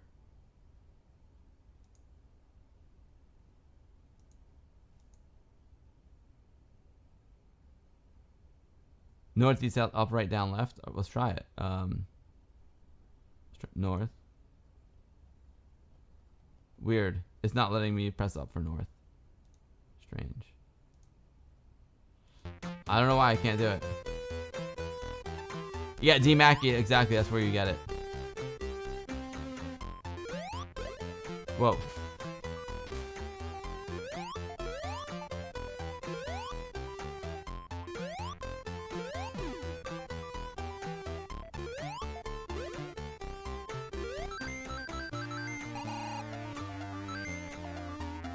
See, we were talking about that with Richard. Not fair when the enemy's bullets can fly through the environment. Not fair. Not fair. Sorry, I gotta get rid of you. I gotta get rid of you, you know what I'm saying? Jeremy, thank you so much for the raid, brother. You're the best, dude. I miss you, man. I miss you, Jeremy. I hope all's well. I'm sure you're having a great time back home. For all Jeremy's viewers, I'm exhausted. If you're keeping score at home, I just had a pretty epic stream with the team that make this amazing new Amiga game called Reshoot Proxima 3, and it was amazing. We had the programmer Richard Lowenstein on, the graphic artist Kevin Saunders, and the musician Martin Amon. Oh my god, it's so good. Hey Mike, have a great night. Thank you for following and hanging out, man. I appreciate you. Jeremy, thank you so much for the raid.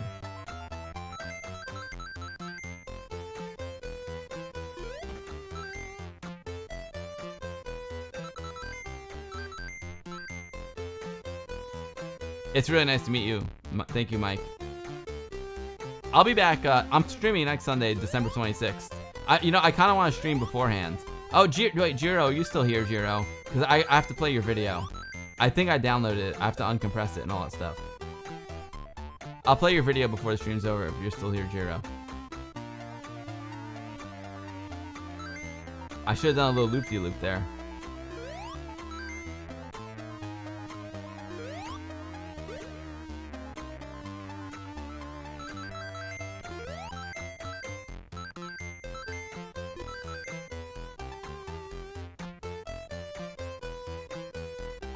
Aw, Jiro, you're too kind. I love you, man. You're great, Jiro. 70 rings that time, Purple Haze. 70 rings.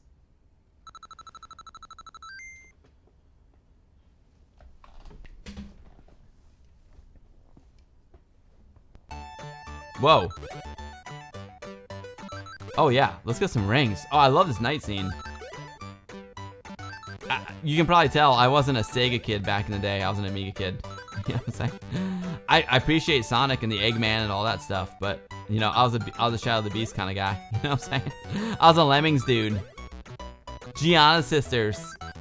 That's my jam, you know? But I'm just blown away that this runs on this. You know what else blew me away on the 64?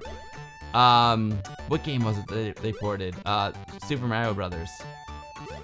At MagFest, the last MagFest we had before the Rona hit, we played Super Mario Brothers on the Commodore 64 with the proper CRT with a 1942 monitor. Oh man, it was so good. It was so good. Do I have to finish? Amiga Master? Do I have to finish? Do I have to get out of here? I'm just collecting rings like a crazy man. Oh man. Arcturus Lux is good. I'm not sure, Voxel Trots. Voxel, dude, thank you so much for that generosity, too. That was amazing. The sound on Super Mario Bros. For the Commodore 64 blew your mind. This sound's blowing my mind, too. It was so good, right, Greg? Greg, you gotta come to MagFest. You gotta grab Anthony and bring him up to MagFest. You guys will have the time of your life, I'm telling you. It is. If you like to party, if you like music and retro games, then MagFest is the place for you. If you like to... Oh, there's the Eggman. Dude, we're gonna party so hard. We're gonna like shoot during the day and then party hard at night. You know what I mean? You like the music? You like the neon? You like the haze machine? You like the purple haze machine? Yo, Haze Maker, on my new show for Netflix, I made lots of haze. All my favorite scenes have the haze. How did I not beat it? Super Tech Boy's got a good question. How many levels is it?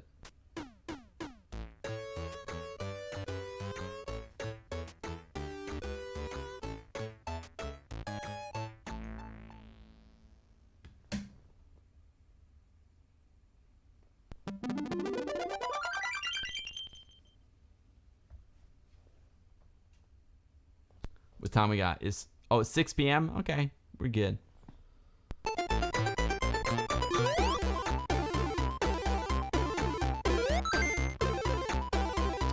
This has all 6 worlds from the original Sega Master System version. That's incredible. Dude, that's incredible. I mean, how crazy is it that this is a Commodore 64? It's crazy. I mean, this is Game of the Year status right here. You know what I'm saying? It's amazing. Yeah, Arcturus Deluxe, I agree. Not only is it like smooth, it's super smooth scrolling. It's crazy. All right, here we go.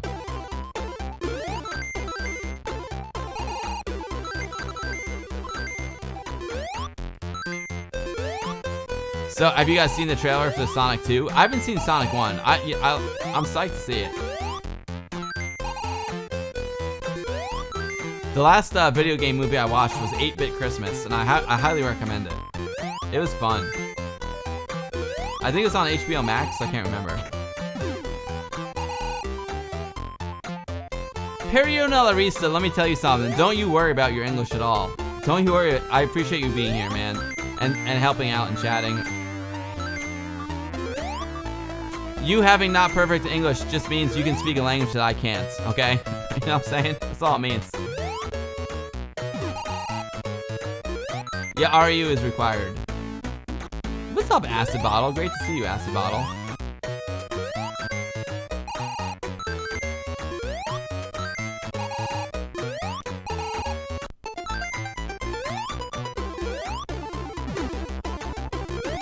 Am I running out of time? I hear the music getting kind of intense.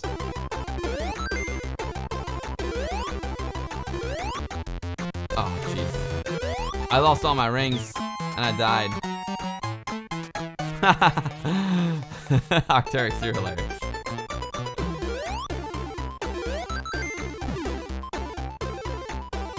Exactly, Daedalus, exactly. Same here in the States.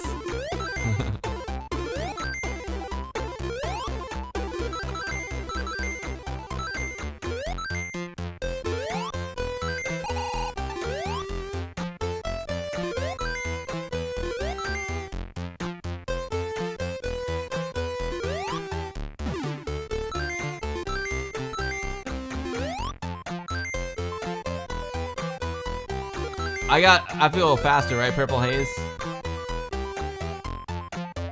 Acid Bottle, this is nuts. It's nuts for the Commodore 64. Purple Haze, is it better to increase the speed or get the rings? I don't remember. I wasn't a big Sonic guy back in the day.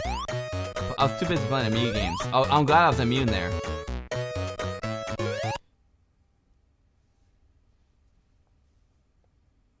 We locked up here, folks. A little pause in the action. I gotta say, I saw the new Mortal Kombat movie, and no, it's not a cinematic masterpiece by any stretch of the imagination, but I kind of liked it. It was kind of fun. The graphic artist is written on your Discord. They use DMA possibly for the REU and for the scrolling. Right on. I think we might have locked up here. There we go. Oh.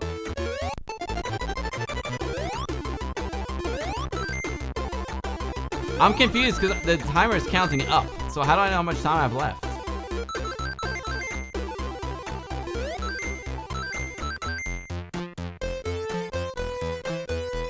Oh, okay, so Hazemaker says you can go fast and beat the level quickly, or go slow and collect everything. Haze likes to go slow, but everyone says you gotta go fast because it's Sonic. Oh, fair enough, fair enough. No time limit. Okay, cool, thanks, Haze. Wait, I thought I purposely jumped on him.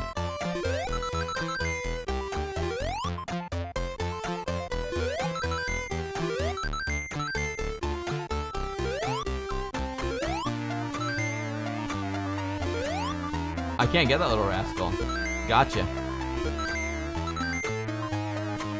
Oh, there's a time bonus. Got it. Makes sense.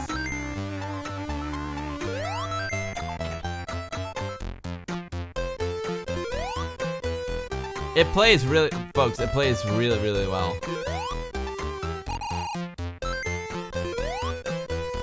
On some Sonic games, 9 minutes and 59 seconds is sorry guys, it's been a long stream and I'm tired. On some games, 9:59 is the limit. Got it.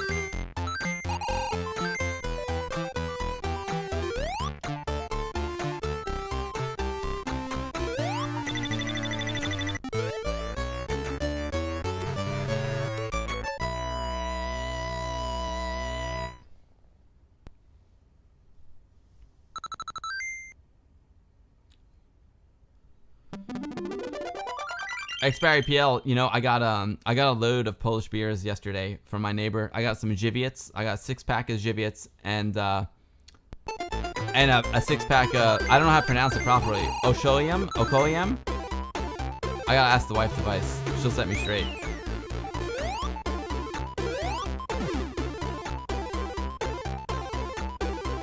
Got it, Arcturus Stalks. Thank you. That makes sense.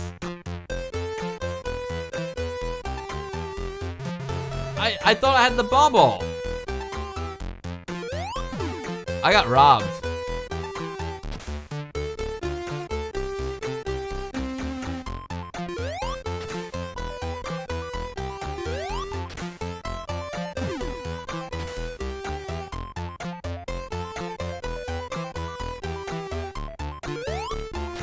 Proton Fig is a great question.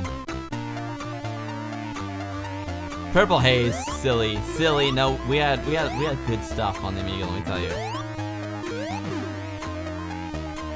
I mean, I know people rag on Shadow of the Beast for not being a good playable game, but dude, that was a system seller. And I think Shadow of the Beast is underrated. I mean, is it a great playable game? No, but is it as bad as people say? No. Good Speedball 2, just saying. Lemmings. Pinball Fantasies. Seago, it's amazing. This is really amazing. We get, you know what's seriously though, you know what's a good platform for the Amiga is Super Frog. Super Frog is really good. Dadler, thank you.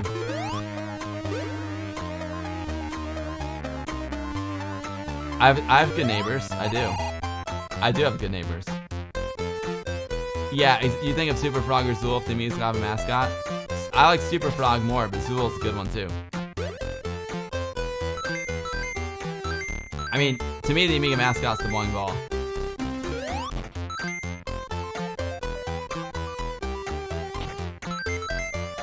Oh, got it. Thank you, Kale64. Amiga Master, +1 for Super Frog. Yeah, Super Frog is the man. Litwarski, Super Frog. Yeah, Super Frog's our guy. Super Frog and Lemmings are the mascots. I couldn't agree more. 100%. I love Zool, but Zool's more of a Robin. You know what I mean?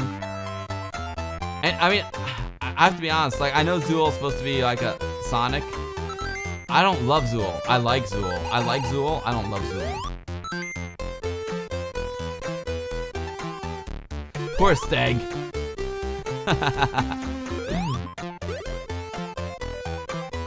Let me tell you something, folks. This game, this is a Commodore 60 freaking 4. This is my mind is so blown right now. Nivrig, I'm not gonna argue with that. Turbo Tomato is the new Amiga mascot. I'm not gonna lie. I'm not gonna argue with that.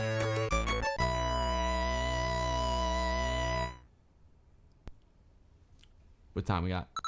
I really want to do a Christmas stream so bad. I've got a new Christmas game to play as well. Oh, here we go.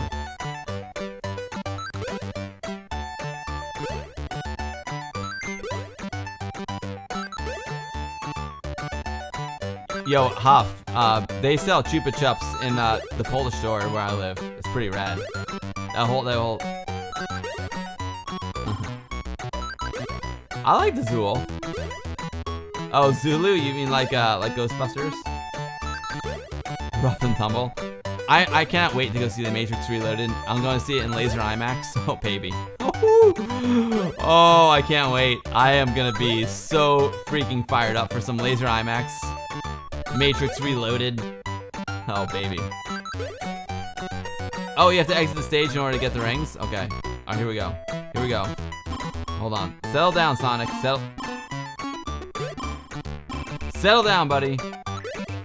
How do I get out of here?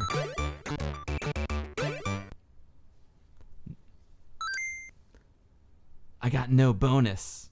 Thanks, Dadler, for the heads up. Yo, Dadler, that Commodore 64 music video made was amazing. I'm learning the game. We didn't have Sonic on the Amiga, so I never played it. You know what I'm saying? If it wasn't on Amiga, homie don't play that. Except for Mortal Kombat, because it was violent. I was kind of into the new Mortal Kombat movie. It was really bad, just what I wanted. You know what I mean? How do I kill the boss? Yo, Turrican could be a great Amiga mascot. Totally. What do I do to this Eggman? Eggman, let's rock and roll. Turrican would be a great Amiga mascot, I agree.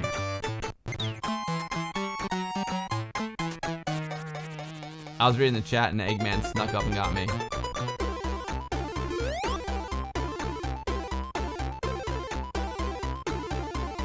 That'd be crazy, Arcturus Deluxe. Yeah, Voxel, that's a good point.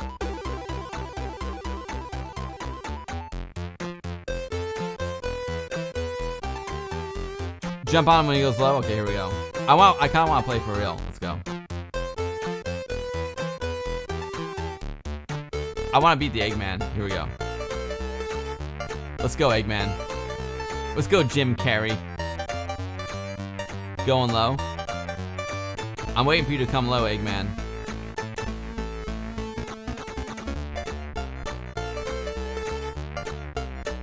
Here he comes. When can I jump on him without dying? Can I do it now?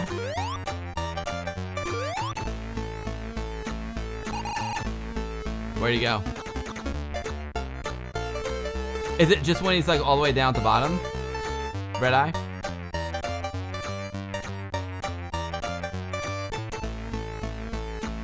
Cause I jumped on him before and I'll try and do it when he's down here. Oh, I missed him.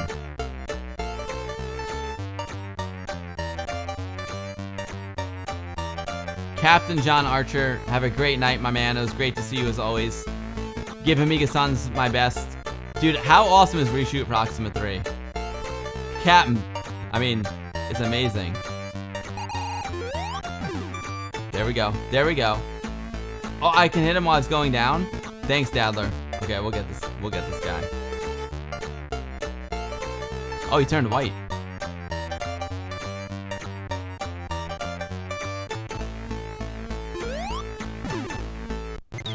Oh, we have to get... Alright, I'm learning him. Game over. Okay, I'll tell you what, folks. Here's what we're gonna do. We're gonna beat this guy. Let's beat the Eggman. We'll beat the Eggman, then I'll go on to... Then I want to show Jiro's video, and then maybe we'll play that new Christmas game. Thanks, Purple Haze. But let's beat him. You know what I'm saying? Captain John, this Sonic game is insane. It's insane. It's seriously insane. Here we go, folks. I'm gonna play for real now. The warm-up's over. We're taking down the Eggman, folks. We're gonna crack that egg like Humpty Dumpty. Oh, exactly, Arcturus Deluxe. I'm ready for that omelet, let me tell you. Maybe a veggie omelet. I'm all about the veggie omelet.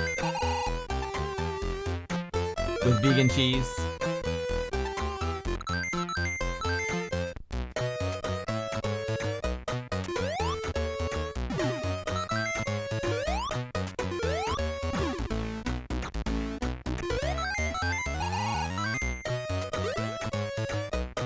Like in a, you know, the oh, Jesus. Oh, I got lucky there, folks. Alright, here we go. Nope. Stop at this pause. What's the vegan alternative to eggs, Super Tech Boy? They have like a tofu scramble. It's really good. It's not the same as a real egg, but it's tasty. I had such a good vegan lunch with the wife device yesterday. It was so good. I had a vegan breakfast burrito and a vegan Philly cheesesteak burrito. Oh man, so good. Yeah, Amiga Cami, the tofu scramble's amazing. Amiga Cami, we had this amazing new vegan restaurant that just opened up in our town. And Alexandra and I went there last night. It was for lunch. It was so good, Cami. Oh, it was so good. I had some kombucha, the vegan breakfast burrito, and the vegan Philly cheesesteak wrap. Oh, it was so good.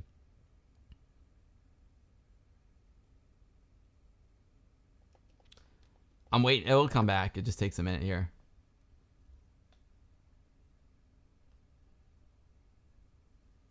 Amiga Cami, Maya said the same thing.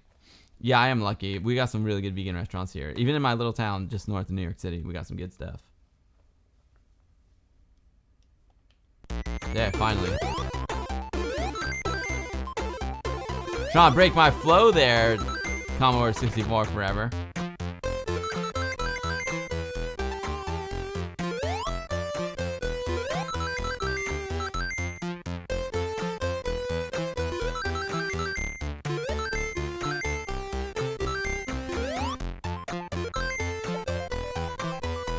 Haha, what's up, Terrible Fire?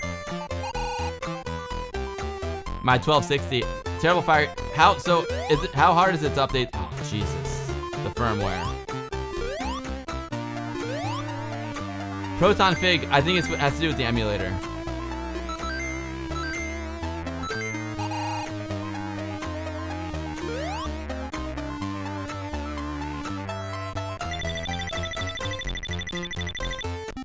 Because I think that that firmware update is gonna be a game changer.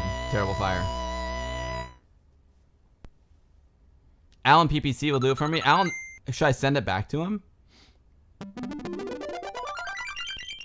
I mean, is it that hard? I mean, I'm not like a complete noob. I'll watch the video and see it if I can handle it or not. I know what I can handle and what I can't, so I'll watch the video. But I would rather have Alan do it, you know.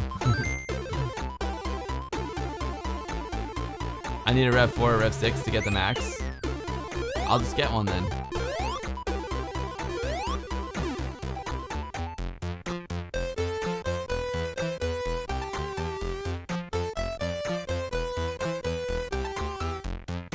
If you use an emulator in screen mode, press page down on the keyboard.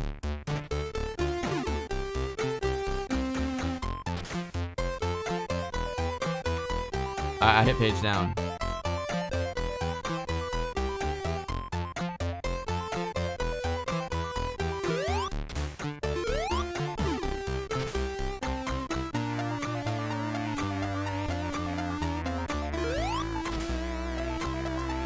The speech to text is hilarious.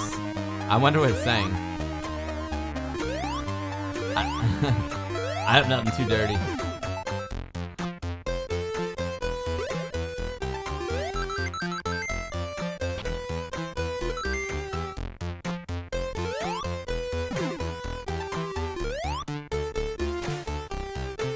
Oh man.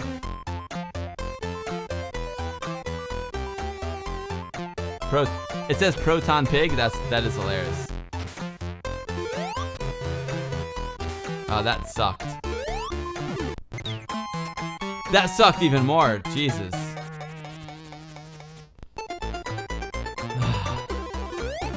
That was poor gameplay there, folks. Poor. That was rough. That was a rough one. Let's go.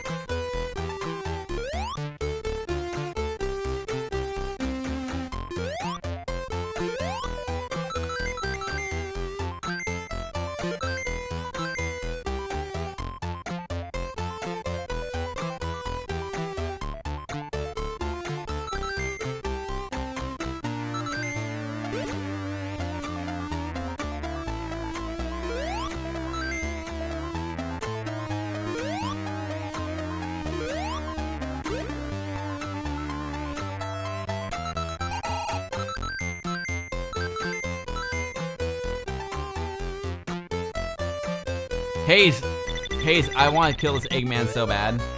We're gonna get him. Watch, Hayes. We're gonna get him, Hayes. Old style gaming, it's ridiculously awesome, dude. It's so amazing. I'm blown away by it. Must go quick, faster, faster. Higher, higher. All right, let's go quick. Whoa, I'm bouncing around here, folks. There we go. That's what I was trying to do. How do I get out of here? I thought that was the exit, no? Maybe it's lower.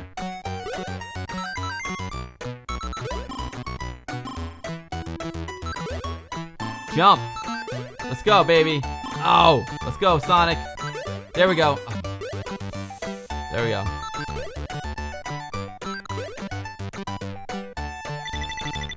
Okay. Alright, cool. I can select levels and go to the boss directly? No way.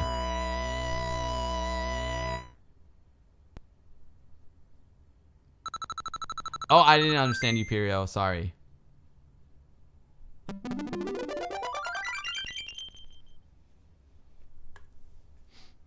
I just want to get this Eggman so bad. Let's beat him. Let's give him a beat down. Let's give Jim Carrey a beat down.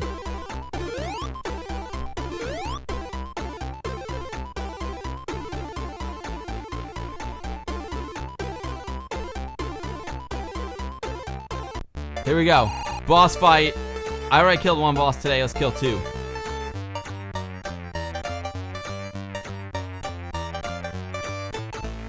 One boss down. Second boss to go. Let's go. Here he comes.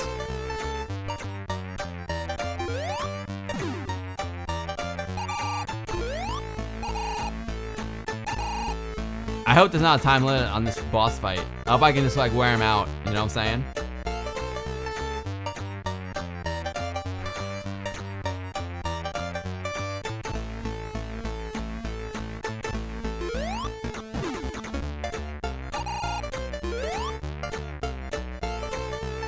I wonder how many hits he takes. I'm in it for the long haul, folks. I play the long game. You know what I'm saying? This Eggman, he better have some stamina because I'm ready to go. I get him 3 times on the way down.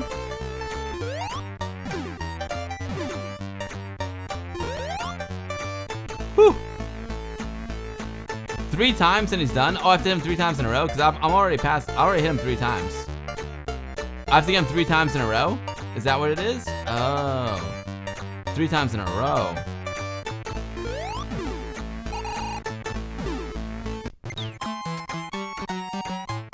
I don't get it.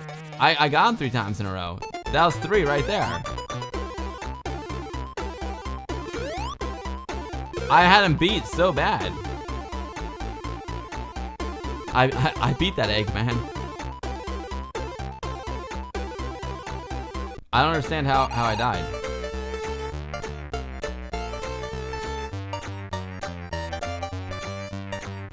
Under him? Well, then where's the hitbox? Oh, Amiga Master says it's 8 to 10 times overall. So is it cumulative? Or do I have to get him 3 times in a row?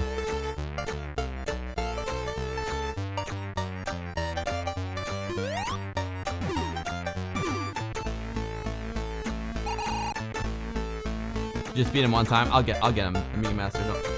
I'm gonna be a little conservative, Amiga Master, and we'll get him. Don't you worry. We'll get him.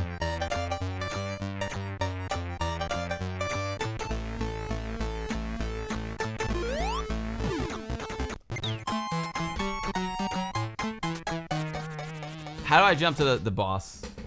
Balls. Continue. Yes, continue. Okay. I'll get him, Amiga Master. I'll get him. Dude, hold on. Let me focus. We're gonna get the Eggman, folks. We're gonna, dude. Three times. All right, let's go. Now that I know the rules, I can do this better.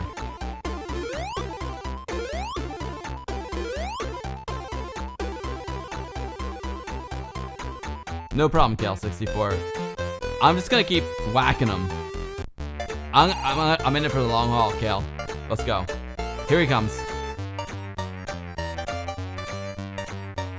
No need to rush. Purple Ace? Cool, thank you. I get under him as he's coming down. Jump 3 times. So wait, all right, I'm gonna try it. So.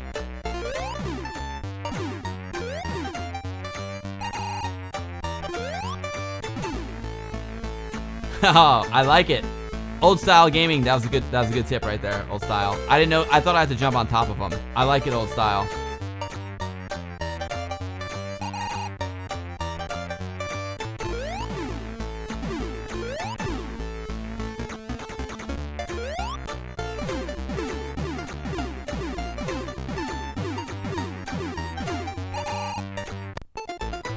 Boom! There we go, Jiro. There we go. The egg has been cracked, baby. Woo! We got a spaceship now. Woo! We freed the rabbits. We freed the rabbits and the ducks. I dig it. I dig it. See, now I know how to play this game. Now I know how to play. Dude. Thanks, Pirio. Thank you all for the help.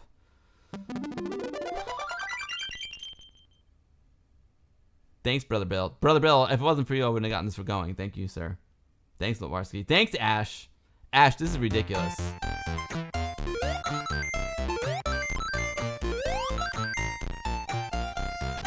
Oh, no. Texas Foosballer, I can't tell you how much I miss your Monster Woody. I'm gonna have to buy a Monster Woody. You know what I did? I have a CD32 style Monster joystick. I'm gonna get fired up for my CD32. I'm psyched. I think I'm gonna do some CD32 next week. I kind of want to do a midweek stream like before Christmas. So I got my Christmas layout and everything. Oh! I didn't know that was a plunger. Brother Bill, the birthday boy. As far as I'm concerned, it's still your birthday, Brother Bill. Pirio, thanks for the help, dude. Thanks for hanging out. It's been a pleasure.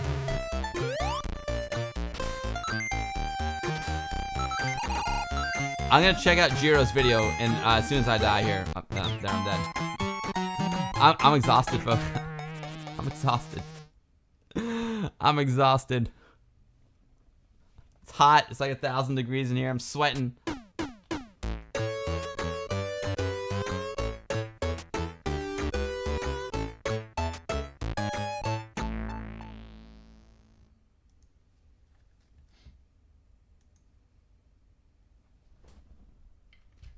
Where's my HDMI?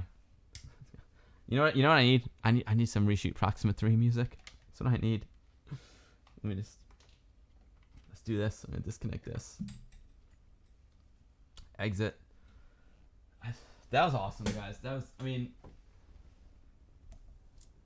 wait, can I do this? Reboot.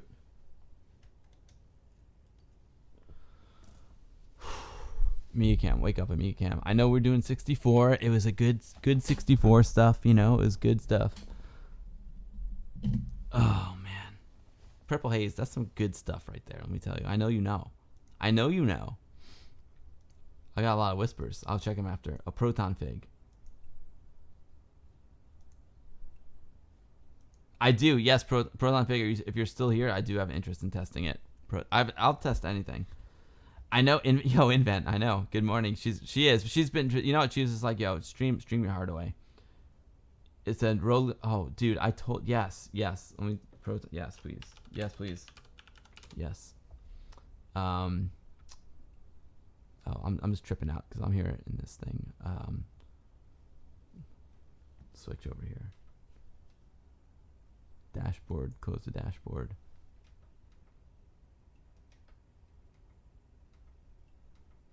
Play some music for y'all. Play some Proxima 3. I'm literally gonna listen to this music like all the time.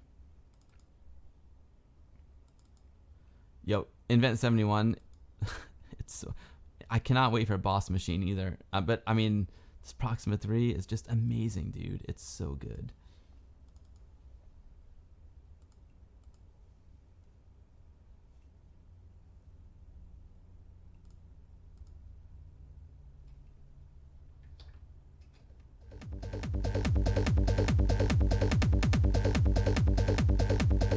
Let's hear them all. So we got a drum and bass test.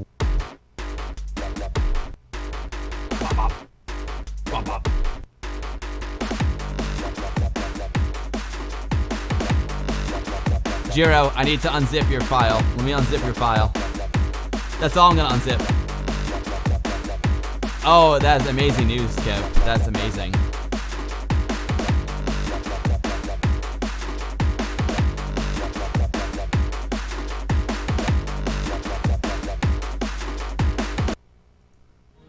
Good test. Virgil's music's amazing. It's so good. What haven't we tried?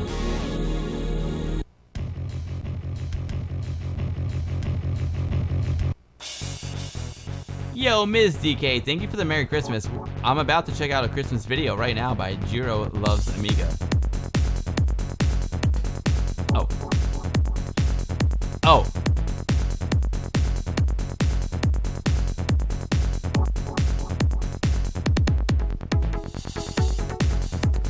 Proton. Oh wait, Proton Fig. Wait.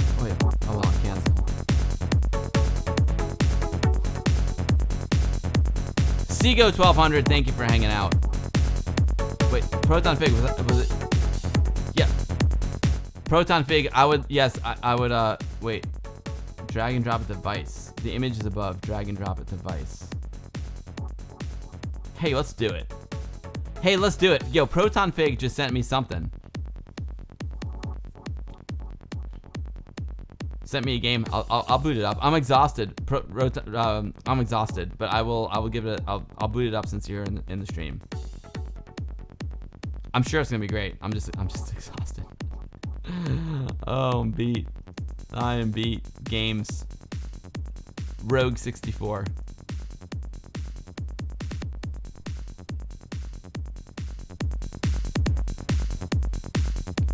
All right. Let's see what Jiro has cooking for us.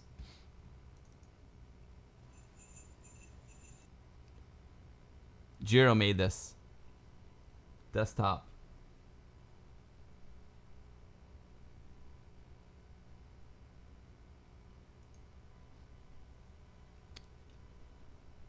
All right, Jiro, here we go.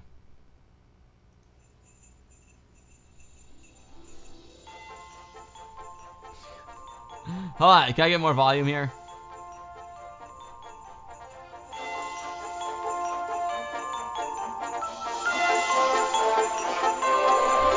Hold on. Reboot.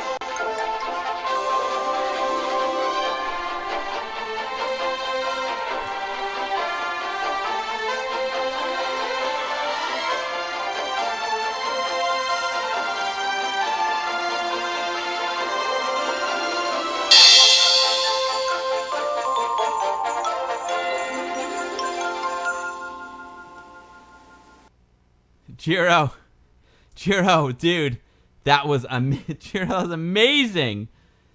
Oh, Jiro, I loved it. That was amazing. Yes, bravo, Maya. Bravo to Jiro. That was hilarious. That was hilarious. It's pronounced Rabenstein. Rabenstein. Rabenstein. It's pronounced Rabenstein.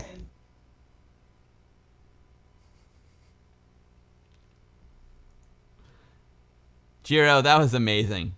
Jiro, seriously, thank you so much, Jiro. That was I want to do a Christmas stream so bad. I'm gonna play it. You know, even though my next stream, I don't know if I can stream before the 26th, which is 1 week from today. But if I can, I'll certainly play that, and I'll play that on the 26th. I'm gonna start off the stream with it. That was amazing. Rabenstein.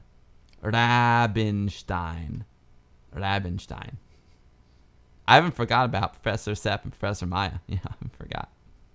What was I going to do now? Pirio. All right, Pirio, I don't even know how to do this. How do I do it? Pirio, I'm going to try it. Okay, we'll see if it works. And, I'm sorry. Proton Fig. I'll check it out. Yeah, Jiro, I appreciate that so much. It was so good. It was really fun. I have a Christmas game to play, an Amiga Christmas game to play. Jiro, yo, Litwarski, thank you for gifting Jiro a sub. That is well deserved. Thank you so much, Litwarski. Litwarski, you're amazing, dude. Brother Bill, I'll tell you what, Brother Bill, you and I can be classmates. We'll go into the classroom, and Maya82 and Sepp will give us a lesson, and we'll rock it out. All right, what am I doing here? This is I'm downloading a game.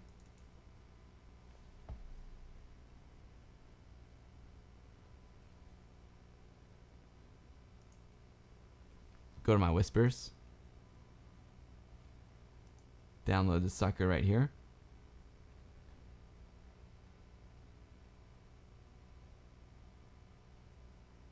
Oh, Bitmap Soft is going to do the physical release of this game? Cool. How do I download it? I'm on the page now. How do I download it? The demo. Is that what we're doing? The Zap64 cover disc demo?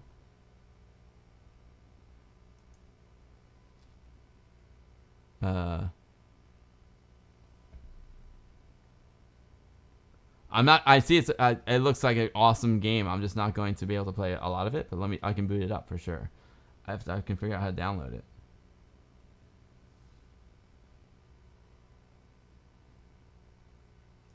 Add game to my collection.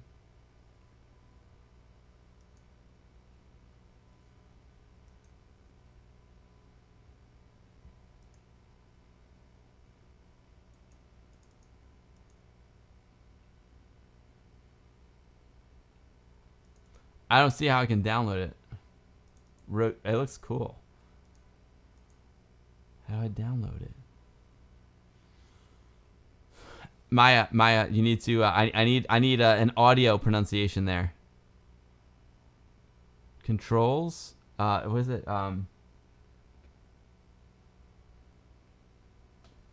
Icorn Chen. Icorn Chen. Is pronounced Icorn Chen. I mean, I feel like a dummy, but I don't see any download link.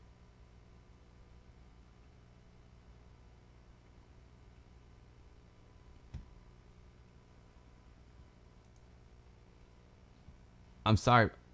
Oh. There we go. All right, I got it now. Now I got it. I will boot this game up. I don't know how to play it. Let's see if I can do this. Desktop. Let's try it.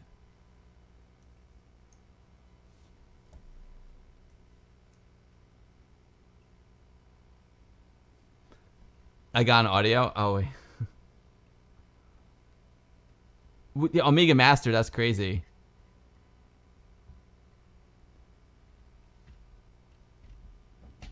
Sonic.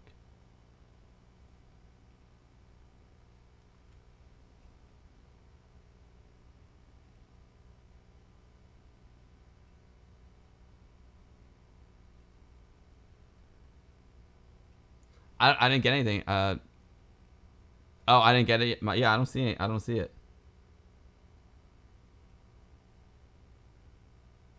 If you send me a pronunciation, then I'll play it.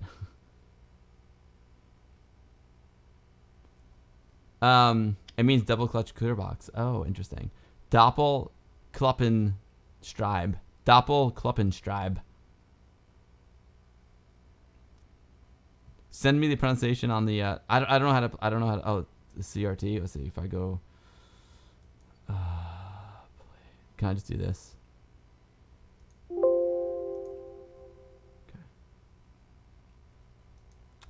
I'm sorry. I don't know. I don't know. I have to Rogue 64. I have to figure that out.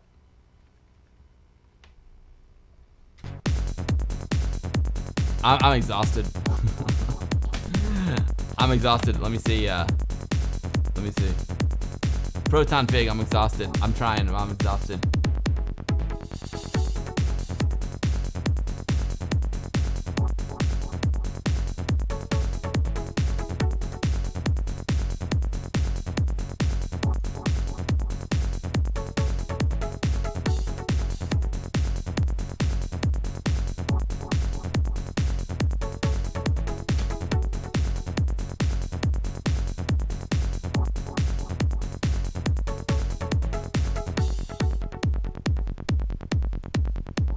I'll give one more try, Proton Fig.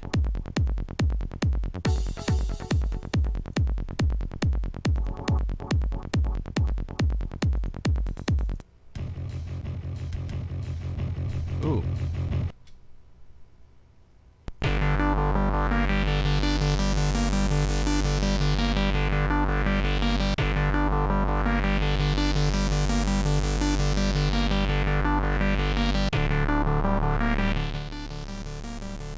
Yo, that's some slamming music right there, Proton Fig.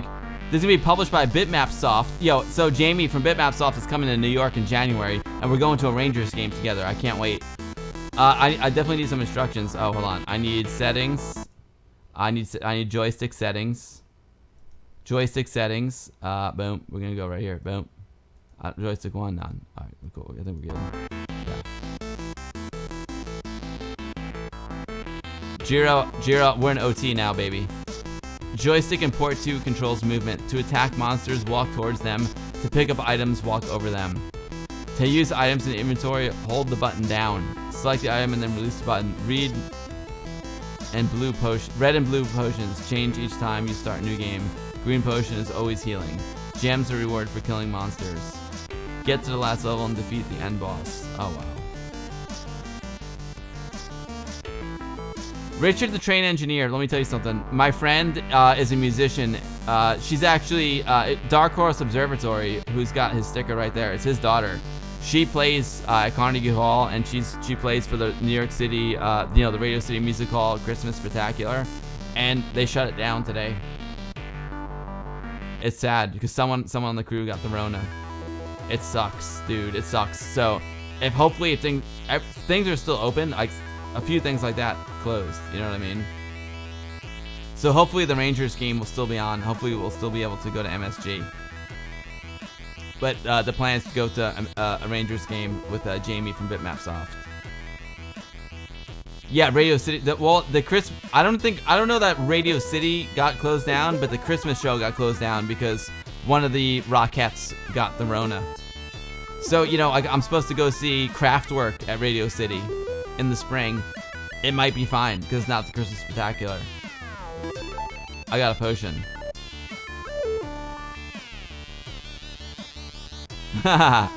Yes, OP. Yeah, Dark Horse Observatory's order is well, hey, the people who write mods are real musicians too, but she's kind of a rock star. I'm hit. How do I smack this guy? Yeah, there we go. I killed. Oh, dude, this game's cool.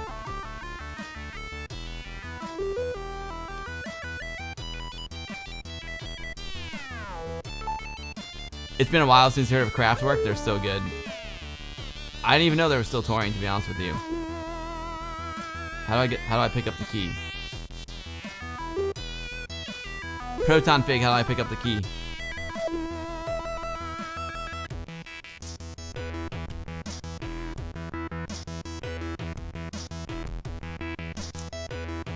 Martin's music was pretty slamming. You know what I'm saying? It does look a little bit like Ultima. This is super cool. Wait, I thought I could pick up the key. Proton Fig. Is this not a key? Oh, get a key. Okay, got it. Okay, that's a door. I need to get a key. Okay, understood. I thought that was the key. My bad. I got gold. You know what's better than a key? Gold. No way. I didn't know that on Daddio. Richard, the train engineer. The last time I saw Metallica perform, it wasn't pretty. It was at like the Grammys.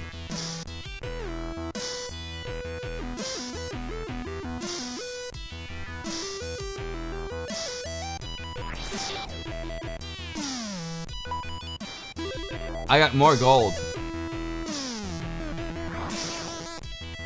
Oh.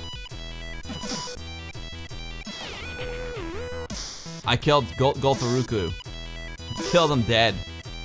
Yo, Proton Fig, this game is good. Proton Fig, this is good. Rogue is the game inspired all the roguelike games that are huge now. Proton Fig, this is seriously cool. Proton Fig, like, wait, did you make this game, Proton Fig?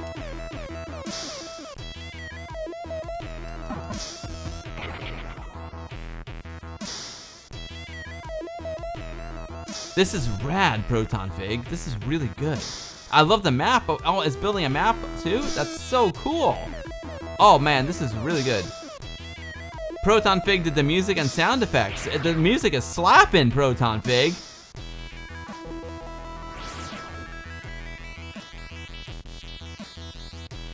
Zendar coded it. Oh, this is really good, Proton Fig. Congratulations, this is awesome.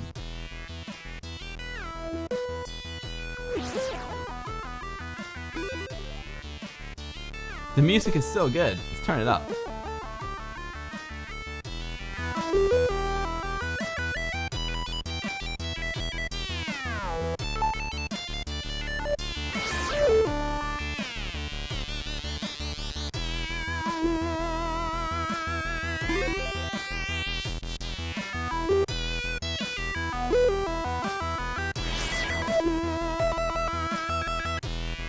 Proton Fig, I'm hooked.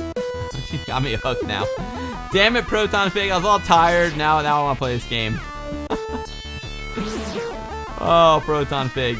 It's good. Dude, this is really good. I got a Clumpy Potion.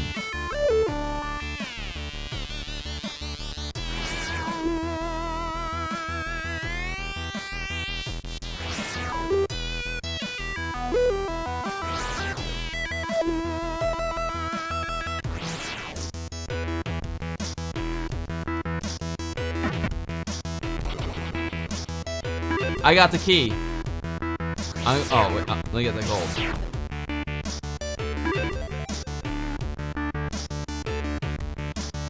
Yeah, totally old style gaming. Isn't that cool?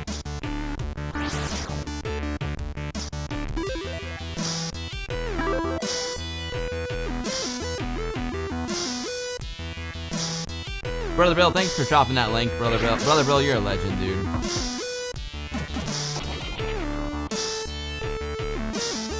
This is really cool. Dead end. I'm gonna go back to that doorway. Voxel Trots, you're a legend. Voxel, wait, Voxel, did you go to the Festivus, Voxel? Cheers, Fox 2 Tub. Fox 2 TV.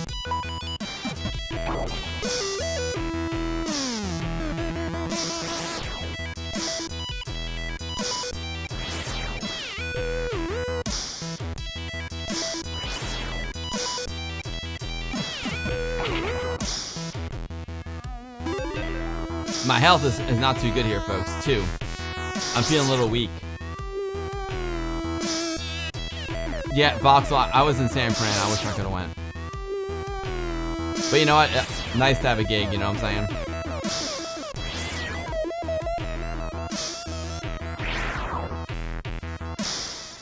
Is there another door here? Yeah. Oh, no.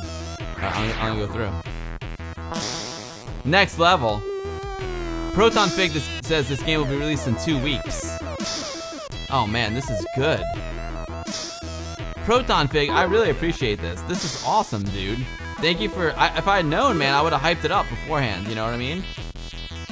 I was just like, oh, Proton Fig sent me some. It's like, it's this rad new game. How am I supposed to know? How am I supposed to know? You know what I mean? You surprised me, Proton Fig. You caught me by surprise. I killed Batty. Killed him dead.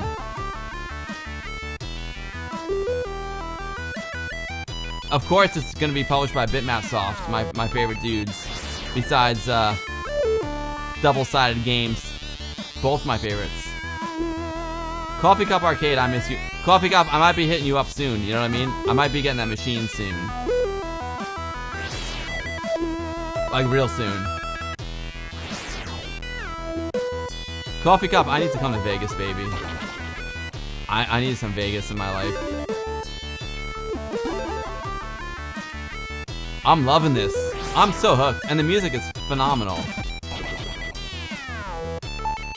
Sorry, baddie. It was your time.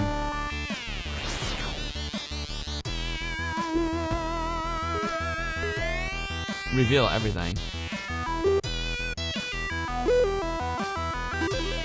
Yes. Another baddie.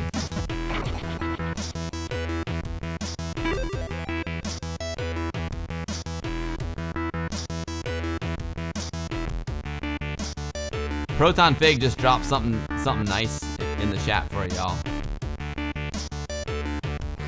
Proton Fig, thank you. Proton Fig, this is really cool.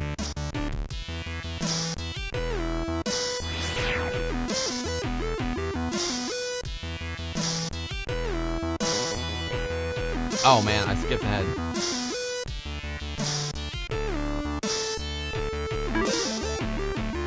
Proton Fig, this is a nice little icing on the cake. I was gonna play that new... I feel like I should play a little bit of that new Amiga Christmas game too.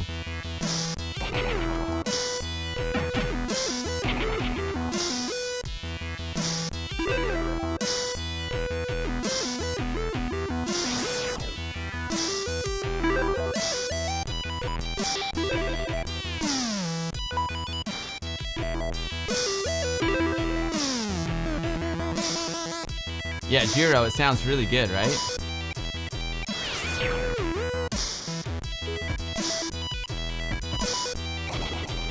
It's getting more difficult, folks.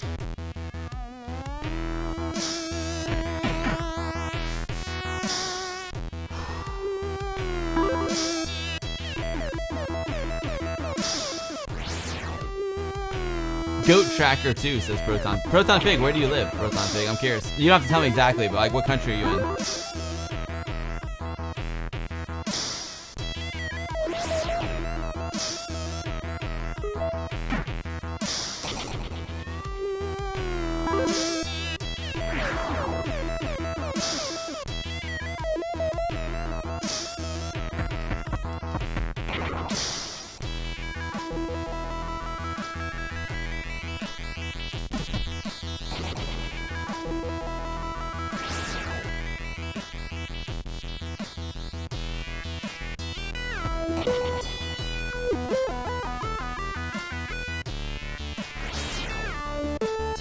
Scorpion. Took him out. We go. Diamonds. The music is awesome. The Pharaoh. What's up, the Pharaoh? You didn't get this game? It's not out yet, Pharaoh. You think he's from Finland? It's so good. Finnish Gold is legendary group on the Commodore 64 scene. I see why, because this game's amazing. Holy crap.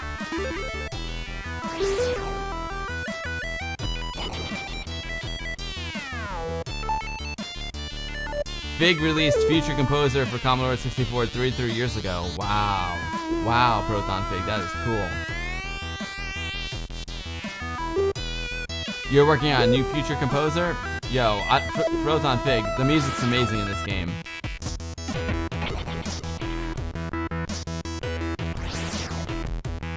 You know what's really nice is I love the sound effect when you go from room to room. I love that. I love the it's so good.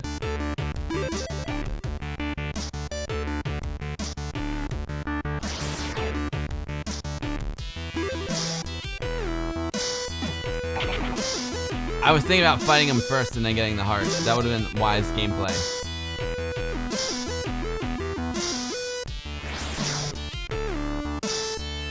Two weeks for the sucker.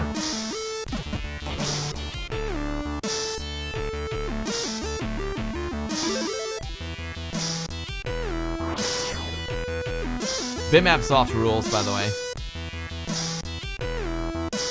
I hope the Rona settles down and, you know, everything will be cool in January. And I can go to the Rangers game with Blue Mouse Soft. Old Style Gaming, I couldn't agree more. Old Style Gaming thinks music is so important in a game like this, and this music rocks. Agreed. Agreed, Old Style Gaming, totally. 100%.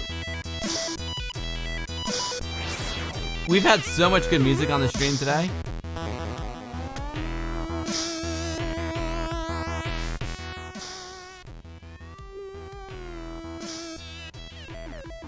Nice Coffee Cup Arcade, that's really cool.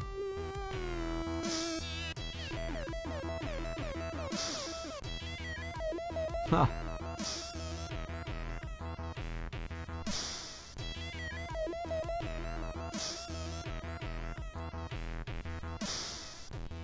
Proton Fig, that was awesome. I need to, I'm getting a little bit on the tired side, Proton Fig, so I need to wrap it up soon.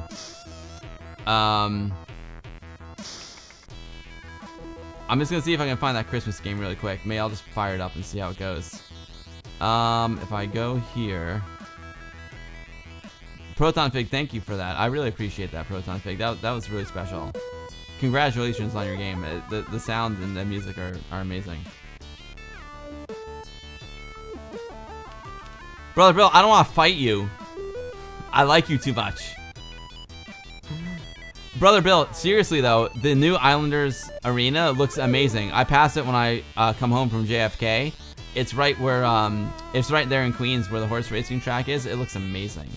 It looks really, really good, Brother Bill. I would love to go. So much better than playing at my brain stops working. My brain stops working, folks. What's the name of that place? That place in Brooklyn. I don't know. Yeah, that place. My brain stops working.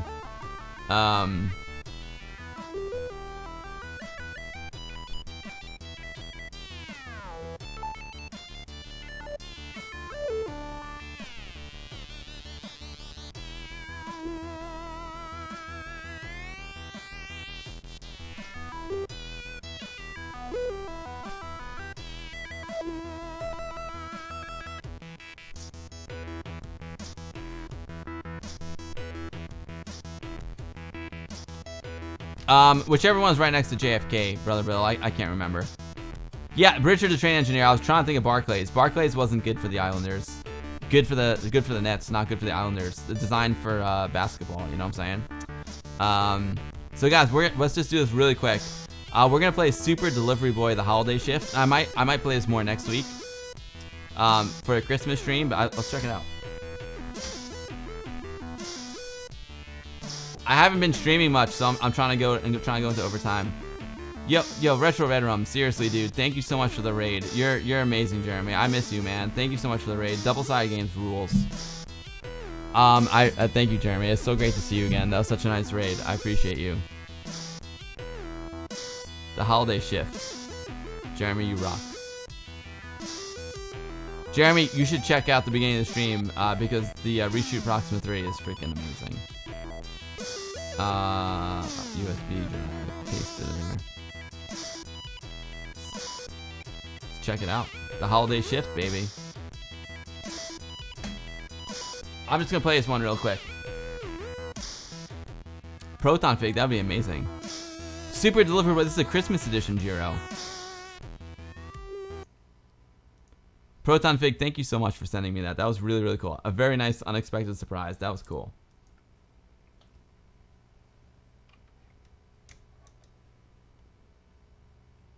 Holiday Shift, baby. Let's do it.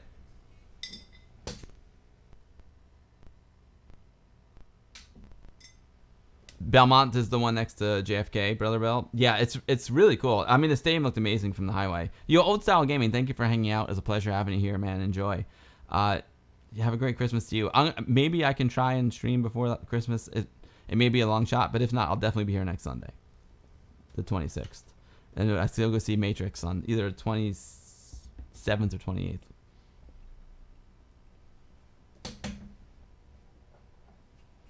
This will be a quick... Oh, baby. Here we go. Here we go, Iraq. Nesso Games. Italian Games, Jiro. The Holiday Shift. Super Delivery Boy. Oh, man, this is cool.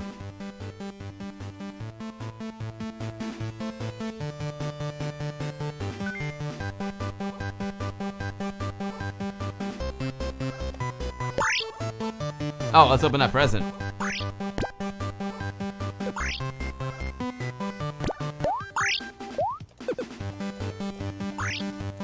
I love it. Oh, this is fun. UBS Arena is a multi-purpose arena located in Belmont Park in Elmont, New York. Opened on November 19th, 2021. That's my wife's birthday. It's the home of the New York Icelanders in the National Hockey League, replacing the Nassau Mausoleum. Yeah, totally, Brother Bill. We'll behave. We'll behave if Ash is there. You know what I'm saying? Invent, this is really great pixel art. It's beautiful. I'm not sure what I'm supposed to do, but I'm delivering presents here. I mean, what's wrong with that? You know what I'm saying? Can I jump on top of these guys? Nope. Litwarski, you rock. I got plus 5 seconds. Maybe I need to get up there and get those guys.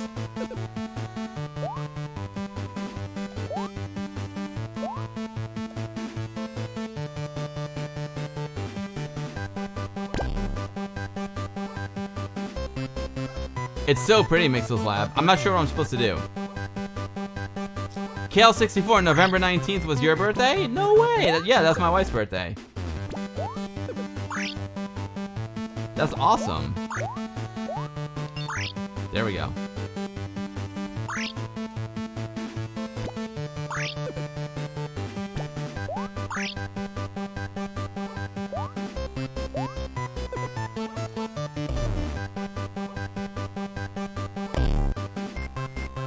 I'm thinking, yo, John, what's up, dude? I'm glad you're still here. I'm gonna try and get the presents to the guys at the top. Let's try it. There we go. There's one. Oh, I thought I could. You know, I have the Super Mario Brothers in me, and I'm just jumping on top of dudes. You know. There's one.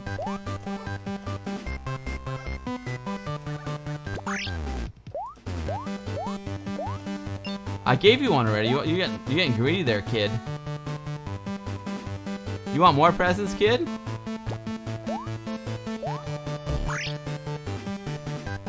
Yo, Smash 1980, thank you for the host. Kale, thank you for hanging out. That was a fun one, right, guys?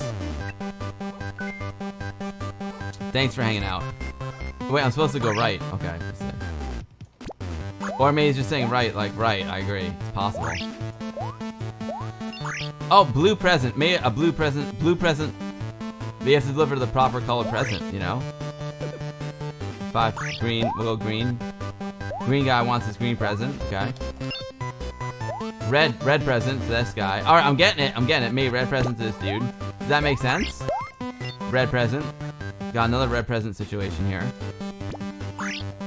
Oh, I got robbed. I was trying to kill that coconut, that nut.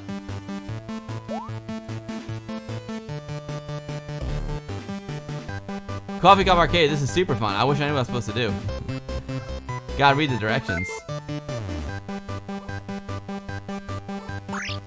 Green present. You know, I'm just gonna do this. I'll make my own rules. Even if it's not the rules of the game, I'm just gonna make my own rules. Green present to the green guy. We got an orange gift there. Blue. Alright, let's get the green gift. You know, I'm not gonna concern myself with that nut. There we go. The blue present. Okay.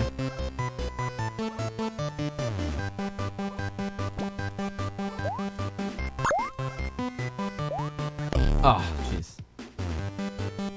What dope I am. Hold on, let me wipe. It's the best score of the 90s, Nivrig. No, it never. High scores every day, all day. All day, every day, high score, Amiga Bill. You know what I'm saying? I gotta get on the Turbo Santa, you know. I gotta climb back up the charts. Hopefully Jiro doesn't play anymore.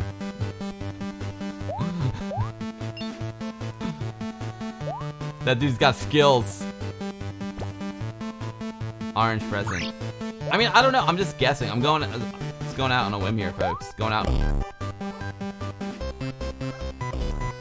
Seeing all these new Amiga and Commodore 64 games makes me so happy. Commodore is truly having a renaissance. I couldn't agree more, Voxel. Smash 80. It was great to see you, Smash 80. I hope you enjoyed the interview if you were here before. It was.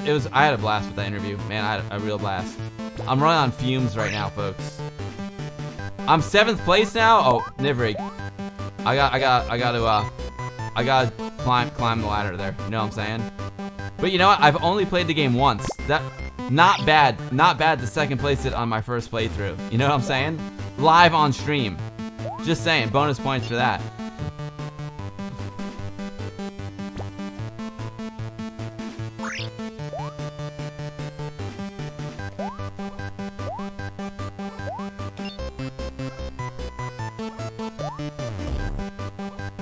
Oh, cool. Alright, well, I'll tell you what, folks. I'm beat. I'm beat. Pick up the presents by the color requested by the kids. Delivering the wrong one will give you less points. You can use non-matching presents as a weapon by tossing them against enemies. But be careful of the colors. Word. Alright, thanks, Nivrig.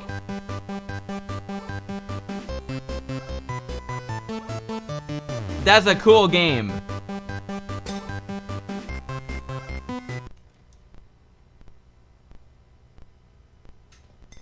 That's a cool game right there. Proton Fig throwing down something else awesome in the chat. Proton Fig, I'm toast. I'm toast. Toast, dude. I'm done, Proton Fig. I'm tapping out, folks. Let me see if any of my friends are streaming. I'm tapping out, folks. Let's see. Let's see if any of my friends are streaming. We go to Twitch. We go to Twitch. Twitch.tv. Back to Twitch. See if any of my friends are up. Yeah, you know what? Like, let's just. Should we just raid Ash? You know what I'm saying? It's a no-brainer. I tell you what, it's a no-brainer that we're gonna raid Ash because it's a Sega Sunday for Ash, and we were playing Sonic. It's a no-brainer. I mean, I'm sure other great people are streaming too, but it's a no-brainer. We're gonna raid Ash, folks. Let me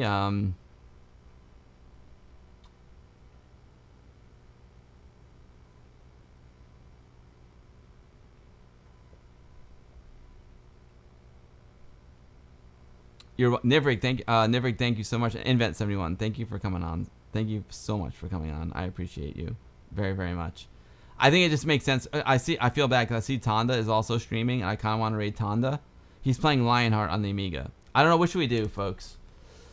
Raid suggest Brother Bill. I'll tell you, Brother Bill said Tonda. All right, you know what? All right, I'll call the audible. We'll do Tonda. I mean, it makes sense to go Sega for Ash, but since Tonda's playing Amiga and we raided Ash last week, we'll do Tonda this week. All right, and Ash will approve because Tonda, Ash, and I are all on the same team. You know what I mean? You know what I mean? Greg of Florida, you rock. Nivrig, your beat too. Let me just turn on some music here. I want to hear a little Proxima 3 one more time. We're gonna go out with some Proxima 3.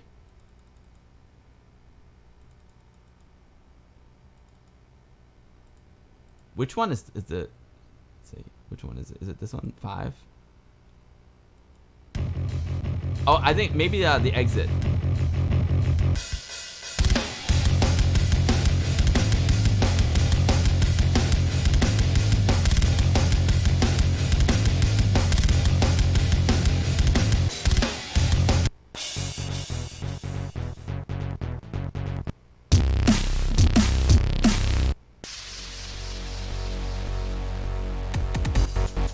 They're all so good.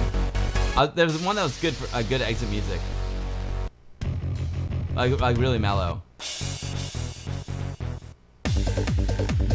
Hey, no, nothing mellow about that. It's just amazing. Oh, outro from Virgil. Yeah, there we go. There we go. That is proper music to go out on, folks. That is proper music to go out on.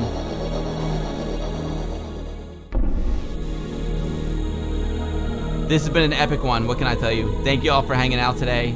Litwarski, you rock. Texas Foosballer, I miss your monster, Woody.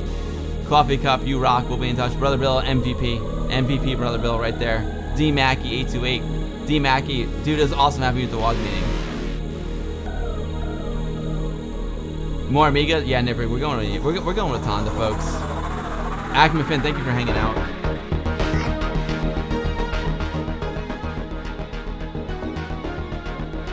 Thank you, Rob. I love the Solus so much, dude. I love it so much. Thanks, Rob, for hanging out. And if fingers crossed, if Amiga Island happens to happen, I'm seriously considering it. I'm not no joke. Folks, thanks for hanging out. Awesome, D-Mackie. You're on. I hope you're on the list. If you're not, let me know. Amiga Cami, I was gonna raid Ash. It's just Amiga Cami. We raided her last week. I mean, I'll raid Ash any day. But our partner, Ash has a team here on Twitch, and Tonda is playing some Lionheart on the Amiga. So we'll give Tonda a little Amiga love. Dr. 8-Bit, thank you so much for the resub, Dr. 8-Bit. Thank you so much. I'll be sure. Thank you for all of your amazing generosity. I'll be sure you're a legend. Litwarski, thank you for gifting this up to Acmafin. Dude, the Amiga Bill VIPs are just amazing. I'm the luckiest guy on the planet. Literally, I'm the luckiest guy on the planet. Oh, Amiga Cami said Tonda's finishing the stream. Let me ask him. Is it over? Oh yeah, Tonda, literally, Amiga Cami, thank you. All right, Tonda, I was about to go Tonda. We're going Ash. Twitch, I go back here, twitch.tv.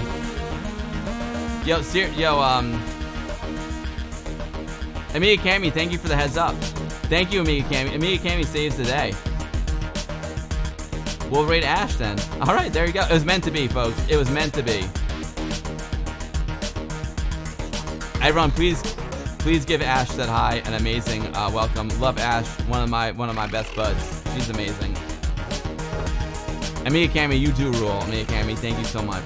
Jiro, you rock. You, thank you so much. It's been an absolute pleasure. Cami is always paying attention. Greg Flart, Cami knows stuff that we don't. Bottom line.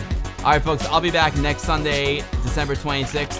Maybe I can sneak in a stream beforehand. I don't know. Maybe.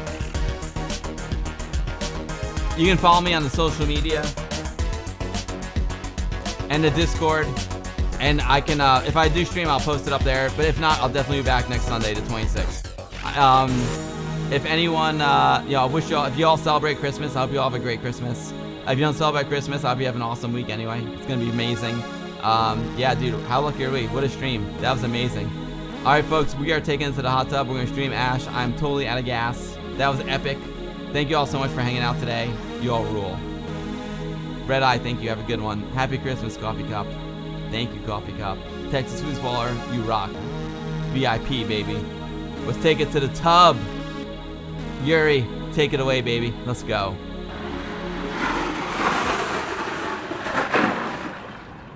I'm so beat. Let's raid Ash. Let's go.